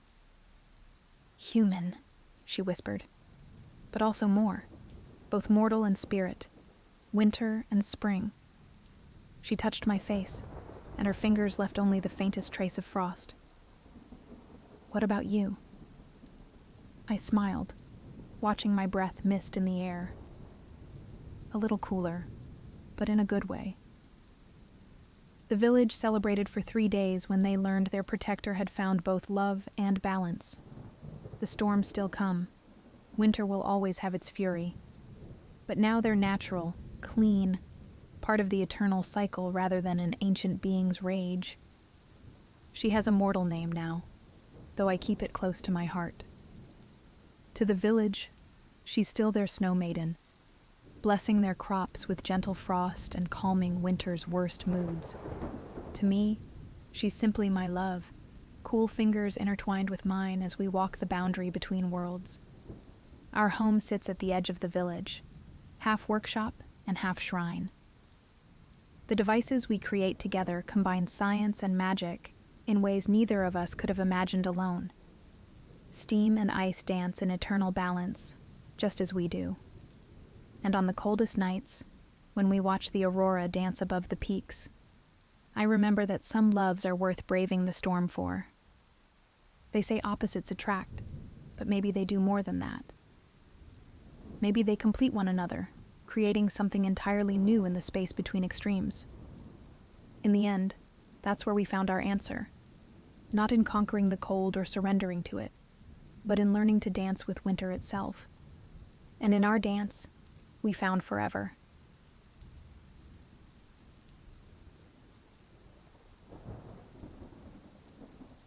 The salt-laden wind caressed my face as I stood at the water's edge, my calloused hands working methodically to repair the fishing nets my father and I used to sustain our living. The rhythm of the waves against the rocky Maine shoreline created a soothing melody that had been the soundtrack of my life for all my 23 years. I am Nico, son of fisherman James Littlesea, and grandson of Wabanaki elder Minato. Our family had lived on this coastline for generations, guardians of stories that most considered mere legends. While tourists flocked to our small coastal village for its picturesque views and fresh seafood, they remained blissfully unaware of the deeper connections my ancestors held with the sea. The sun dipped low on the horizon, painting the sky with strokes of amber and lavender. I paused my work, mesmerized by the way the fading light danced across the surface of the tide pools. That's when I first saw her. A figure emerged between the rocks, so gracefully it seemed as if the water itself had taken form. Flowing dark hair cascaded down her shoulders, and her skin. I couldn't be sure in the twilight, but it appeared to shimmer with an iridescent quality that caught what remained of the day's light. Our eyes met across the distance, and something ancient stirred within me. She disappeared beneath the water before I could process what I'd seen. I dropped the nets and rushed to the tide pools, my heart pounding against my ribs. The water revealed nothing but the usual sea life, hermit crabs scuttling about, anemones waving their tentacles in the gentle current. "You saw something in the water." The voice wasn't a question, but a statement. I turned to find my grandfather standing behind me, his weather-beaten face creased with knowing. "I don't know what I saw," I replied, uncertain if I should share the wild thoughts racing through my mind. Grandfather Minato nodded slowly. The Wabanaki have always known the sea holds more secrets than most people are willing to believe. Our ancestors spoke of beings who dwelled beneath the waves, with whom they once shared a profound connection. That night, sleep eluded me. The image of the woman in the tide pools haunted my dreams when I did drift off. I woke before dawn and found myself drawn back to the shore, as if pulled by an invisible thread. The morning mist hung thick over the water as I made my way to the same spot. I sat on a large, flat stone and waited, though for what, I wasn't entirely sure. Hours passed. The sun climbed higher, burning away the mist. Tourists began to populate the beach further down the shore. I was about to leave when the water before me rippled. She emerged slowly, cautiously, revealing herself inch by inch. First, her face, delicate features framed by that same dark hair, now slick against her head. Her eyes were the deepest blue I'd ever seen, like the ocean during a storm. Then her shoulders, bare and glistening. She didn't come fully out of the water, but stayed partially submerged. "You came back," she said, her voice melodic and unlike any I'd heard before. "So did you," I managed to reply, my mouth suddenly dry. She smiled, and it was like watching the sun break through clouds. "I'm Melly." "Nico," I offered. "I know who you are, Nico Littlesea. I've watched you for some time." The revelation should have unsettled me, but instead, I felt a strange sense of comfort. "What are you?" I whispered. Melly moved closer, and that's when I saw it. The shimmer of scales below her waist, iridescent blues and greens catching the sunlight as they merged with the water. "Your people once called us the children of Glooskap and the sea," she said. "Your grandfather knows the old stories." "A mermaid," I breathed, the word feeling both foreign and familiar on my tongue. She nodded.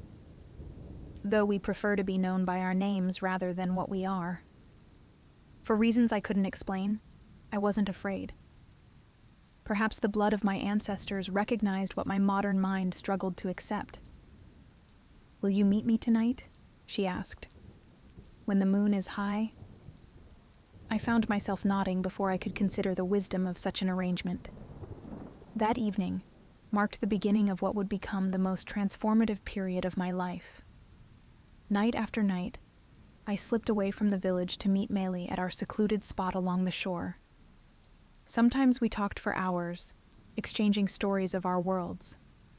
Other times, we sat in comfortable silence, watching the stars wheel overhead. Melly taught me about life beneath the waves, vast underwater gardens that bloomed in bioluminescent splendor, the ancient cities of her people carved into deep-sea canyons, and the songs they sang that guided whales on their migrations.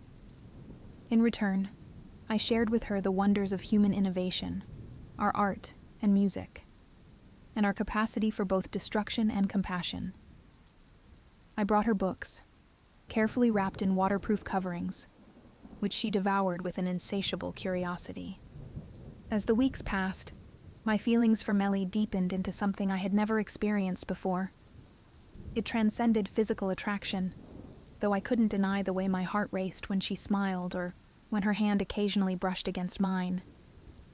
There was a connection between us that felt primordial, as if our souls recognized one another from some distant past. "My mother warned me about falling in love with a human," Melly confessed one night, as we sat side by side on the rocks, her tail occasionally flicking droplets of water that caught the moonlight. My breath caught in my throat. "Is that what's happening?"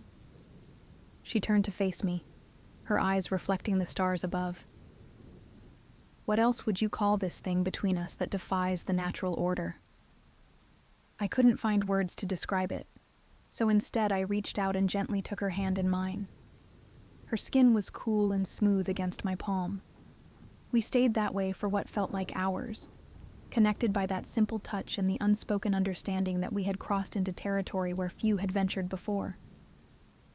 Our idyllic summer came to an abrupt end when the weather began to change. The normally predictable Maine climate turned volatile. Storms brewed with increasing frequency. each more severe than the last. "Something isn't right," Melly said one evening, her expression troubled as she gazed out at the darkening horizon. "The sea is restless."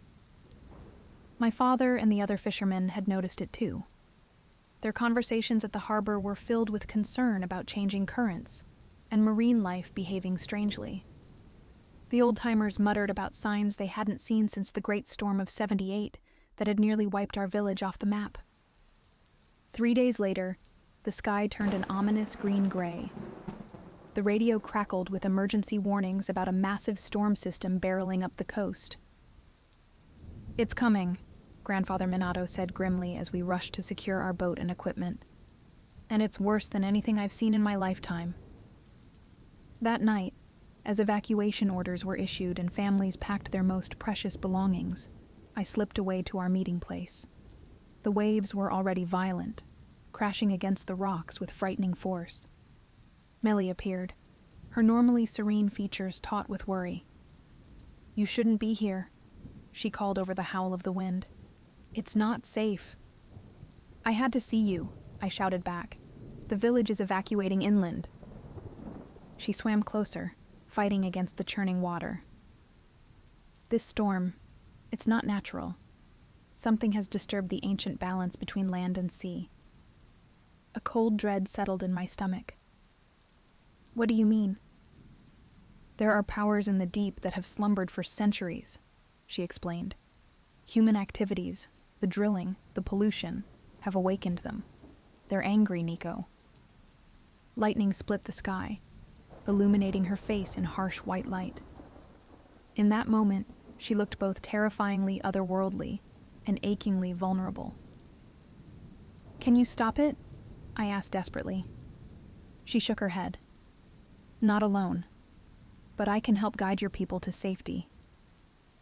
Before I could protest, she reached up and pulled something from around her neck, a small shell on a cord of woven seaweed. "Take this. It will allow me to find you, no matter where you go." I slipped it over my head, feeling its strange warmth against my skin. "What are you going to do?" "Gather allies," she replied enigmatically. "Now go. Warn your village. The evacuation routes they've planned won't be safe. The inland rivers will flood. You must lead them to higher ground, to the old Wabanaki trails your grandfather knows." I hesitated, torn between my duty to my community and my fear for her safety. "Go," she insisted, giving me a gentle push toward shore. "I'll find you when it's over." The following hours passed in a blur of frantic activity. Convincing my father and the village council to alter their evacuation plans wasn't easy, but Grandfather Minato's support lent credibility to my seemingly wild claims about the coming flood paths. As we led the villagers up into the foothills along ancient trails that hadn't been used in generations, I kept glancing back at the ocean. The storm had intensified, transforming the once welcoming sea into a monstrous force that devoured the coastline. Then I saw them, shapes moving through the water, coordinated and purposeful. Dolphins herded struggling fishing boats to safer channels. Seals guided stranded beachgoers to higher ground. And occasionally, I caught glimpses of forms that were undeniably human from the waist up, directing this symphony of rescue. "The children of Glooskap," Grandfather Minato murmured beside me, his eyes wide with wonder. The stories were true. For 3 days, the storm raged with apocalyptic fury. We watched from our mountain refuge as our village was partly swallowed by the sea. Yet miraculously, not a single life was lost, neither human nor animal. When the waters finally receded and we were able to return to assess the damage, I immediately made my way to our meeting place. The landscape had been dramatically altered. Familiar rocks had been swept away, new ones deposited in their place. I waited all day, but Meili didn't come. Night fell, and still, I waited, clutching the shell pendant she had given me. As the moon rose, casting silver light across the transformed shoreline, I began to lose hope. In desperation, I waded into the tide pools, calling her name. My foot struck something hard in the sand. Reaching down through the shallow water, my fingers closed around a smooth, round object. I lifted it out of the water, a pearl unlike any I had ever seen. It was large, perfectly round, and seemed to contain all the colors of the sea within its depths. As I held it in my palm, a warm sensation spread up my arm and through my body. The shell pendant around my neck grew hot, and I heard Mellie's voice as clearly as if she stood beside me. The ocean will always remember you, just as I will. Understanding dawned with both joy and sorrow. The pearl was her gift to me, a piece of her world that I could keep in mine. But it was also her goodbye. I learned later from Grandfather Minato that according to the old stories, merfolk could only interact with the human world for limited periods before they had to return to the deep. Their help during the storm had depleted their ability to cross between realms. It might be generations before they could return. Years have passed since that summer. Our village was rebuilt, stronger, and with a renewed respect for the sea that both gives and takes. I became the keeper of the stories, teaching the young ones about our connection to the ocean and its mysterious inhabitants. Some nights, when the moon is full and the tide is high, I return to our meeting place with the pearl in my hand. I tell myself it's to honor her memory, but in my heart, I hold on to the hope that someday she might return. And sometimes, when the wind is just right, I swear I can hear fragments of the song floating across the water, a melody both foreign and familiar that speaks of love that transcends the boundaries between land and sea. Mellie taught me the most important lesson of all, that love, in its purest form, can bridge even the deepest divides. And in that knowledge, I find a sense of peace as vast and eternal as the ocean itself. As I stand here now, watching the waves caress the shore, I understand that some gifts are meant to transform us rather than simply belong to us. Mellie's gift wasn't just the pearl I still carry. It was the awakening of my heart to possibilities beyond the visible world. And so I wait, patient as the tide, knowing that love, like the sea, follows cycles beyond our understanding. Until then, I cherish the pearl, the stories, and the memory of iridescent skin shimmering in the moonlight. For the ocean remembers, and so do I. 5 winters had passed since the great storm. The village had rebuilt itself, stronger than before, with new structures designed to withstand the sea's fury. As the appointed keeper of stories, I divided my time between helping my father with the fishing business and teaching the village children about our connection to the ocean. The pearl Mellie had left me never left my possession. Some days, I wore it on a cord around my neck, hidden beneath my clothes where it rested cool against my skin. On other days, when I needed to feel closer to her, I kept it in my pocket, my fingers absently tracing its perfect roundness as I went about my daily tasks. Tonight marked the 5th anniversary of the storm. The moon hung full and heavy over the water, casting a silvery path across the waves that seemed to beckon me forward. I made my way down to our meeting place, the rocky outcropping now weathered differently by the storm, but still recognizable to those who knew where to look.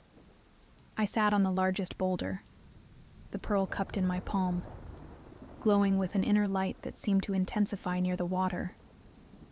The tide pools around me reflected the moonlight, their surfaces occasionally disturbed by the movement of tiny creatures going about their nightly business. "I still miss you," I whispered to the sea, my words carried away by the salt-laden breeze. The water before me rippled slightly, though there was no wind to disturb it. I leaned forward, my heart quickening as I had so many times before, when I thought I'd glimpsed something in the waves. Usually, it turned out to be nothing more than wishful thinking, a trick of light on water. But tonight was different. A soft blue glow emanated from beneath the surface, pulsing gently like a heartbeat. The pearl in my hand grew warm, vibrating with an energy that traveled up my arm and spread throughout my body. Melly? Her name escaped my lips as a prayer. The glow intensified, coalescing into a distinct shape. Not the form I remembered, but something else. A small creature that looked like a fusion of seahorse and dragon, no larger than my forearm. It broke the surface, water cascading off its luminescent scales as it regarded me with eyes that held ancient wisdom. Nico, little sea. The voice wasn't audible, but seemed to form directly in my mind. Keeper of the pearl, guardian of stories. I found myself nodding, unable to form words as I stared at the magical being before me. I am Lumina, messenger of the deep realms. I come with tidings from she whom you seek. My heart leaped into my throat. Meili, she's alive? The creature, Lumina, bobbed in what appeared to be affirmation. She exists in the eternal waters of the deep realm, where time flows differently than in your world. What has been 5 cycles of seasons for you has been but a moment for her. Can I see her? I asked, leaning closer to the water's edge, the pearl clutched tightly in my hand. Lumina's glow dimmed slightly. The boundaries between our worlds remain strong, reinforced after the great healing that followed the storm. But there is a way if you are willing. Anything, I said without hesitation. On the night when the moon is newest, when darkness covers the sea completely, bring the pearl to the place where the eastern cliffs meet the deep water. Dive into the sea with the pearl against your heart, and you will find a passage. A passage to Meili? A passage to possibility, Lumina corrected gently. The rest depends on forces beyond my knowledge. But know this, she remembers as you do. The bond you share transcends the barriers between land and sea. Before I could ask more questions, Lumina dove beneath the surface, the blue glow fading until only the regular moonlight remained dancing on the waves. I sat motionless for several minutes, wondering if I had imagined the entire encounter. But the pearl in my hand still hummed with energy, and my heart beat with a renewed purpose I hadn't felt in years. The new moon was 3 weeks away. I spent the intervening time preparing, though for what exactly I wasn't sure. I studied my grandfather's ancient maps of the coastline, identifying the eastern cliffs Lumina had mentioned. The location was remote, accessible only by a treacherous path that wound down from the highlands or by boat around the jutting peninsula. You seem different lately, my father remarked one evening as we mended nets together on the dock. More like your old self. I hadn't realized how much I had changed in the years since losing Meili, how much of myself I had tucked away like a precious object, too fragile for daily use. I feel different, I admitted. Like I'm waking up from a long sleep. My father nodded, his weathered hands never pausing in their work. Your grandfather would say that's the call of the ancestors. When they have something important to show us, they wake our sleeping spirits. If only he knew how literal that call had been. I visited Grandfather Minato's grave on the hillside overlooking the sea. Since his passing 2 winters ago, I often came here seeking guidance, imagining what wisdom he might offer for my current dilemmas. I don't know what awaits me, I said to the wind that rustled through the sweet grass surrounding his stone marker. But I have to go. She's part of me now, in a way I can't explain. The wind seemed to whisper back, carrying the scent of salt and something else. Something ancient, and knowing that reminded me of the stories he used to tell by the firelight. The night of the new moon arrived with surprising swiftness. I told my father I was taking our smaller boat to check some traps in the southern bay, a half-truth that sat uncomfortably in my stomach. But how could I explain where I was going, what I was hoping to find? The night was velvet dark as I navigated around the peninsula, guided only by stars and my intimate knowledge of the coastline. The eastern cliffs loomed like sentinels against the night sky, their faces black and formidable in the absence of moonlight. I anchored the boat in a small cove and stripped down to my swimming shorts. The water would be frigidly cold, but I had grown up swimming in these waters in all seasons. After tying the pearl securely around my neck, I dove into the darkness. The shock of cold momentarily robbed me of breath, but I forced myself to swim deeper, following the cliff face down to where it met the seafloor.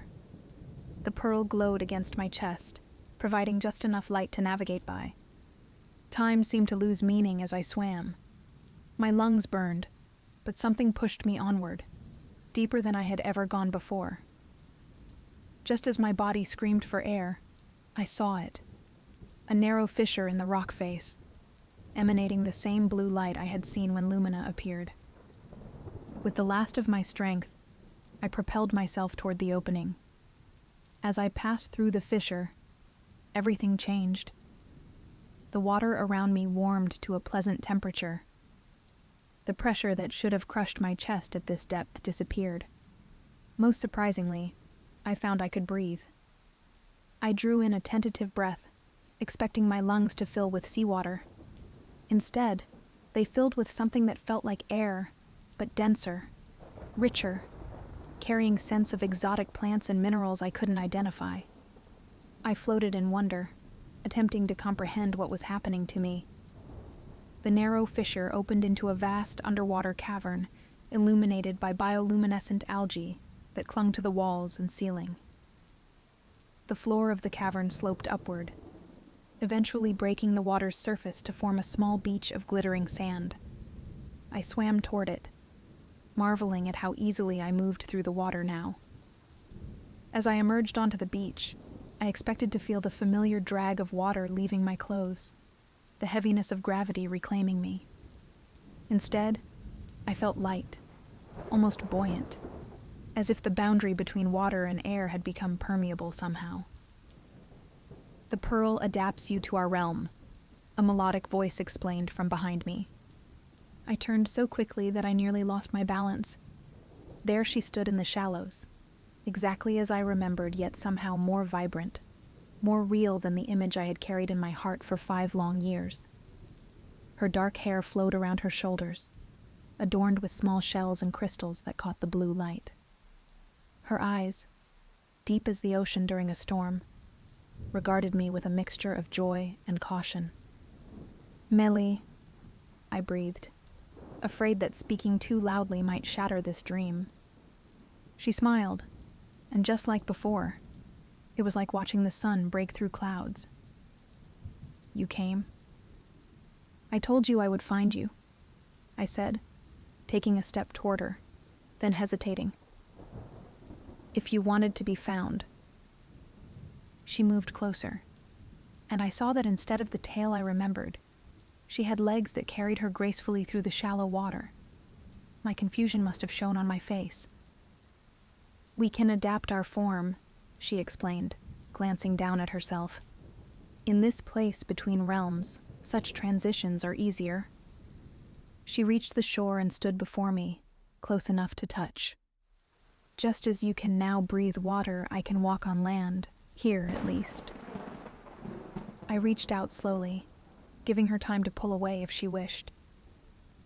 When my fingers finally made contact with her cheek, the sensation was electric. Her skin was cool and smooth, just as I remembered. But there was also a subtle current that passed between us, as if our very atoms recognized one another. "I've missed you," I said simply, unable to articulate the depth of longing that had filled my days since we parted. "And I you," she replied, leaning slightly into my touch. Time passes differently in the deep realm, but the feeling of absence is the same. She took my hand and led me away from the shore, deeper into the cavern. As we walked, the bioluminescent light followed us, illuminating our path. The cavern opened into a series of connected chambers, each more beautiful than the last. Living sculptures of coral grew from the floors and walls, their forms suggesting towers and arches that reminded me of ancient cities half remembered from dreams. "Welcome to Luminara," Melly said, her voice filled with pride. One of the gateway cities between the surface world and the deep realm. Few humans have ever seen it. It's incredible, I murmured, taking in the ethereal beauty around us. Small creatures that resembled flying fish with butterfly wings darted through the air, leaving trails of sparkling light. Music drifted from somewhere deeper in the city, notes that seemed to vibrate at a frequency that made my very bones resonate. As we walked through what appeared to be a central plaza, other beings emerged from doorways and alcoves. Some looked similar to Melee, human from the waist up with iridescent tails instead of legs. Others were more alien, beings with multiple limbs or translucent skin that revealed the flow of colorful fluids beneath. They regarded me with curiosity rather than hostility, some nodding and greeting, others maintaining a respectful distance. They know who you are, Melee explained. The human who helped save his village during the Great Storm? The one who carries the Pearl of Memory? I didn't do anything special, I protested. You and your people saved us. Melee squeezed my hand. You trusted the unbelievable. You convinced your people to take a path they would have otherwise rejected. That kind of bridge building between our worlds is rare and precious. We came to a small dwelling carved into the living coral. Inside, it was surprisingly cozy, furnished with items that appeared to be crafted from various sea materials. Chairs made from shaped coral, surfaces of polished mother-of-pearl, soft cushions that might have been fashioned from some kind of sea vegetation. My home, Melee said with a hint of shyness. At least while I'm in Luminara. It's beautiful, I said, noticing small details that spoke volumes about her. Shelves lined with objects she must have collected. Patterns carved into the walls that reminded me of the stories she used to tell me about her people's history. Nico, she said, her expression growing serious. There are things you need to know about why I've brought you here. She gestured for me to sit on one of the coral chairs, which was unexpectedly comfortable. Settling herself across from me, she took a deep breath. The balance between our worlds is failing, she began. The Great Storm was just the beginning, a warning of what might come if the ancient accords between land and sea continue to erode. What accords? I asked, leaning forward. Long ago, your ancestors and mine made promises to one another. The humans would respect the sea and its inhabitants, taking only what they needed and protecting the waters from harm. In return, my people would guard the coasts from the worst of the sea's fury and ensure the waters remained bountiful. I thought of my fishing village, of how we'd always had successful seasons, even when neighboring communities struggled. How our storms, while fierce, rarely took lives. I had attributed it to luck and the wisdom of our elders in reading weather patterns. Now I understood there had been more at work. These promises have been forgotten by most humans, Melee continued. The seas suffer from their neglect and exploitation. The deep powers that awakened during the storm have not returned to their slumber. They stir, growing more restless with each passing season. And if they fully awaken? I asked, though I feared I already knew the answer. The storm that nearly destroyed your village would seem gentle in comparison, she said gravely. Entire coastlines could be lost, and my people cannot hold back such fury alone. The weight of her words settled over me like a physical thing. What can I do? I'm just one person. Melee's expression softened. You're more than that. You're a bridge, Nico. The pearl you carry is proof of that. It responds to you in a way it shouldn't for a human. And you've already shown you can breathe our waters, walk in our realm. She reached out, taking both my hands in hers. The Council of the Deep Realms believes there might be a way to renew the ancient accords, to remind humans and merfolk alike of the bonds we once shared. But it requires someone who can move between worlds, someone who carries both human wisdom and merfolk magic. Me, I said, the realization dawning slowly. Us, she corrected, her eyes searching mine. Together, if you're willing. The proposition hung between us, monumental in its implications. I thought of my father, of our village, of the life I had built there. Could I leave it all behind? As if reading my thoughts, Melly squeezed my hands. I'm not asking you to abandon your world, Nico. I'm asking you to help bridge it with mine. I looked down at our intertwined fingers, her skin with its subtle sheen, mine tanned and calloused from years of working with nets and ropes. Different, yet somehow perfectly fitted together. How would it work? I finally asked. Relief flooded her features. The pearl you carry is one of 7 ancient artifacts created when the original accords were struck. Together, they form a key that can open permanent pathways between our realms, stable passages that would allow regular contact and collaboration. And the other 6? 3 are held by the Deep Council. 2 were lost during the age of human expansion and warfare, hidden away for safekeeping. And 1. She hesitated. 1 is said to be guarded by the Wabanaki people. Your people. My mind raced back to the stories my grandfather had told me, of sacred objects passed down through generations. Could one of them be what Melly described? The shell necklace, I murmured, remembering an ornate creation of wampum and carved shells that had been buried with my grandfather. He always said it was more than just decoration, that it helped our people speak with the spirits of the sea. Melly nodded eagerly. That could be it. We would need to retrieve it, along with the other missing artifacts. You're talking about a quest, I said, the enormity of the task beginning to sink in. A journey, she corrected gently. One that would take us to the deepest trenches of the ocean, and perhaps to places in your world I've never seen. And at the end of this journey, if we succeed? Her eyes lit up with hope. The barriers between our worlds would thin, not disappear.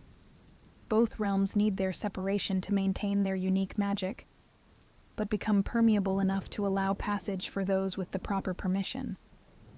Our people could collaborate openly again. The ancient powers would be appeased by the renewal of the accords. She hesitated, then added softly, and we would no longer be separated by the boundaries of water and air. The implication sent a wave of emotion through me so powerful, I had to close my eyes for a moment to steady myself. To be with Melly, not just for stolen moments in hidden realms, but as a regular part of my life. It was more than I had dared to hope for since she disappeared after the storm. When do we start? I asked, opening my eyes to find her smiling at me with such tenderness it made my heart ache. Tomorrow, she said. Tonight is for remembering. She stood and held out her hand to me. I took it without hesitation and followed her from the dwelling, back through the glowing city to a different chamber I hadn't seen before. This one was smaller and more intimate, with a ceiling that seemed to ripple like the surface of water viewed from below. In the center of the chamber was a pool that glowed with the same blue light I had seen emanating from Lumina. Melly led me to its edge and knelt, indicating I should do the same. This is the Pool of Echoes, she explained. It allows us to revisit memories with perfect clarity, to experience them again as if they were happening for the first time. She guided my hand to the surface of the pool, the pearl still hanging from its cord around my neck. As our fingers broke the surface together, the water began to swirl, colors forming and reforming until an image appeared. The two of us sitting side by side on the rocks of the main shoreline. The first night we'd truly spoken, when she'd told me her name. The memory was so vivid I could feel the cool night air on my skin, smell the salt of the sea, and hear the exact cadence of our conversation. Melly's hand tightened around mine as we both experienced the moment anew. The uncertainty, the wonder, the first stirrings of a connection neither of us had fully understood at the time. The pool shifted, showing us another memory, teaching Melly about human music, her delight when I brought a small waterproof radio to our meeting place and showed her how to tune it to different stations. I watched her face in the memory, the way her eyes widened with each new sound, and how she moved to the rhythm with natural grace. Memory after memory played out on the surface of the pool, some from my perspective, others from hers. I saw myself through her eyes, a figure silhouetted against the sunset, looking out to sea with a longing she recognized because it mirrored her own. I felt her anxiety each time she approached the surface, and her joy when she saw me waiting. Hours seemed to pass as we knelt there, reliving the summer that had changed both our lives. When the final memory faded, our painful goodbye before the storm, I found my cheeks were wet with tears I hadn't realized I was shedding. Maylee reached up and gently brushed them away, her touch achingly tender. "I wanted you to see," she whispered.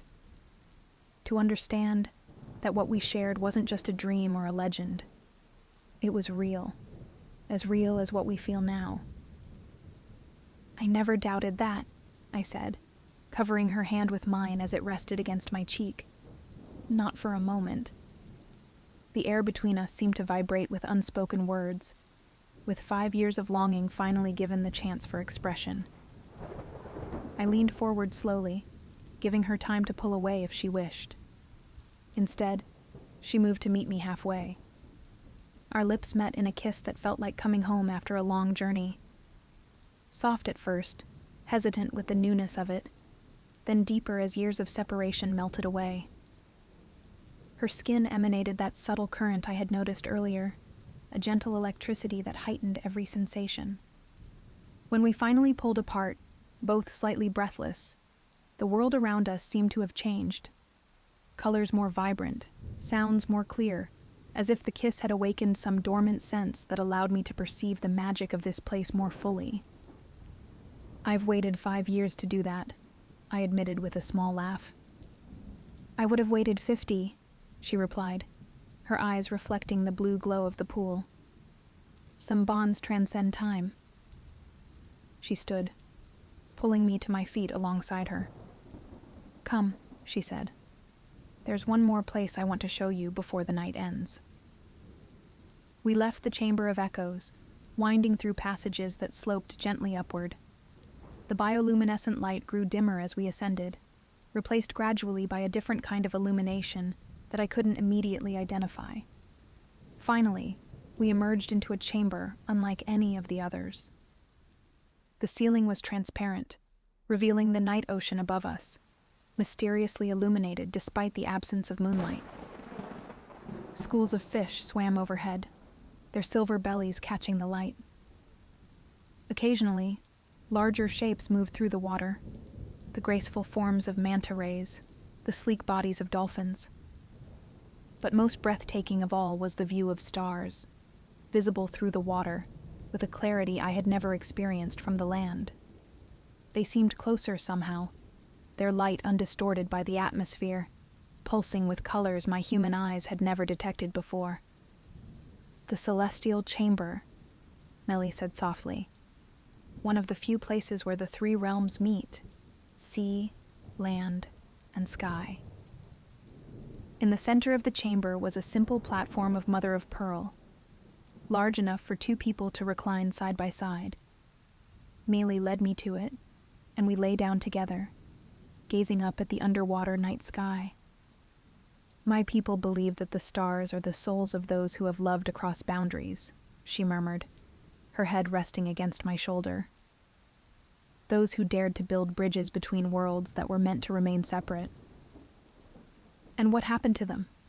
I asked, absently stroking her hair, still marveling at how naturally we fit together despite our different worlds. "They were transformed," she said. "Neither fully of one realm nor the other, but something new entirely. Beings of pure light that could travel between all worlds freely." I thought about the journey ahead of us, the artifacts we needed to find, the ancient accords we hope to renew.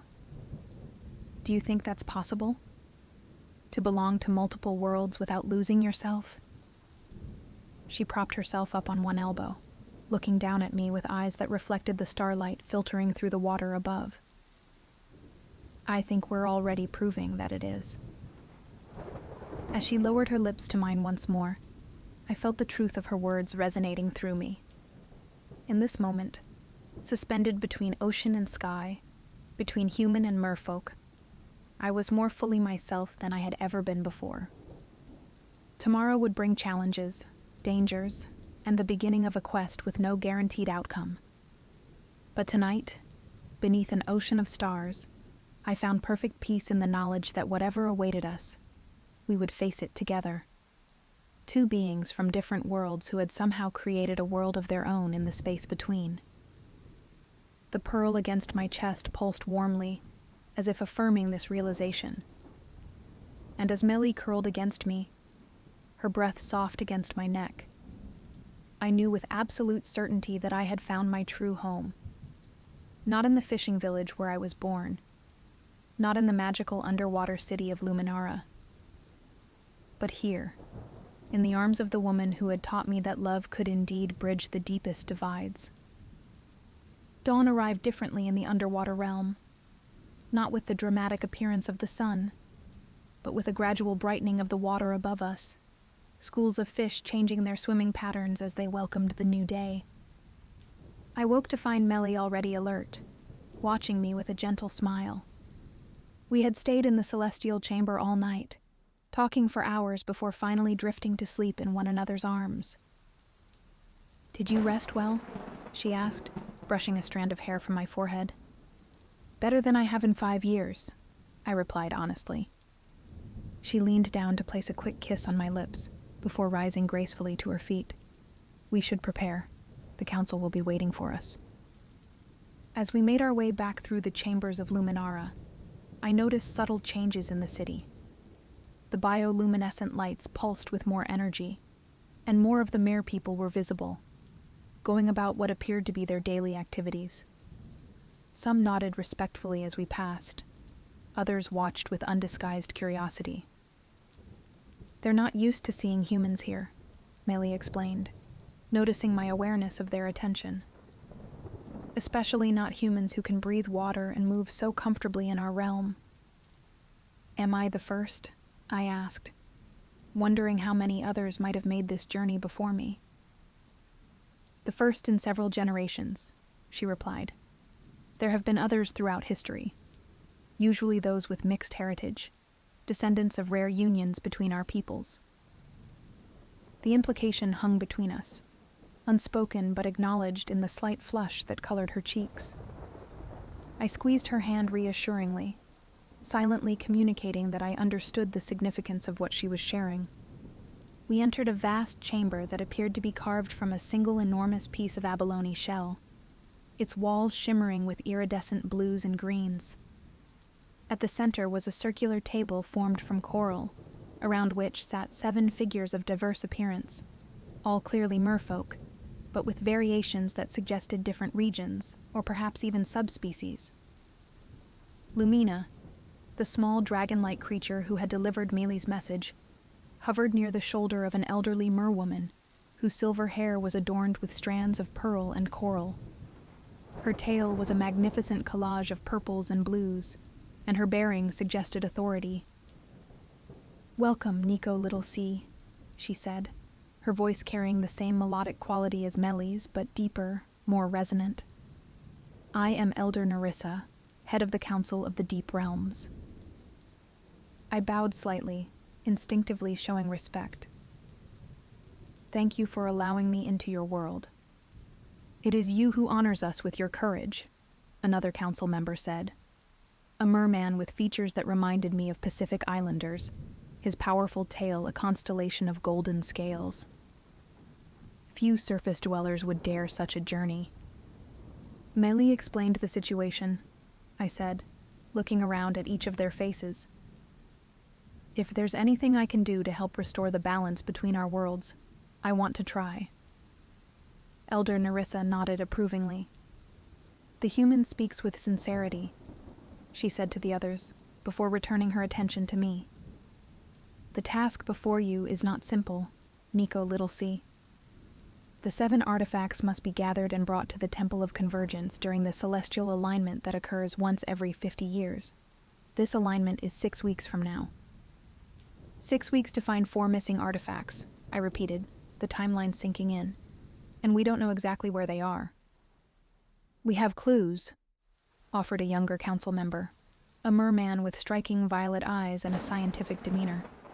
He gestured to a series of glowing symbols that appeared in the water above the table. The artifacts leave traces of their distinctive energy in the currents. We have narrowed down the general locations. The symbols resolved into a map, part ocean chart, part land mass. Different areas glowed with varying intensities. One lies in waters near your homeland, Elder Nerissa explained, indicating the coast of Maine. The shell necklace you mentioned, if it is indeed what we seek. Another appears to be somewhere in these waters. She pointed to an area in the South Pacific. The third signature is faint but detectable in the Mediterranean Sea, continued the violet-eyed merman. And the fourth... He hesitated, exchanging glances with Elder Nerissa. The fourth presents our greatest challenge, she continued. It appears to be in the possession of those who would use its power for their own gain. Humans? I asked, though something in her tone suggested otherwise. The abyssal ones, Melly said softly beside me. Merfolk who rejected the ancient accords, who believe that humans should be driven from the coasts entirely and the seas reclaimed by our kind alone. I felt a chill despite the comfortable temperature of the chamber. And they have one of the artifacts? Elder Nerissa nodded gravely. The obsidian trident, the most powerful of the 7. With it, they can influence ocean currents, stir storms, call to the deep creatures that most surface dwellers believe are mere legends. The recent increase in unexplained maritime disasters, the violet-eyed merman added. Ships lost in calm seas, sudden rogue waves. We believe these are their work, testing the trident's powers. The magnitude of what we faced settled over me like a weight. This wasn't just about finding a way for Melly and me to be together. It was about preventing what could amount to a war between land and sea, with devastating consequences for both realms. Where are they based? I asked, studying the map for any indication. The Abyssal Trench, replied Elder Nerissa, indicating a deep ocean feature far from any coastline. Their stronghold lies at a depth that would crush an ordinary human. Even with the Pearl's protection, approaching would be extremely dangerous. I took a deep breath, centering myself. So we find the other 3 artifacts first, then figure out how to deal with the abyssal ones. Melly's hand found mine, her grip firm and reassuring. We'll need help, she said, addressing the council. Guides for the different ocean territories, information on the exact nature of each artifact. Elder Nerissa inclined her head. You shall have all the assistance we can provide. Lumina will accompany you, serving as both guide and messenger. The small dragon-like creature performed what appeared to be a mid-water bow, her luminescent scales rippling with the movement. And you will need this, the elder continued, removing a bracelet from her wrist. It was crafted from an unfamiliar metal that seemed to shift colors like oil on water. This will allow you to call for aid if you find yourself in peril beyond your ability to manage. She handed it to Melly, who slipped it onto her arm with reverence. We are honored by your trust, Elder. When do we leave? I asked, already mentally preparing for what lay ahead. Today, Elder Nerissa replied. The celestial alignment approaches, and time moves differently between our realms. What might feel like days to you could be weeks in the surface world. The realization hit me hard. My father would be worried if I didn't return soon. I had told him I was checking traps, an absence of hours at most. I need to return to my village first, I said. to explain my absence, to gather what might be useful for our journey. The council members exchanged glances, communicating silently in a way I couldn't interpret. Finally, Elder Nerissa spoke. Melly will accompany you to the surface. With the pearl's power, she can maintain human form for several hours before needing to return to water. This will be good practice for the journey ahead, as you both learn to navigate one another's realms. Joy surged through me at the thought of showing Melly my world, introducing her to my father, letting her experience the life I had lived in her absence. But nervousness followed quickly. How would my village react to her? Would they accept her, or would they see her as something to fear? As if sensing my concerns, Elder Nerissa added, "Wisdom suggests discretion, Nico Littlesea. Not all humans are ready to accept the existence of the merfolk. Choose carefully whom you trust with our secret." I nodded, understanding the weight of responsibility being placed on me. "I'll be careful."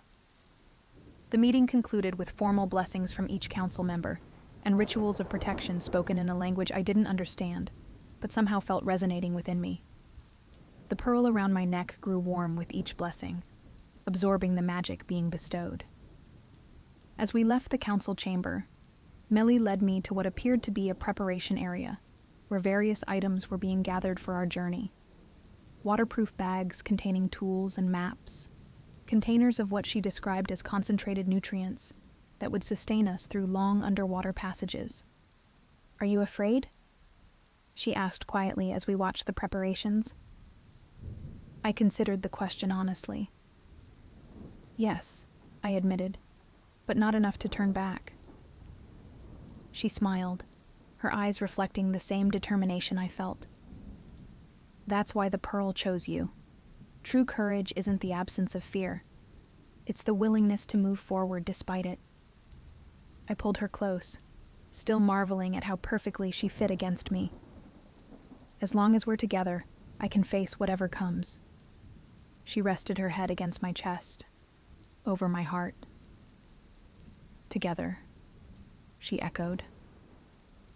"Always." The word hung between us like a promise, one that would be tested by the perils ahead, by the barriers between our worlds, by forces that would rather keep us apart.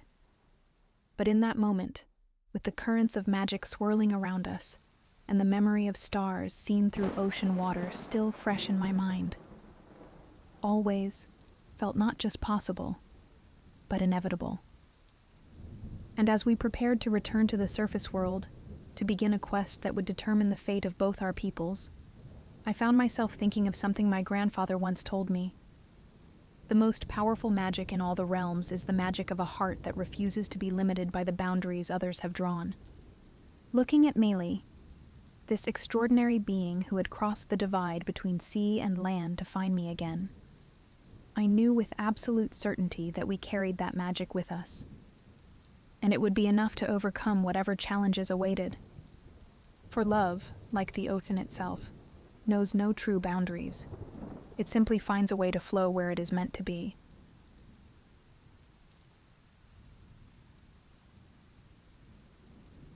The first time I saw one of Kale's ice sculptures come alive beneath the moonlight, time itself stood still. The crystalline wolf padded across the snow-covered square, its transparent form catching the silvery light like 1,000 diamonds scattered across moving glass. Each step left delicate prints in the fresh powder, prints that sparkled with an inner luminescence. Its movements were fluid, graceful, impossibly real for something carved from winter itself. The air around it shimmered with magic, carrying the crisp scent of pine and fresh snow. I had arrived in the remote town of Winterhaven just days before, seeking inspiration for my photography among its snow-laden pines and frost-kissed mountains. The journey here had been long, a series of increasingly smaller plains, and finally a bus that wound through narrow mountain passes until the world became white and wild. The locals spoke of their mysterious sculptor in hushed, reverent tones, their eyes always drifting to the mountains that cupped the town like protective hands.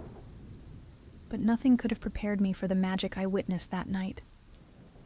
The wolf turned its head toward me, ice blue eyes meeting mine across the empty square. They held an intelligence that sent shivers down my spine. Not from cold, but from the raw power I sensed within. Behind it stood its creator, a tall man wrapped in layers of dark wool, his face half hidden by a thick scarf. Even at a distance, I felt the weight of his gaze, heavy as storm clouds before snow. My fingers clutched my camera, but I couldn't bring myself to raise it. Some moments weren't meant to be captured, only experienced. Beautiful, isn't it? An elderly woman appeared beside me, her voice warm as mulled cider on a winter's night. Silver hair escaped from beneath her knitted cap, and her eyes twinkled with knowing. Kyle's gifts bring light to our darkest nights. How does he do it? I whispered, unable to look away as the wolf dissolved into mist, carried away on the winter wind. The air where it had stood still sparkled with tiny ice crystals that danced in the moonlight. Magic has its price, dear. She patted my arm. Some say it cost him his heart, but perhaps... She gave me a considering look that made my cheeks warm despite the cold. Perhaps that's why you're here. I'm Celine Winters. Yes, the irony of my name isn't lost on me. And I've spent my life chasing beautiful things through my camera lens. From the northern lights in Alaska to fire dancers in Hawaii, I've documented magic in all its forms. But standing there in that square, watching the sculptor disappear into the shadows, I knew I had found something beyond mere beauty. I had stumbled upon a mystery that would change everything. The next morning, I found Cale's workshop at the edge of town, a converted barn with walls of weathered wood and windows that sparkled with frost patterns more intricate than any lace. The snow around it lay pristine and untouched, as if nature itself respected this space enough to tread softly. My knock echoed in the still winter air, accompanied by the distant call of ravens. When he opened the door, the scarf was gone, revealing a face that seemed carved from the same ice he worked with, all sharp angles and cold beauty. A scar traced his jaw like a frozen tear, silver white against his skin. His eyes, gray as winter storms, widened slightly at the sight of me. "We're closed to visitors," he said, his voice rough with disuse but carrying notes that made my heart stutter like snowflakes falling. I held up my camera, forcing myself to maintain eye contact, despite the intensity of his gaze. "I'm not here as a visitor. I'm a photographer, and I'd like to document your work." Something flickered in those storm cloud eyes. Interest, perhaps, or warning. The wind picked up, carrying the scent of pine and something else. Something wild and winter sharp that seemed to emanate from him. My sculptures don't survive the lens. They're meant to be experienced, not captured. Then let me experience them. Let me understand how you create such magic. I stepped closer, drawn by something I couldn't name. I've photographed wonders all over the world, but I've never seen anything like what you do. His laugh held no warmth, but it sent sparks through my blood nonetheless. You wouldn't understand. No one does. Try me. That challenge hung between us like frost in the air, delicate and dangerous. Finally, he stepped back, opening the door wider. "Your funeral," he said, but I caught the faintest quirk of his lips, gone quick as a snowflake melting. The workshop interior stole my breath again. Sculptures in various stages of completion filled the space. Dancers frozen mid-pirouette, their faces serene and expectant. Birds caught between heartbeats, wings spread in eternal flight. Wolves waiting for moonlight to grant them movement. The air held an otherworldly chill that sank beneath my skin, but it wasn't entirely unpleasant. It felt alive, electric with possibility. "You can watch," Kyle said, moving to a half-formed piece in the center. Light from the high windows caught in his dark hair, highlighting strands of silver that seemed too young for his face. But don't touch anything, and don't ask questions. I nodded, finding a corner where I could observe without intruding. His hands moved with impossible precision as he worked, chips of ice falling like stars. The only sounds were the whisper of his tools against the ice and our breathing, which synced without either of us noticing. Hours passed, and I watched his creation take shape. A phoenix, its wings swept back in defiance of gravity, its tail feathers detailed down to the smallest crystalline barb. As dusk approached, he finally spoke again, his voice softer than before. "You should go. It's not safe here after dark." "Because that's when they come alive?" I stood, flexing fingers stiff from cold and stillness. His hand stilled on the sculpture. "Because that's when the curse is strongest." "What curse?" He turned, and the sorrow in his eyes made my heart ache. In the fading light, his face held shadows deep as glacier crevasses. "The one that lets me create beauty but never touch it, never feel warmth again." His fingers traced the scar on his jaw, and I longed to replace them with my own. "You should leave, Celine, before you freeze too." The way he said my name, like it was made of blown glass, something precious and fragile, should have warned me away. Instead, it drew me closer. I couldn't leave. Not when I saw how the loneliness had carved him hollow, like the ice sculptures he brought to life each night. Over the next weeks, I returned each day, watching him work, learning the language of his silence. Sometimes he would tell me fragments of stories, about learning his craft from his grandmother, about traveling the world studying ice artistry, about the night everything changed. Our relationship evolved like ice forming on a lake, gradually, then all at once. Each day, I noticed new things. How his hands moved like he was conducting music only he could hear. How his rare smiles transformed his entire face. How he would position himself between me and the door when his sculptures grew restless, always protecting even as he pushed away. "I tried to create something that would last," he said one evening as we watched the sun sink behind the mountains. The light painted the snow in shades of rose and gold, and his profile against it made my fingers itch for my camera. Something permanent in a medium meant to be temporary. I thought I could defy nature itself. His laugh was bitter as wind through bare branches. Nature had other ideas. The curse had frozen his heart, binding his soul to the ice.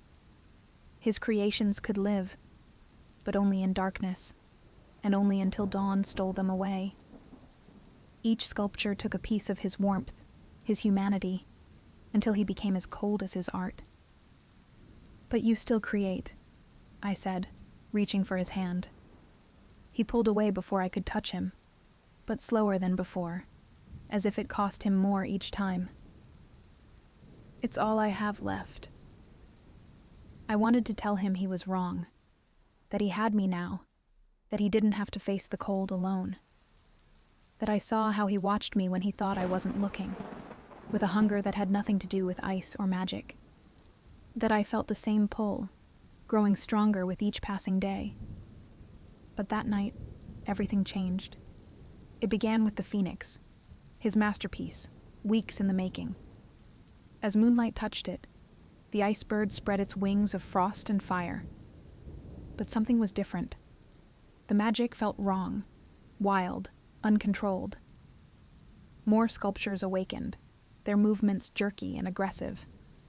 Ice spread from their feet, crawling across the ground like living frost, crackling as it grew. "No," Cale whispered, and the fear in his voice made my blood run cold. "It's happening again." The temperature plummeted. The windows frosted over in seconds, each ice crystal blooming like stop-motion flowers. The phoenix screamed, a sound like breaking glaciers, and ice exploded outward. I threw myself behind a workbench as shards filled the air, sharp enough to cut.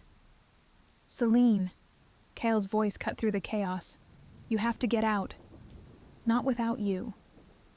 I fought my way to his side, ignoring the ice that bit at my exposed skin. Each breath burned in my lungs, and my tears froze before they could fall. "Tell me how to help." "You can't. The curse." "To hell with the curse."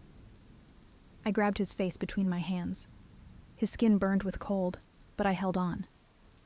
Frost immediately began spreading from where we touched, climbing my arms like delicate vines. "You're not alone anymore, Kale. Let me in." For a moment, the storm of ice and magic raged around us.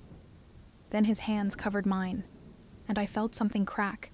Not ice, but the walls he'd built around his heart. His eyes met mine, and for the first time, I saw fear there. Not of the magic, but of losing me. "The curse can only be broken by sacrifice," he said, his voice raw with emotion. "A willing exchange of warmth for cold. But Celine..." His thumbs brushed my cheeks, leaving trails of frost that tingled rather than burned. "I can't ask that of you." I understood then. All those years ago, he had given his warmth to his art, attempting to make it permanent. Now someone had to give their warmth to him, to make him human again. The choice was simple. "Take it," I whispered, leaning closer until our breath mingled in the frigid air. "Take my warmth. It could kill you." His voice broke on the last word. "Or it could save us both." The kiss was like touching winter itself, sharp, shocking, beautiful. I felt the cold rush into me as my warmth flowed into him. Ice crystals formed on my lashes, in my hair, on my skin. But underneath the cold, I felt his heart beginning to beat again, warm and human and alive. His lips softened against mine, and his arms pulled me closer, desperate and gentle all at once. The magic shifted, rebalanced. Around us, the savage ice sculptures stilled, their wild energy calming. The phoenix dissolved into gentle snowfall that sparkled like diamond dust in the moonlight. When we finally broke apart, I saw tears freezing on Kale's cheeks. But his eyes held warmth I had never seen before, and his skin no longer burned with cold. "You're freezing," he said, touching my face with hands that now felt wonderfully, humanly warm. I smiled, despite the cold that had settled in my bones. "Only a little. We'll have to share your warmth." And we did. The curse wasn't broken entirely. Magic never disappears completely, but it was transformed. Now Kale's sculptures come alive under moonlight with gentle grace, dancing through the winter nights before returning to sleep at dawn. And if the town's photographer sometimes seems to sparkle with frost in certain lights, if her photographs capture impossible moments of magic that shouldn't show up on film, well, magic always leaves its mark on those who embrace it. We learn to balance the warm and cold between us, like summer and winter meeting in an endless dance. His art still brings joy to the town, but now it comes from a place of love rather than loneliness. And on the coldest nights, when we watch his creations dance beneath the moon, I remember that some things are worth getting a little frozen for. Every morning, I wake to find frost patterns on our windows, his way of saying good morning, each one unique as a kiss. Every evening I catch him watching me with wonder, as if he still can't believe I chose to share his winter world. And every night, we create our own magic, warming each other's souls in ways that no curse could ever touch. They say love thaws the coldest hearts, but sometimes love is learning to dance with the frost, to find beauty in the delicate balance between warm and cold, permanent and fleeting, mortal and magical. Sometimes love is choosing to stay even when the ice starts to creep in. I wouldn't have it any other way.